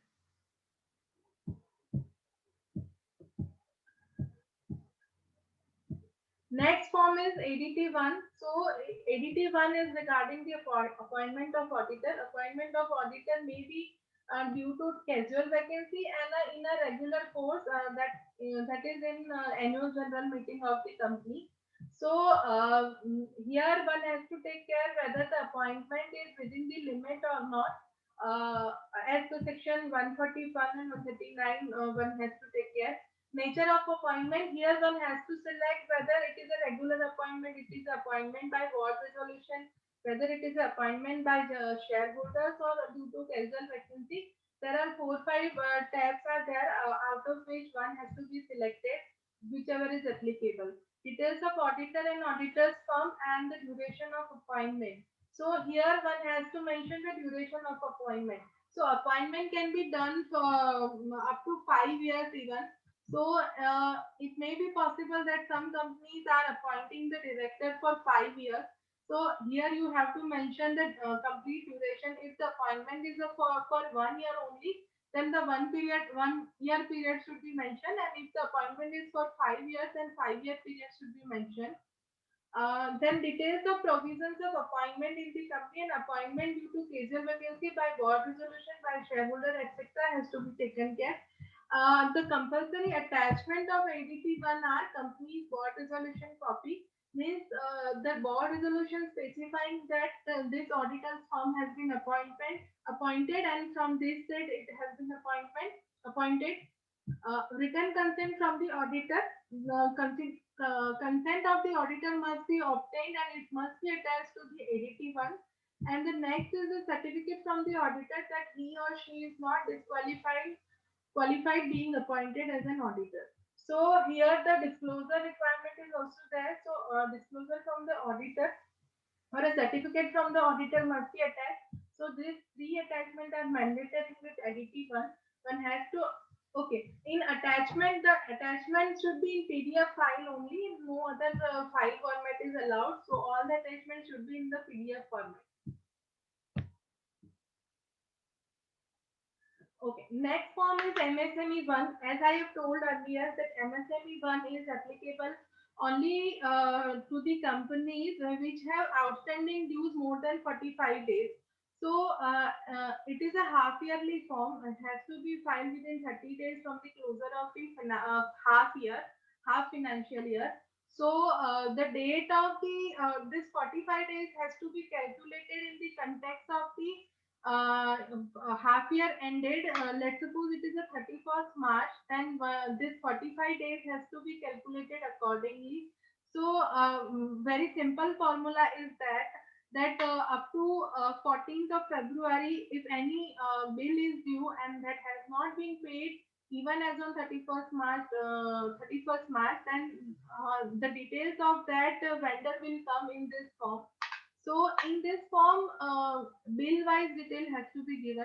One has to accumulate bill-wise, PAN-wise details, and let's suppose there is a one party in to which the company is billing, and it makes regular bills monthly or quarterly, or maybe in a month there may be 4-5 bills. So the information has to be filled according to the invoices which are outstanding more than 45 days. Let's suppose the due date was 14th of February and it has not been paid up to 31st March. So 45 days has been elapsed and this information has to be filled in this form. PAN is mandatory. So PAN of the vendor is mandatory. So it is a general practice of the companies that from all the vendors, the company takes a disclosure that they are the MSME units or not. So if the unit is not MSME one, then disclosure should not be given in this form. Only the MSME units disclosure has to be given in this form. So it is a very by look the form is very easy. But in case of big companies, the single form may not contain the information. So sometimes we have to file 3, 4, 5, even up to 10, 15 forms we have filed for 1/2 year.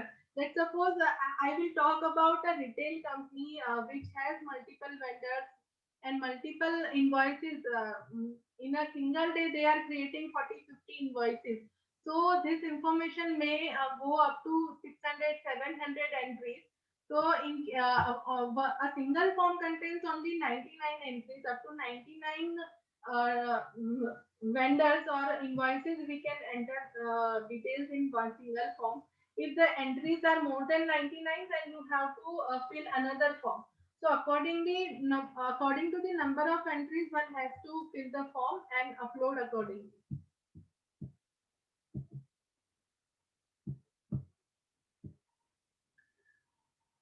Okay.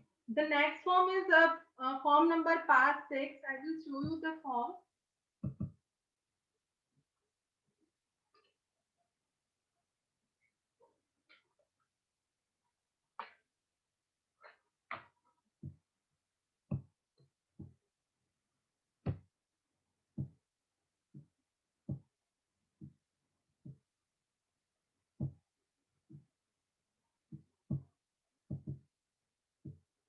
Yeah. The form is visible to all?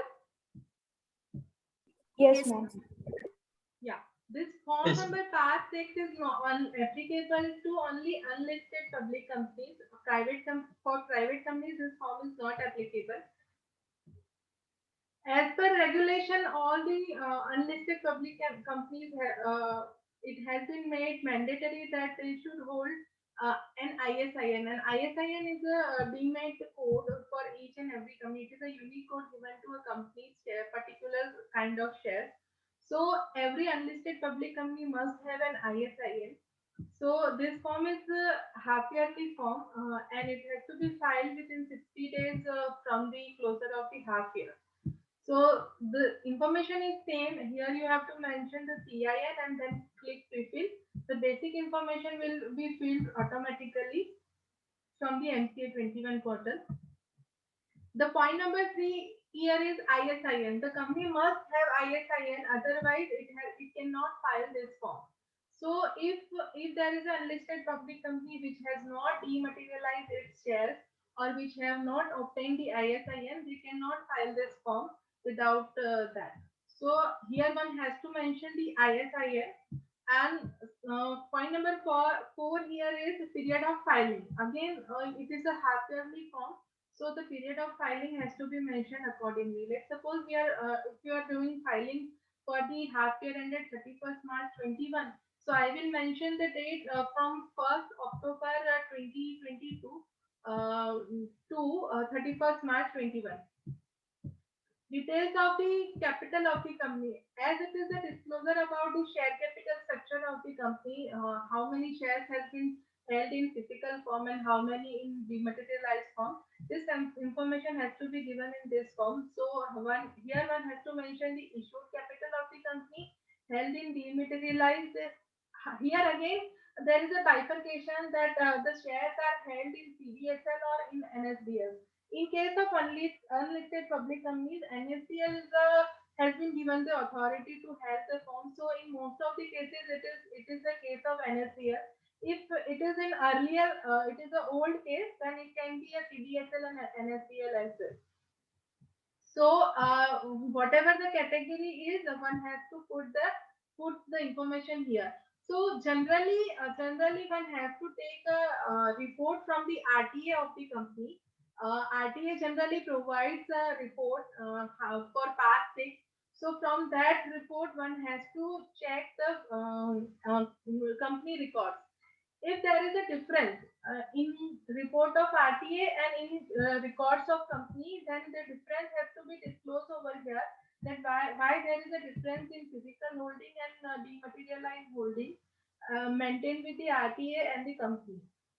And accordingly, it has to be resolved within some period of time. If it is not resolved, further the disclosure has to be mentioned here that why this difference has not been resolved by the company during this half year.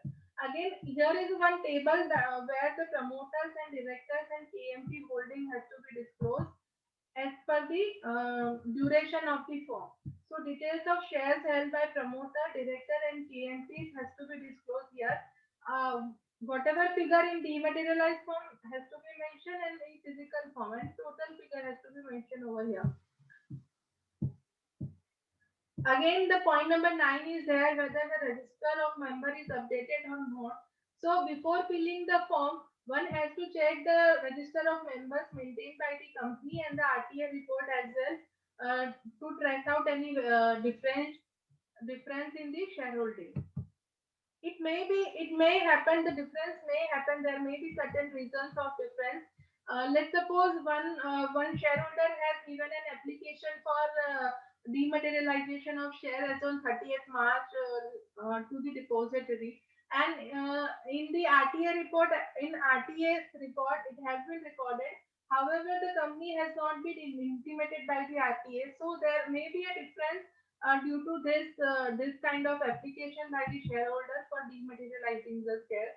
There may be other reasons too. So whatever the reason is, it should be disclosed, and the resolution should also be disclosed over here, that resolution has been provided or not within 21 days. So again, one has to check any kind of application has been made to company by the shareholders or not regarding the dematerialization of shares, and any query has been raised, and that query has been resolved by the company or not. So that kind of disclosure has to be given there here. Again, here the certification part comes. Certification has to be done by a CA or CS only. Here the CMA column is not there. So again, one has to be careful while certifying this form, because it is a share capital audit. The difference figure should not be there, and if there are any differences, then the certifying person should disclose that these are the differences has been observed, and these are our comments. Whether there is appointment of common agency for share registry work.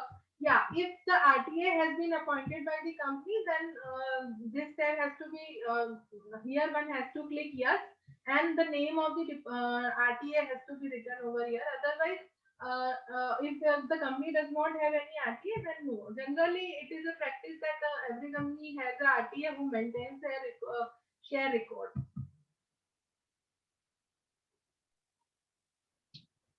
Okay. Optional attachment is there if any disclosure or any clarification one has to file, then this optional attachment can be used.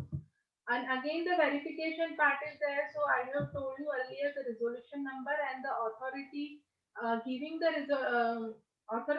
resolution date should be mentioned over here. And accordingly, here the dean has to be mentioned of the director signing the e-form. And below that, the certification part is there. One can see here that there is a no CMA column. So the past 6 is can be certified by a CA or CS only, not CNA. So this is the form. Another thing I want to disclose over here, that in each and every form there is this declaration that what you are certifying, being a chartered accountant or being a company secretary, one has to read this area properly before signing any form, because it is a certification on which you are affirming or you are not confirming the thing. So if you are not confirming some things, then do an additional attachment and give disclosure over here. Otherwise, if any misrepresentation or any misleading information is given, the professional will be liable under section 448 for any kind of penalty, whatever is mentioned in the section. So one can read, attention is also drawn to the provisions of section 448 of the Act, which provides for the punishment for the false statement and certification. So being a chartered accountant, one must be careful that if any false statement has been given, then the punishment will be as per section 448. Each and every form contains this clause. So form wise section penalty is given in the form itself. Okay, let's move to next form.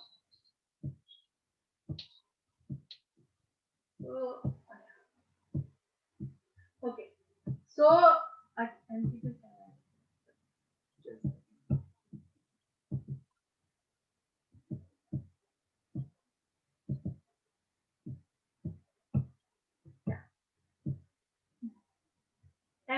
let's talk about MGT7, that is the form related to annual return of the company. Annual return is what? Annual return is a disclosure about the shareholding pattern of the company, any amount of outstanding loans, that liabilities, and the director and meeting about the board meetings and the general meetings of the company. So if one can, I will show you the form.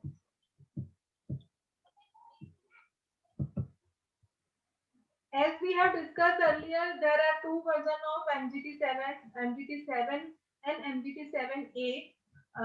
So here the bifurcation comes for the small company and the other than small company.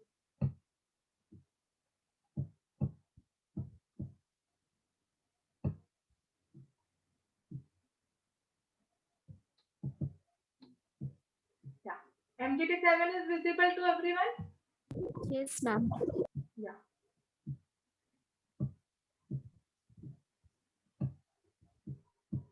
So this is from MGT7. Again, as I have told you earlier, from the first page of the form itself, one can assess in which, according to which section this form has to be filled. So pursuant to subsection 1 of the section 92 of the Companies Act 2013 and subrule 1 of the Rule 11 of the Companies Management and Administration Act, Administration Rules 2014. So while referring section 92, one has to refer the rules as well. So this is a form for annual return. It has to be filed within 60 days of the AGM. Again, the relevance is of AGM, annual general meeting of the company. So let's suppose the annual general meeting of the company has been held in the month of June, as on 15th of June, then the due date of filing this form will be the 60 days from the 15th of June. Means on July and August, that is 14th of August will be the last date. That is within 60 days you have to file. Again, the information is same. One has to mention the CIN of the company and click on the prefill. The basic information will come automatically. Here one option is given, that is for the email ID of the company. If one want to update the email ID of the company, one has to mention here the correct email ID or the updated one. Very few form on MCA allow the updation of email ID. So in the newly launched version 3, there is a AI based version.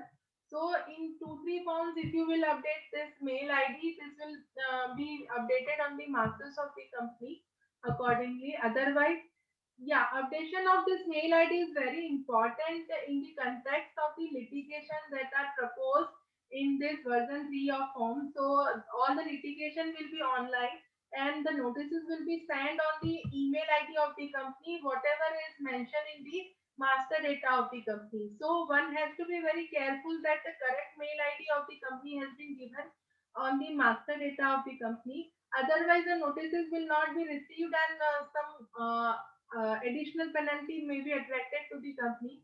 So keep the mail ID updated. Okay. Next portion is the here one has to mention the type of company, category of the company. So type of company is private company, public company, or OPC. Yeah, this is the composite or old form. New version of form is not available right now. I am showing you the MGT7 that was available the last year only. So MGT7 is still not there on the website. MGT7A is not still there. So this tab is coming. Otherwise, in the new form, this tab will not come because the form has been bifurcated for small companies and non-small companies accordingly. And OPC, in case of OPC, there is a separate provision. So accordingly, this tab will be updated soon. Again, there is a point number 6, whether shares listed on recognized stock exchange or not. One has to select accordingly in case of listed public company. As we are not talking about listed companies, let's move ahead. Financial year from date and to date. So here one has to be very careful because there are two forms, annual forms, AOC 4 and MGT 7, which ask the same information. financial year start date and end date. If one has filed AOC4 earlier on and this AOC4 has been uploaded on MCA 21, then MGT7 will not allow that different date. So one has to be very careful while filling the start date and end date. In many cases, people do mistake that incorporation has been done during the year and they mention the start date like 1st April or anything in AOC4, and later in MGT7 the error is faced by them as the dates are different in AOC4 and MGT7. So this date must be same in AOC4 as well and MGT7 as well. There should not be any variation. That is the same thing for AGM date also. So if you have mentioned the date of AGM in AOC for 30th September 2020, then in MGT7 also you have to mention the same date. If it has been gone wrong in AOC4, there is no option for correction rather than moving to the SCLT for correction in AOC4. So be careful in filling the dates. Okay, next column is whether annual general meeting is held or not. One has to select yes because in exceptional cases only the annual general meeting does not held, and if it is not held in normal course, then penalties under various sections will be attracted. Otherwise, okay. Again, there is one column A and B part is there is yes, date of AGM. One has to mention the date of AGM if the AGM is held and due date of AGM. These two dates are different dates. That can be same date, but generally what happens, people keep the annual general meeting date as 30th September because it is the last date up to which the AGM can be held. So people keep 30th September. But the AGM date can be before 30th September. In some of the companies, the general meeting is held in the month of June, July, August. So the due date has to be 30th September, but this AGM date can be before 30th September too. Next is whether any extension for AGM granted. Yeah, in some of the cases, if you cannot hold AGM within 180 days of the closure of the financial year, then the company must apply for the extension of annual general meeting. Up to 90 days, the central government can give you the extension. So there is a different procedure for taking extension of AGM. Last year, due to COVID, a general extension was granted by the all the ROC for up to 90 days. So accordingly, you have to select the yes or no date. Principal business activity of the company. Again, here you have to mention the right code and the percentage of turnover from the business activity. Next is particulars of holding subsidiary and associate company. This is again an important part people used to forget to mention the holding subsidiary and associate details here. So a simple trick I will give you. If you see the balance sheet of the company and there is an investment, there is a showing asset investment in the asset side of the company, then go and check what kind of investment it is. If it is an investment in shares of any other company, then check out the percentage. If it is a holding more than 20% shares of another company, then it should be mentioned here as an associate company because more than 20% control or holding will make it a associate company as per the Companies Act. The definition of associate company is given in the Companies Act, so one can refer that.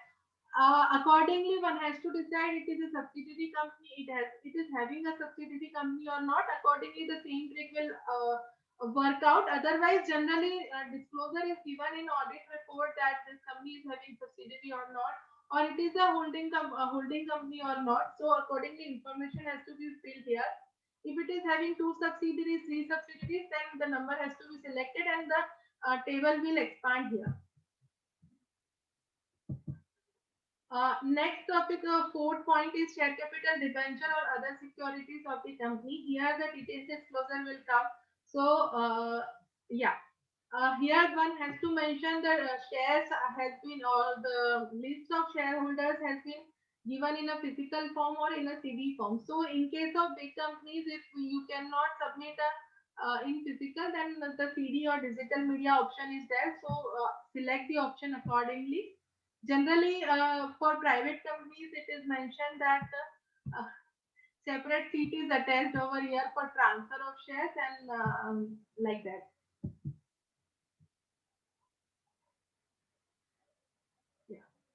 Here the transfer details. If any share transfer has been done during the financial year, then the disclosure has to be given here. Again, these points are not mandatory points. These are optional in the form. If you don't want to fill the same details in the form, then go for attachment or a separate sheet attachment. Next is indebtedness, including debentures outstanding as at the end of the financial year. So here one has to mention the bifurcation of the indebtedness of the company as on 31st March of any financial year for which you are filing the form. So accordingly, the bifurcation is given for non-convertible debentures, partly convertible debentures, fully convertible debentures, secured loan, unsecured loans, and deposits. So one has to mention the figures over here. If there is no such figure, mention 0. Otherwise, the check form error will come that this figure has not been mentioned. So wherever the figure is not available, mention 0. Again, it is a table for debenture disclosure. So bifurcation is asked. Point number 5 is for security other than shares and debentures. So here the disclosure about the securities has to be given. Point number 5 is for turnover and net worth of the company. So again here you have to mention the turnover and net worth of the company. Net worth here is the capital and the free reserves of the company. Number of promoters, members, debenture holders. So one has to be very careful in point number 7. So one has to refer the definition of promoters of the company. The definition of promoter has been given in Companies Act. So refer the definition in real terms, because promoter is a person who can influence the control of the company in whatsoever manner, jointly or single. So refer to the definition of promoter and mention the number accordingly.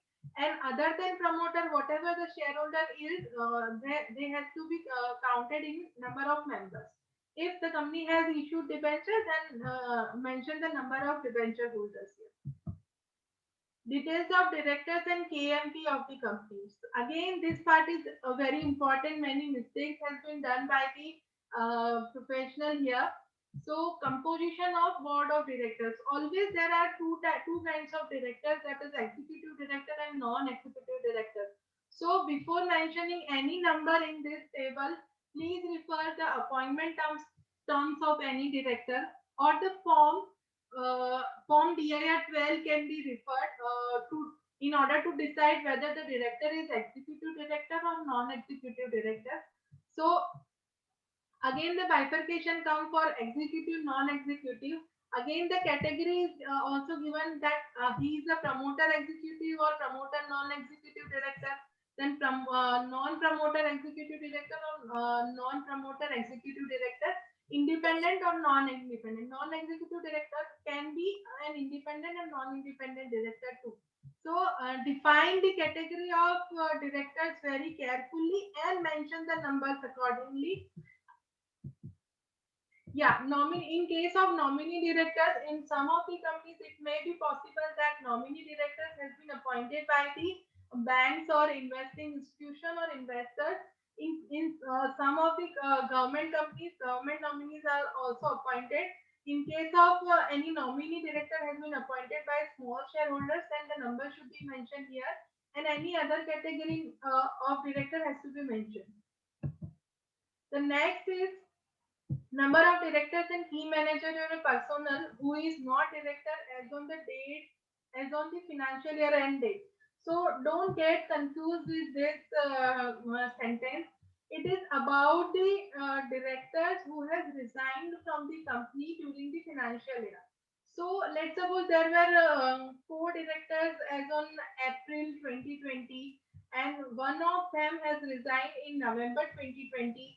So as on 31st March 2021, there will be one director who has resigned or who is not a director in the as on the year end date. So here mention one accordingly, and this table will be activated. Here you have to fill the information of that director or KMP.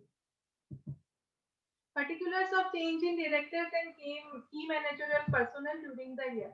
If any change is there, let's suppose designation has been changed from additional director to regular director, or any other, let's suppose normal director has been appointed as a MD or whole-time director during the year, then that kind of change has to be mentioned here in the form. Next is meeting of members, class of members, board, committee of the board of directors. So again, this part is very important. People forgot to mention the committee meetings held during the year. So in case of certain companies, big companies and unlisted public companies, committee meetings are also applicable. Let's suppose appointment of creation of audit committee is mandatory in certain companies. Nomination and remuneration committee is mandatory in certain type of companies. So accordingly, you have to define the committee meetings applicable to a company or not. If the committee meetings are applicable, then one has to mention the committee meetings over here. Otherwise, a non-compliance will be attracted. So here first, A column is members, class, requisition, NCLT, court convened meetings. So it is for general meeting. Let's suppose during the year any extraordinary general meeting has been held, then the details has to be given over here. Any special class of shareholders meeting has been held, then the details has to be given over here. So any kind of general members meeting has been called by NCLT or any court, then this detail has to be filled over here. So this should not go blank in case of continuing company. In case of new company, this table can be blank because it is the first year of holding general meeting.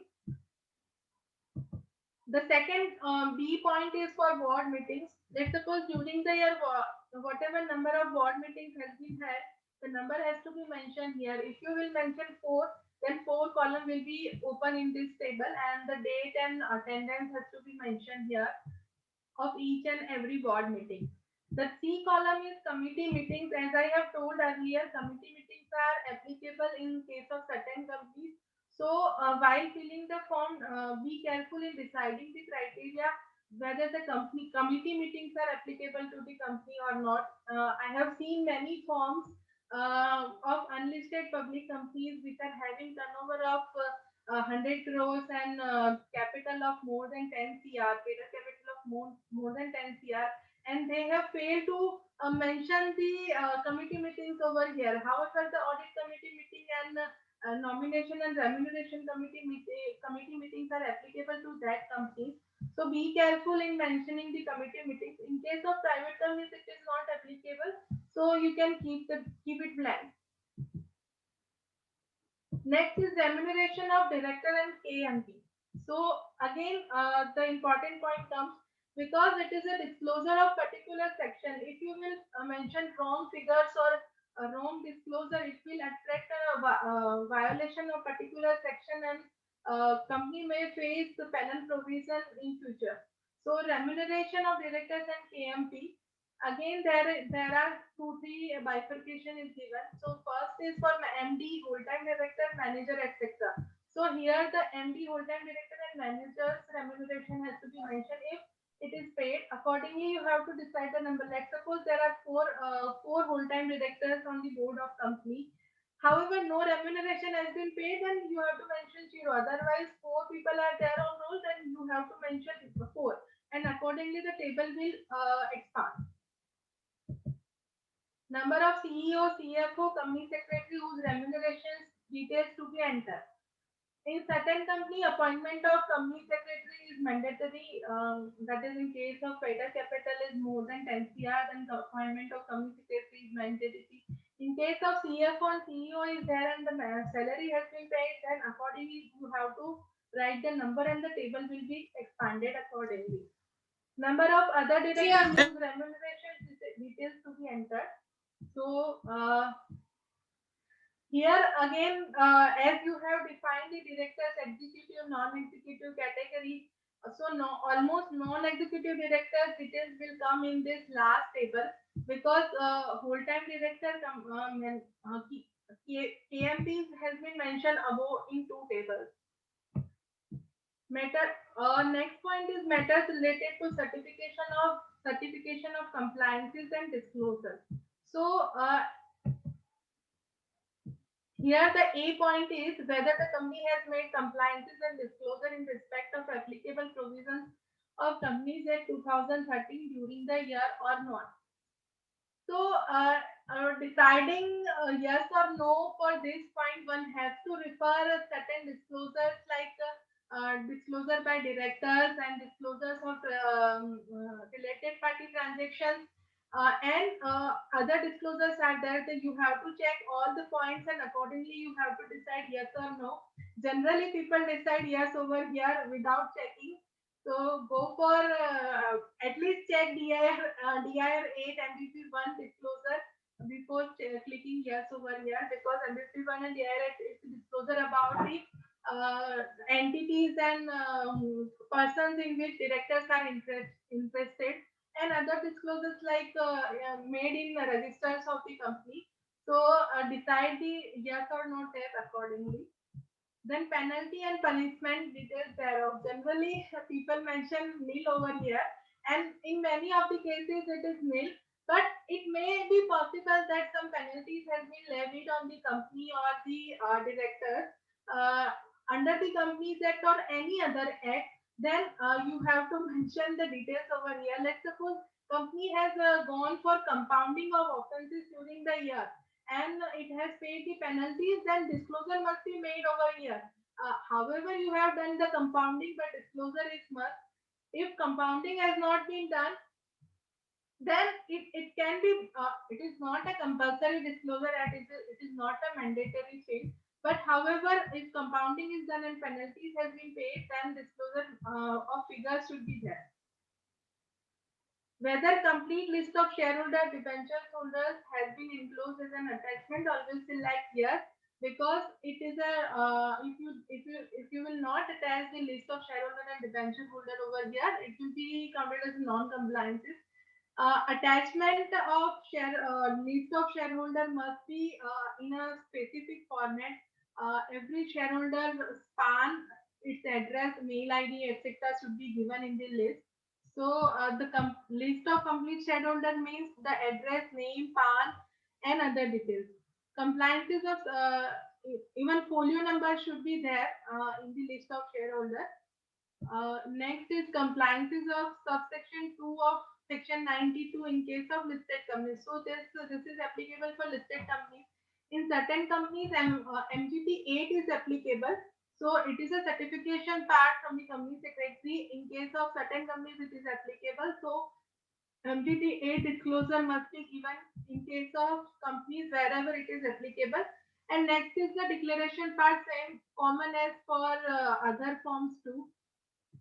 Here again, the note attention is also drawn to the provisions of section 447, 448, and 449 of the Companies Act 2013, which provide for the punishment of fraud, punishment for false statement, and punishment for false evidence, respectively. So, whoever is certifying this MGT 7, he has to be careful that all the compliances with respect to Companies Act 2013, either it is about the sending of notices or attendance of board of directors, attendance of shareholders, etc., has to be taken care, because generally we forgot to check this documents, and in case of litigation in court, whenever the evidence has been asked whether how many shareholders has attended the meeting or not, that kind of thing, and we don't have the evidence on the basis of which we have certified the form.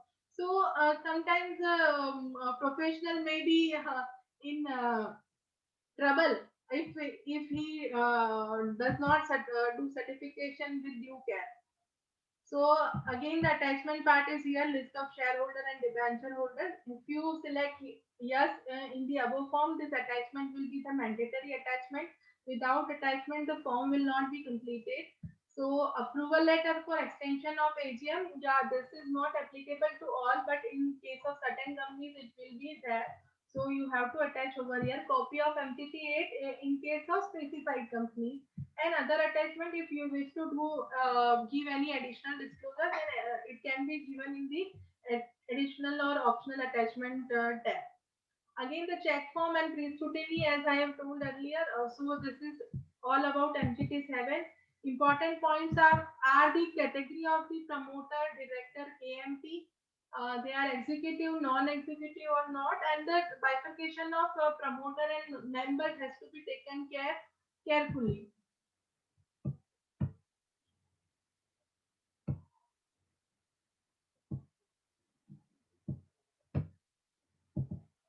So almost my presentation is completed. I have covered all the e-forms which I have mentioned earlier. That is MSME 1, MGT 7, AOC 4, etc. Let's move to the charge form very quickly. Charge form are the event-based form. Yeah. Charge form are the event-based form. So whenever a company creates a charge on its assets or in its current assets, then this charge form is attracted. So if it is a secured charge or a mortgage deed or a hypothecation deed has been executed with the bank, then the bank will emphasize the company that the charge form should be filed within a particular time. So first form is CHG1. This CHG1 form is for creation, modification of the charges that has been created in the favor of the company. Even ARCA under the SARFAESI Act are also covered in this form. So charge form is for the creation and modification of the form. So main thing that has to be taken care in CHG forms are, I will take it later. And there is one another form, CHG9. This CHG9 form is for debentures.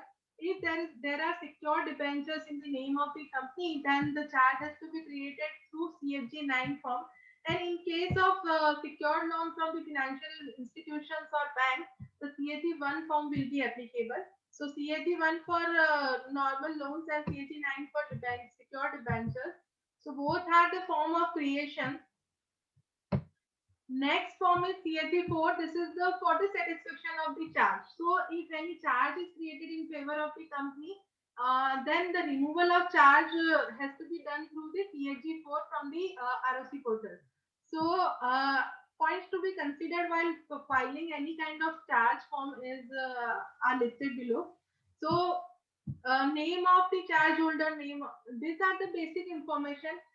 For filling the charge form, one has to read the charge creation document properly. The charge creation document may be a hypothecation deed, mortgage deed, sanction letter of the bank, etc. So this document has to be read particularly by the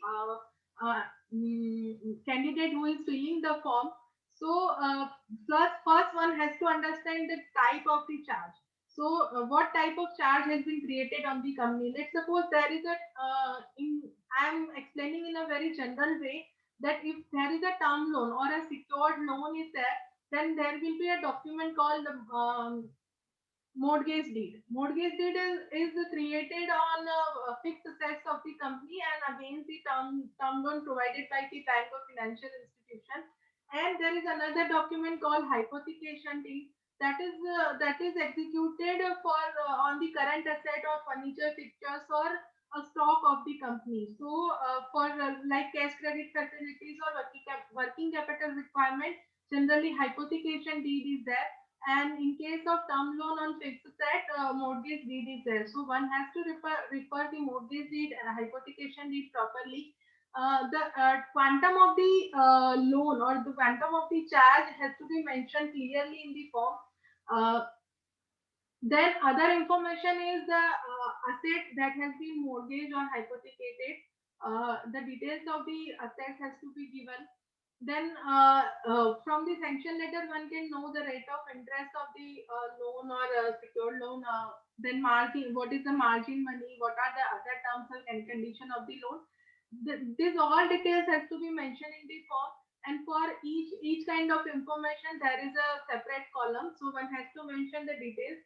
In case of fixed asset, in case of fixed property is mortgage, if let's suppose any property is mortgage, then the location of the property has to be given in this form with its latitude, longitude number, and with the valuation report of the valuation value has to be mentioned in the form, and the location of the property in detail with direction and the latitude, longitude number has to be given.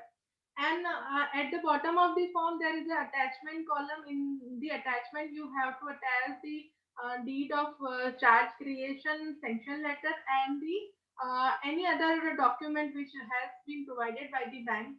This charge form generally generally have three signatures.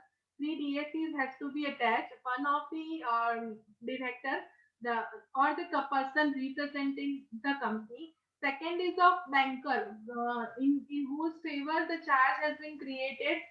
They has to affirm that this charge has been created. So DAC of banker is there. And the third DAC is of the certification professional. So it may be CACS or CMF. So three DAC will always be there in any kind of charge form, except the debenture form. In case of debenture, trust is there, so the formality will be different. But in general charge creation by bank or financial institution, three DACs will be there. One of the company director, second is of the banker, and third is of the professional. So in this way, the charge form has to be filled. So it is all about the charge form. The next topic is increasing capital. So if one has gone through the Companies Act, there are 3-4 types of capital, that is authorized capital, issued capital, subscribed capital, and the paid-up capital.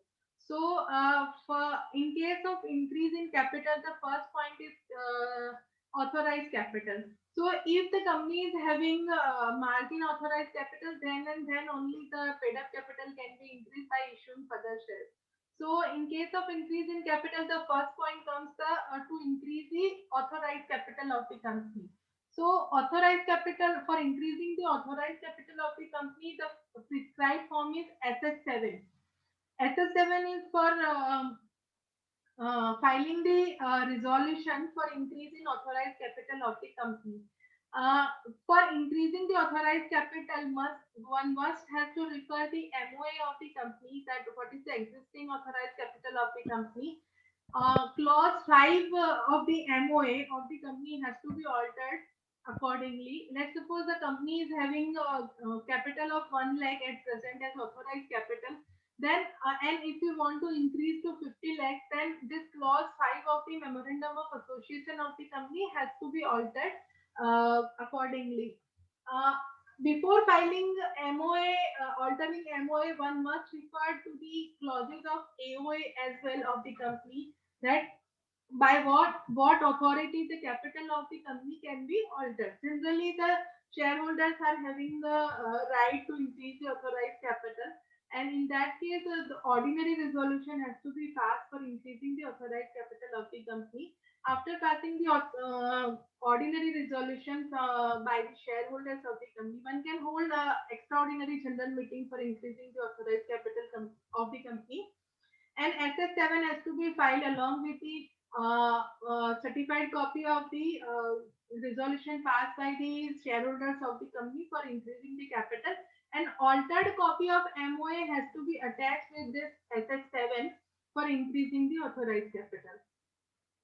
Yeah, SS7, there is one more requirement. There are two types of chalan fees is calculated in case of SS7. One is the filing fees, on second is the stamp duty. Stamp duty has to be paid electronically. So in SS7, the stamp duty will be calculated with the differential amount in case of Gujarat. Stamp duty is calculated state-wise.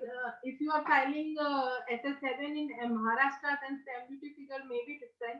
In case of Gujarat, the stamp duty is charged at a fixed rate, and the maximum cap is also there. But in different states, the stamp duty criteria is different, so stamp duty will be decided accordingly. In Gujarat, it is paid in case of SS7, it is paid electronically, and it is the subject matter of state. Stamp duty is the subject matter of state, so the figure will be decided accordingly. Yeah, one tip I want to give over here for SS7 is that SS7, in case of payment of stamp duty, one has to be very clear that there is no any areas in case of stamp duty. Let's suppose the company is incorporated in 80s or 90s, when there was a different rate of stamp duty, and now the rate of stamp duty is very different. Now, after 90s, the company today in 2021, the company want to increase the capital. Then there is a possibility there is a differential figure of stamp duty company has to pay. While the SS7 is not a STP mode, it goes for approval with the ROC. So ROC may raise a query for differential amount of stamp duty, and whatever the differential amount is there, the company has to pay, and then the approval of the SS7 will be possible. So SS7 is there. Then after increase in authorized capital, company can increase the paid-up capital by issuing shares to the shareholders or to other persons. So again, for increase in paid-up capital, the return of allotment has to be filed. The return of allotment has to be filed in form number Pass 3. This form is again a composite form. Whatever increase is there in paid-up capital through right issue, bonus issue, or any other way conversion of loan, then this return of allotment has to be filed within 30 days of the allotment. So let's suppose there is a company want to increase the paid-up capital by issuing further shares. These shares can be issued to the existing shareholders, and it will be a right issue. Otherwise, it will be considered as a preferential issue or private placement. In case of private companies, let's suppose the company is not issuing shares to the existing shareholder, then other than the existing shareholder, if the allotment is done to other than existing shareholders, then it is considered as a private placement under Section 42 of the Companies Act. So provisions of Section 42 along with Section 62 has to be referred by increasing the paid-up capital of the company and filing the return of allotment. So one has to be careful whether it is a private placement or it is a right issue, it is a bonus issue of shares, or any other kind of conversion of loan can be also there. In case of loan has been provided by directors of the company, and at a later stage they want to convert it into equity shares. Provided a resolution has been passed earlier by the shareholders that the loan of director can be converted into shares, then at a later stage on the application of the directors, if they apply for that they want to convert the loan into equity shares, then again it is an allotment of shares, and this form Pass 3 has to be filed accordingly. So in case of form Pass 3, one has to be careful while mentioning the face value, premium, call money, etc., because a table will come in which you have to mention the face value per share, then total value of the shares, premium amount, etc. Authorized capital, issued capital, subscribed capital, and paid-up capital has to be mentioned accordingly. If there are partly paid shares, let's suppose there are two kind of shares in the company. One are equity shares and another are the preferentials. Let's suppose, or not preferentials but partly paid up shares are there. Let's suppose company has issued shares of face value of ₹10 each, and they have called up only ₹5, or partly paid up shares are there. Then the share value has to be mentioned accordingly, that this number of shares are fully paid and this number of shares are partly paid. And by comma one can mention the paid up value of per share. necessary attachment of the past year list of allottees. So list of allottees must contain the name, address, PAN number of the allottees very clearly as per the rules mentioned in the past year on return of allotment. So this is all about the form filing, which are the mandatory or routine form filing are there in on NCA 21 related to charge and share capital increase in share capital. While filing part 3, one has to go through the rules very carefully, because in case of right issue the rules are different, in case of private placement the rules are different. In case of private placement or preferential allotment, valuation of share is mandatory if the shares are issued at a premium. So discount option is not there in Companies Act 2013. If the shares are issued at a premium, then valuation report from registered valuer has to be attached in the optional attachment. Mandatory attachment is not there, but one has to attach to the past 3 itself. So in future, no queries remain in focus. So this is all about the form filing. Next topic is board meeting. We are running short of time, so I am not discussing the board meetings in detail. However, I will give you some tips about holding the board meetings, AGM, and maintenance of the minutes of the company. So secretarial standard is mandatory. Secretarial standard 1 and 2 are mandatorily followed while deciding the dates of board meeting and general meeting. Notice period, etc., has to be taken care very carefully. In case of general meeting, 21 clear days notice has to be given. Otherwise, if the company want to hold a general meeting at a shorter notice, then consent of 95% shareholder voting at the meeting has to be obtained in advance. Otherwise, it may invalidate the holding of the meeting. So, students I will suggest the students that wherever or whenever you are filling the form or you are mentioning the date of general meeting or board meeting and notice calling the meeting, please be careful in calculating the 21 days difference. If the days difference is not more than 21 days, or it is less than 21 days, then make sure there is a consent has been obtained from the shareholder who has right to vote at the meeting. Let's suppose it is a public company which is having shareholder more than 100 shareholder. It is having more than 100 shareholder, and the company want to call a general meeting for increase in authorized capital.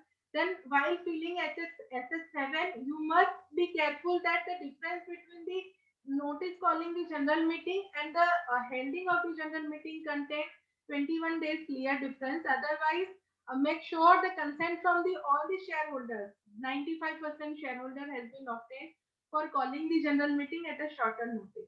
Yeah, shorter notice can be less than 1 day. There is no criteria defined that 7 days clear notice should be there. So it was earlier there in Companies Act 1956. Right now in Companies Act 2013, there is no such provision for shorter notice period. So it can be given at the same day. If there are 2 shareholders in the company and the shareholder gives consent that the meeting can be held immediately after half an hour, then it can be done if the consent has been obtained from all these 95% shareholders. So for shorter notice, there is no definition of time. However, in case of clear 21 days notice, it is very much defined that the notice must be clear 21 days notice. Yeah. Another thing is that board meetings, a small company or other than small companies must hold 4 board meetings in a year. In a year means 1 meeting in each quarter, and there must not be difference of more than 120 days between 2 board meetings. So while filling at MGT7, if you are filling MGT7, because MGT7 asks for the disclosure of the meeting held and the attendance on the board meeting. So if you mention thoroughly the 4 board meetings in the MGT7, be careful that there is a difference of not more than 120 days between 2 meetings, and attendance should be mentioned according to the quorum requirement of the Companies Act. So in case of private company, two directors must be there in the meeting to hold a valid board meeting. And in case of public companies, the quorum requirement of 5 shareholders, etc., should be taken care. So this is all about board meetings and general meetings. These are very simple tips. I'm not going through the PPT thoroughly because it will take more time. Another tip I want to give about the minutes, maintenance of the minutes of the board meeting and general meeting. So the basic rule is that any board meeting or general meeting should be serially numbered. Company can maintain it in loose leaf. However, it should be bound and serially numbered. So now each and every board meeting must contain a sentence as this is the board meeting number this, and the time of the board meeting, the date and the place of the board meeting should be clearly mentioned. In case of notices calling the general meeting, the notice should clearly mention that on this date, at this time, and at this place the meeting will be held, and the location map is also should be provided to the shareholders. So it is given in the rules to provide all the things in the notice clearly, and moreover the explanatory statement should be there in the notice for any kind of special business and special resolution. So while drafting the notices of any meeting, one should take care of section 101, 102, that how the notices that should be drafted and sent to the shareholders and board of directors. Notice agenda to be mentioned clearly.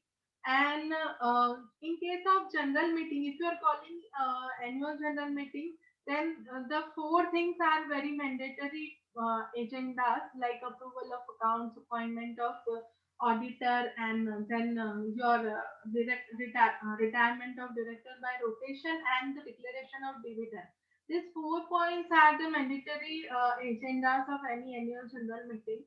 And besides that, any agenda can be included in the notice. However, the notice must contain the agenda very clearly in case of special business and special resolutions.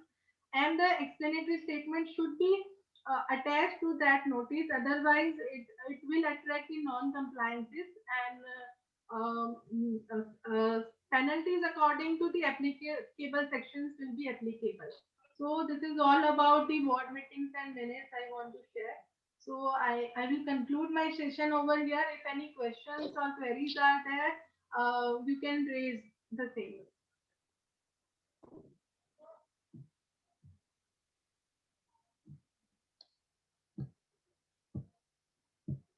If there is any question, participants can unmute themselves or they can type in the chat. I will read.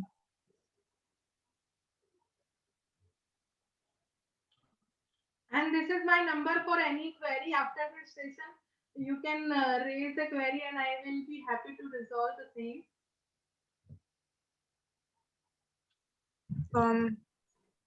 Ma'am, I have a doubt. Yeah. Can we change the phone number of the director in Form Director 3 KYC Web? No, in Web KYC, you cannot change the mail ID and mobile number. For that, you have to compulsorily file the DIR3 KYC form by attaching the DAC of the director. Okay, ma'am. Thank you. If you want to change the mail ID, mobile number, or any kind of information that you want to change, you have to file the form.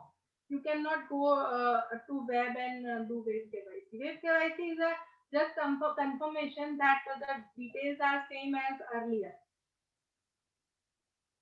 Okay, ma'am. Thank you. Yeah. Hello, ma'am. May I? Yeah, please. Yes, ma'am DPT 3 में जो newly incorporated हुई है company उसके लिए भी DPT 3 applicable है. For example अभी fab में इनकॉर्पोरेटेड हुई है तो उनको 30 जून के पहले भरना होगा DPT 3. देखिए, आपको DPT 3 का क्राइटेरिया आपको पहले डिफाइन क्लियर होना चाहिए. DPT 3 is for any outstanding balance not considered as deposit as on 31st March 2021, right? So अगर आपकी कंपनी जनवरी में इनकॉर्पोरेट हुई है, फरवरी में या इवन मार्च में भी इनकॉर्पोरेट हुई है, and before 31st March or as on 31st March, if there is any outstanding balance of unsecured loans or any kind of loan from director, then you should file DPT3. Because the criteria is 31st March 31st March of any financial year. Okay, ma'am. And then what about the audited balance sheet data? Yeah, audited balance sheet, the same thing will apply over here. As you are getting chartered accounts, doing chartered accountancy, there is one concept in income tax that if any person holds PAN, they have to file ITR, right? So as on 31st March, if there is a PAN, a company is having PAN, then you have to file ITR. So in that case, I will suggest if you are filing ITR as on 31st March of any financial year, then you should file the audited balance sheet too with the Okay, RBI. ma'am.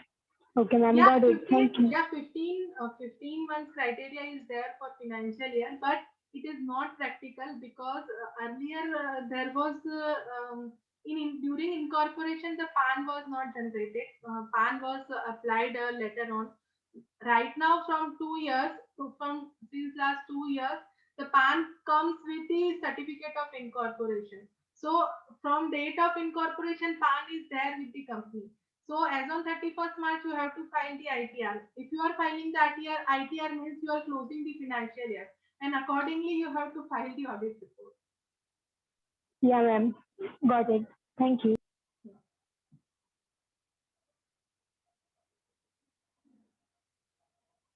Any queries? There is a query in the chat box. Yeah. Is total of all transactions under AS 18 required to be mentioned under financial parameters? Total, there are two aspects I have told during this session as well, that the balance sheet item should go in the balance sheet disclosure and the P&L item should go in P&L disclosure. So if in audit report there is a disclosure about AS 18 transactions, so payment of rent, payment of remuneration, etc. are the P&L items. So they should go in the P&L table, and the total of the same should go in P&L table. And let's suppose there are loans from directors, the directors' relatives, then this is the balance sheet item. So that will go in the balance sheet item table. The total will go. Let's suppose there are loans from 2-3 directors, then the total of that item will go in that table.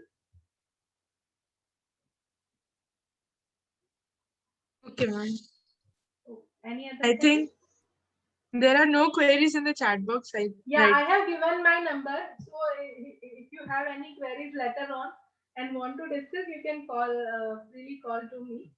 Yes, even if the queries are communicated to the WICASA team, we will share it to ma'am and then get back to you all. Okay, So thank you. we will have a quiz right now. I will send a link of the quiz in the chat box. All you have to do is click on the link and you will have a MCQ quiz. You will be given 10 minutes to complete that quiz, after which the results will be announced.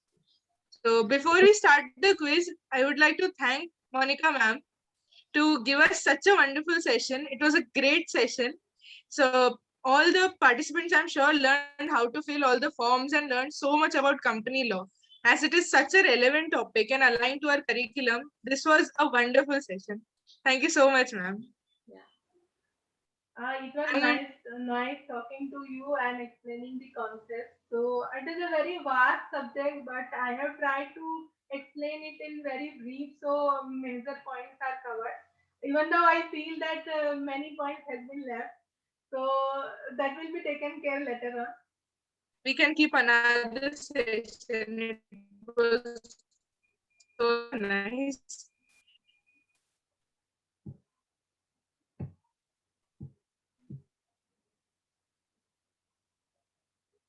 Now I will share the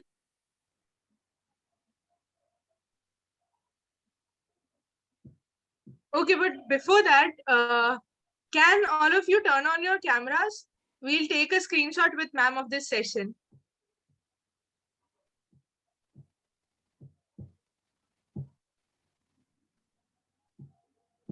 Okay, Garv is also with us right now.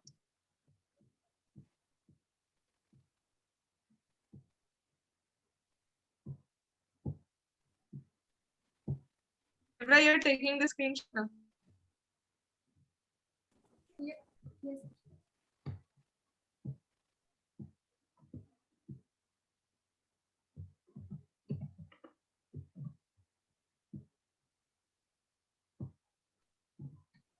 Done.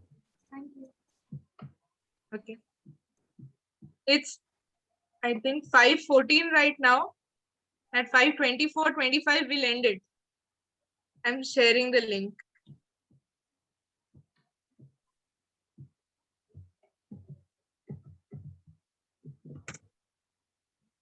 So the quiz begins right now. I've shared the link.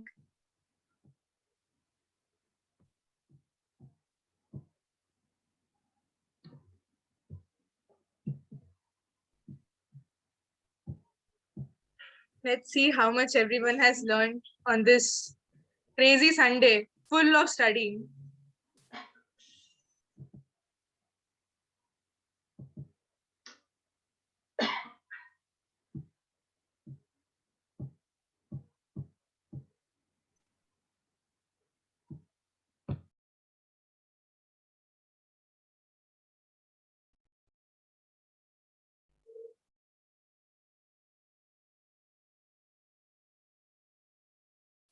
After 10 minutes, we will announce the top 3 who scored the highest.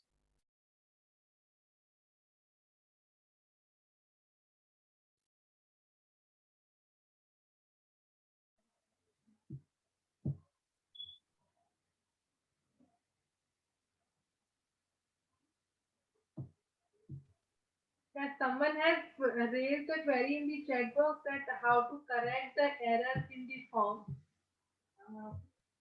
Yeah, thanks for your session. How to rectify errors in file form? Can you please upload PPT?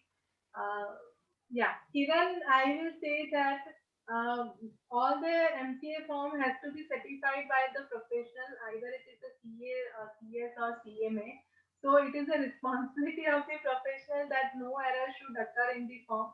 If any wrong disclosure has been made, then the penal actions are there. However, some clerical errors cannot be corrected. For correction in AOC 4 is allowed after obtaining approval from the National Company Law Tribunal. Then and then the AOC 4 can be rectified or a financial statement can be rectified. So be careful in filling any kind of form or any kind of figure in AOC 4 and MGT 7 because the rectification option has gone in Companies Act 2013. Earlier in Companies Act 1956, we will be able to upload another form. So it was replaced by the next form. So now it is not possible if you made any kind of mistakes. After upload, you cannot rectify the thing. There are prescribed procedures that has to be followed for rectification.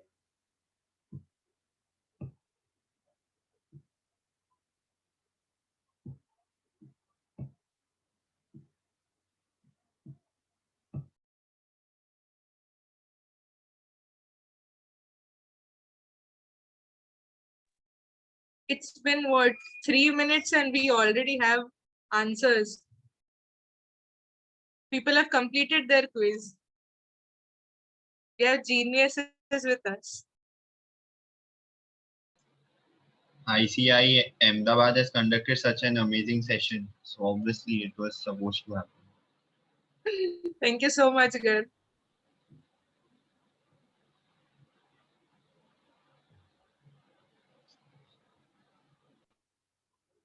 Update in the chat box that you've completed the quiz. It'll also be easy for us to keep track.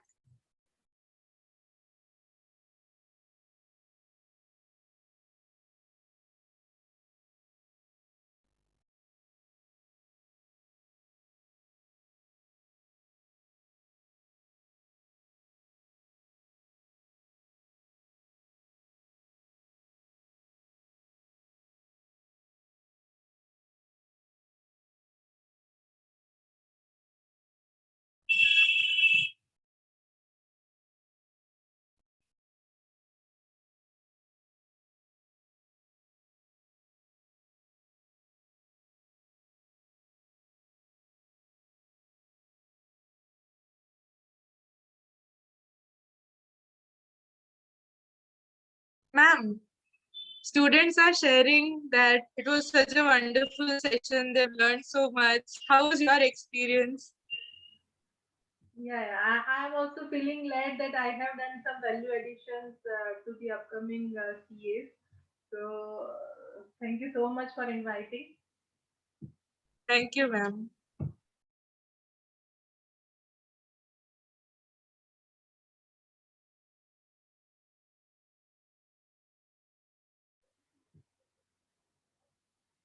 I think the quiz was very easy, so they have done very quickly.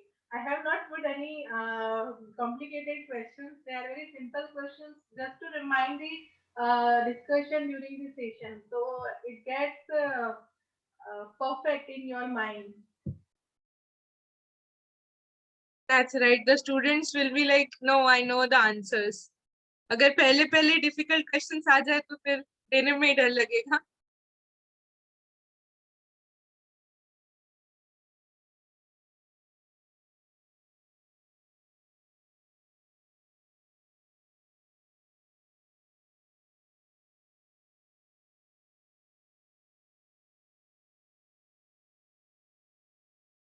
Four minutes to go.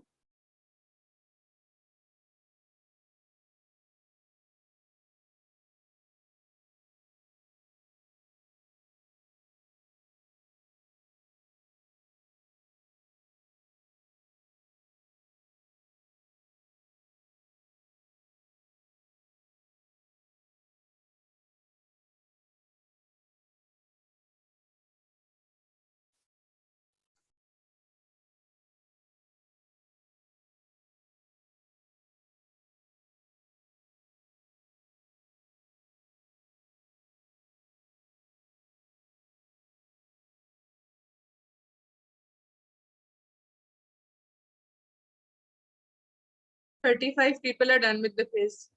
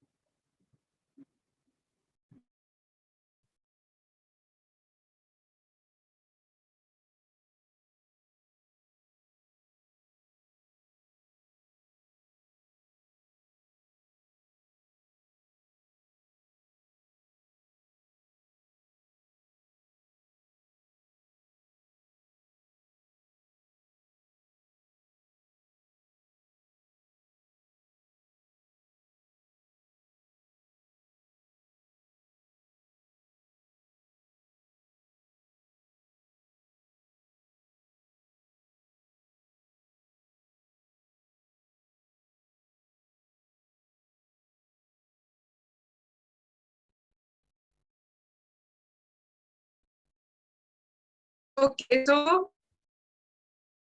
we do have the top 3 people because all of them have scored 10 out of 10. So we are going to announce on the basis of time now.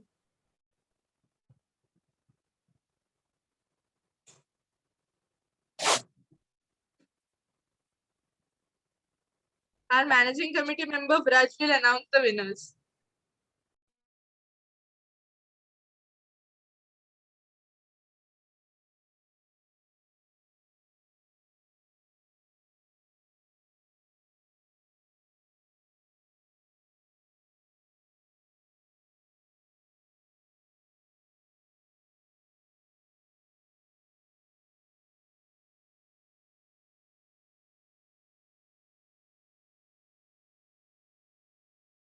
Vraj. Participants are eager to know who has won. So please announce the winners.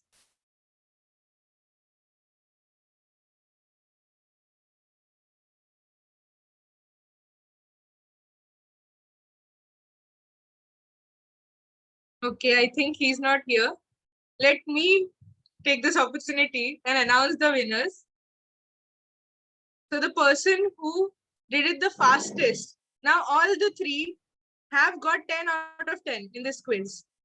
But the fastest was Jyoti Harishbhai Jaichandani. Second was Niket Chandrakant Sawant. And the third is Pawan Garg. So, virtual claps for all of them. Thank you. But all of you answered, that's what matters. We have almost, yeah, all of those who were present did attend the quiz, which is more than enough. Now, we also have a special address. We have with us the Vice Chairman of the whole Western region. So I would request Mr. Garg Kejriwal to address all the participants today. So, well, hello, very good evening to each one of you, and thank you for inviting me, Vikasa Ahmedabad. So, a very huge congrats for this successful event which has taken place today on a Sunday. A very insightful session, I must say, and I think all the students would have really learned a lot. But today I'm here to tell you about WICASA, what WICASA is actually. So WICASA is the Western India Chartered Accountant Student Association, and we may feel that in colleges you may not have got chance to be part of associations in schools. So CA profession also provides you this platform to come, connect, learn, and prosper with everyone. Learn, network. These are the most important keywords that you guys must have seen nowadays. So, and I must say that this association is not just about networking or just not doing those. It is a platform where it is a platform which provides so many other things. It helps you in personal development. It helps these kind of workshops. It also takes place the national conference. We host the national conference. So it teaches you leadership, the team management. And you see all these people, Jay Motwani, Khushi, Divya Jain, how they must have coordinated for the whole event. They have prepared, they have provided you with the quiz, though they must have coordinated with the all the faculties, all the CCMs, RCMs for this event, and it has been an amazing event, I must say. Interaction with inspiring people. Khushi, you are Yes, yes. yeah, you are not on mute, so yeah, you were Yeah. sorry. So yeah, so and also I would like to share with you all is WICASA has I'm the vice chairman of WICASA WIRC, and we have the branches, like we have major branches like Ahmedabad, Barodara, Pune. They have been doing amazing events. So I would also request that you go on Instagram, go check out their events which they are taking place. They are having so many environmental fitness related things, seminars, podcasts, and all these things have been taken place to make you learn, make you a better professional. These all things have been undertaken to make you a better professional. So and to also I would like to add to this is you can reach out to Vikasas, any Vikasas for any problems. We are a students body and we are always there to help out you. We are also articles like you. We are just the representatives and we are here to help you to sort out your problems. So if not, you can also utilize, you can come to us if you're not aware of the SSP portal. But I must say, if you go explore the ICI, whatever the ICI is provided to all the students, if you go to the SSP portal, you can check your you can post all your queries over there at eSayata. They are answered well. You can also check your, you must check the scholarship, which is merit based and income based. You must avail that facility of the ICAI, and you must also, for any help if required, you can also go to WIRC website. There is a separate help desk provided by Western region also, though we have it on SSP portal. And if you're not aware of anything, you can just give a call to us, any of the representatives of any of the branches or any of the region. And you must also try to go check out other branches. There have been to update yourself, as people were sharing in the opening ceremony, that knowledge is the key. And nowadays CA are not updated. Many of the students, you must be only studying. I know you have taken out time on a Sunday to learn, but also Western region at a regional level, we have been publishing newspaper weekly on a Sunday. So you must go check out those also to get knowledge if you are not very well equipped with all like the other facilities. If you don't get time to read newspaper, just weekly go check out the newspaper and everything. And I'm sure with Jay Motwani and his team over here at Ahmedabad WICASA, we have been doing an amazing job, and we would be further be providing you the best with whatever we can. So thank you so much for attending, and it is my pleasure to be here with WICASA Ahmedabad for this event. Thank you so much, everyone. Thank you, Garv. The pleasure is all ours. It is really nice to see another leader. Although at such a nice position, your vision, it's commendable. Thank you for expressing so much to our people as well.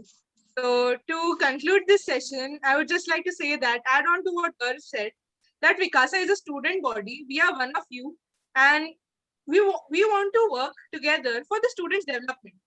And also, you are a part of us. So you can approach us, call us, ping us. We are always ready for new adventures.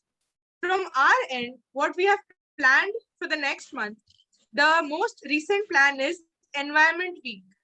Because right now, it is impeccable to save the environment. The tasks that we have taken up is cleanliness drive, like plugging. Also, we are going to do distribution of water pots, bird feeders, also nests for birds.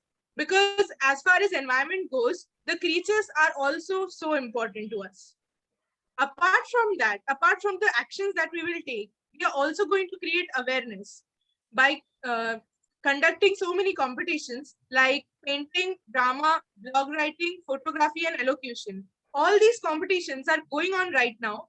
Participate in them, share your preparations, presentations. We, from WICASA's end, will also share all those and create awareness about environment saving. Apart from that, we have a lot more events planned up, but for that, you will have to be stay tuned with us. You have details of all of us. You can contact us anytime. You can also contact us to be a part of the team, be a volunteer, and just grow like we do and become a part of something greater than yourself. So thank you so much. Khushi, I just wanted to add something. Yeah, of course. It's just addition to the statements of Garv and Khushi. Ki, don't be a part of crowd, be a crowd maker, right? So come to WICASA, you have that talent, right? Persuade the people. So just don't be a part of crowd. Come here, come on the stage, present yourself and improve yourself, right? Exams are coming. Tell your friends who will be giving exams in this July 2021 that WICASA Ahmedabad is in solidarity with them. So we'll be helping each and every student who will be having any sort of query, whether it may be in regards to exam, whether it may be in regards to any articleship form or any damn query. We are with you. Just tell us, contact us. If you have any suggestions that we should conduct any workshop, any seminar, or any technical, what we say, session or lecture, you want us to conduct revision sessions, call us, tell us that we want you to conduct this type of seminars, this type of workshops. And as Khushi rightly said, that we are having these competitions. This is not only to check your talents, right? This is to make people aware. Our CA students and CA members make aware about the environment, how environment is important to us, right? In blog writing, you can write blogs, you can test your skills of photography or your drawing or painting, right? So make people aware, test your skills of persuading people, and let's make this student association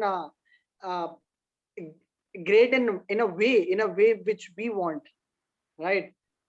I couldn't tell you any more because I have no words to tell you what WICASA means to students, right? So live a life cut about. That's Indian Air Force line. I'll use it here, right? We are getting such a sort of experience here. So come join us, be a crowd maker, right? So yes, Khushi, That's all from my side. And thank you, Garv. It was very nice. We were very glad to have you on board with us. And truly commendable work WICA is doing under the leadership of torchbearers of WIC, including you, Garv. It is our pleasure. Okay, so I think we have expressed our emotions regarding WICASA very well. Now it's a Sunday evening. Let's end the session and come back next week again for something new. Also, just quickly, I am reminded of one thing, that we are going to have a tree plantation drive. We are having to have a cleanliness drive, that is flogging and else. So we haven't decided yet that we'll be conducting it physically or virtually, but whatever it will be, we'll convey it to you, right? And join in the huge numbers, whether it be physical, whether it be planting a sapling in your home or at a garden with us. Will have a proper social distancing, and all of the guidelines will be followed duly, right? So if we conduct it, we'll convey it through the WhatsApp groups and Telegram groups or Instagram. Just stay connected, as Kushi said, and join us in the huge numbers if it's possible for you. It's not about us, it's about all of us. Okay, great. Bye. Good night, everyone.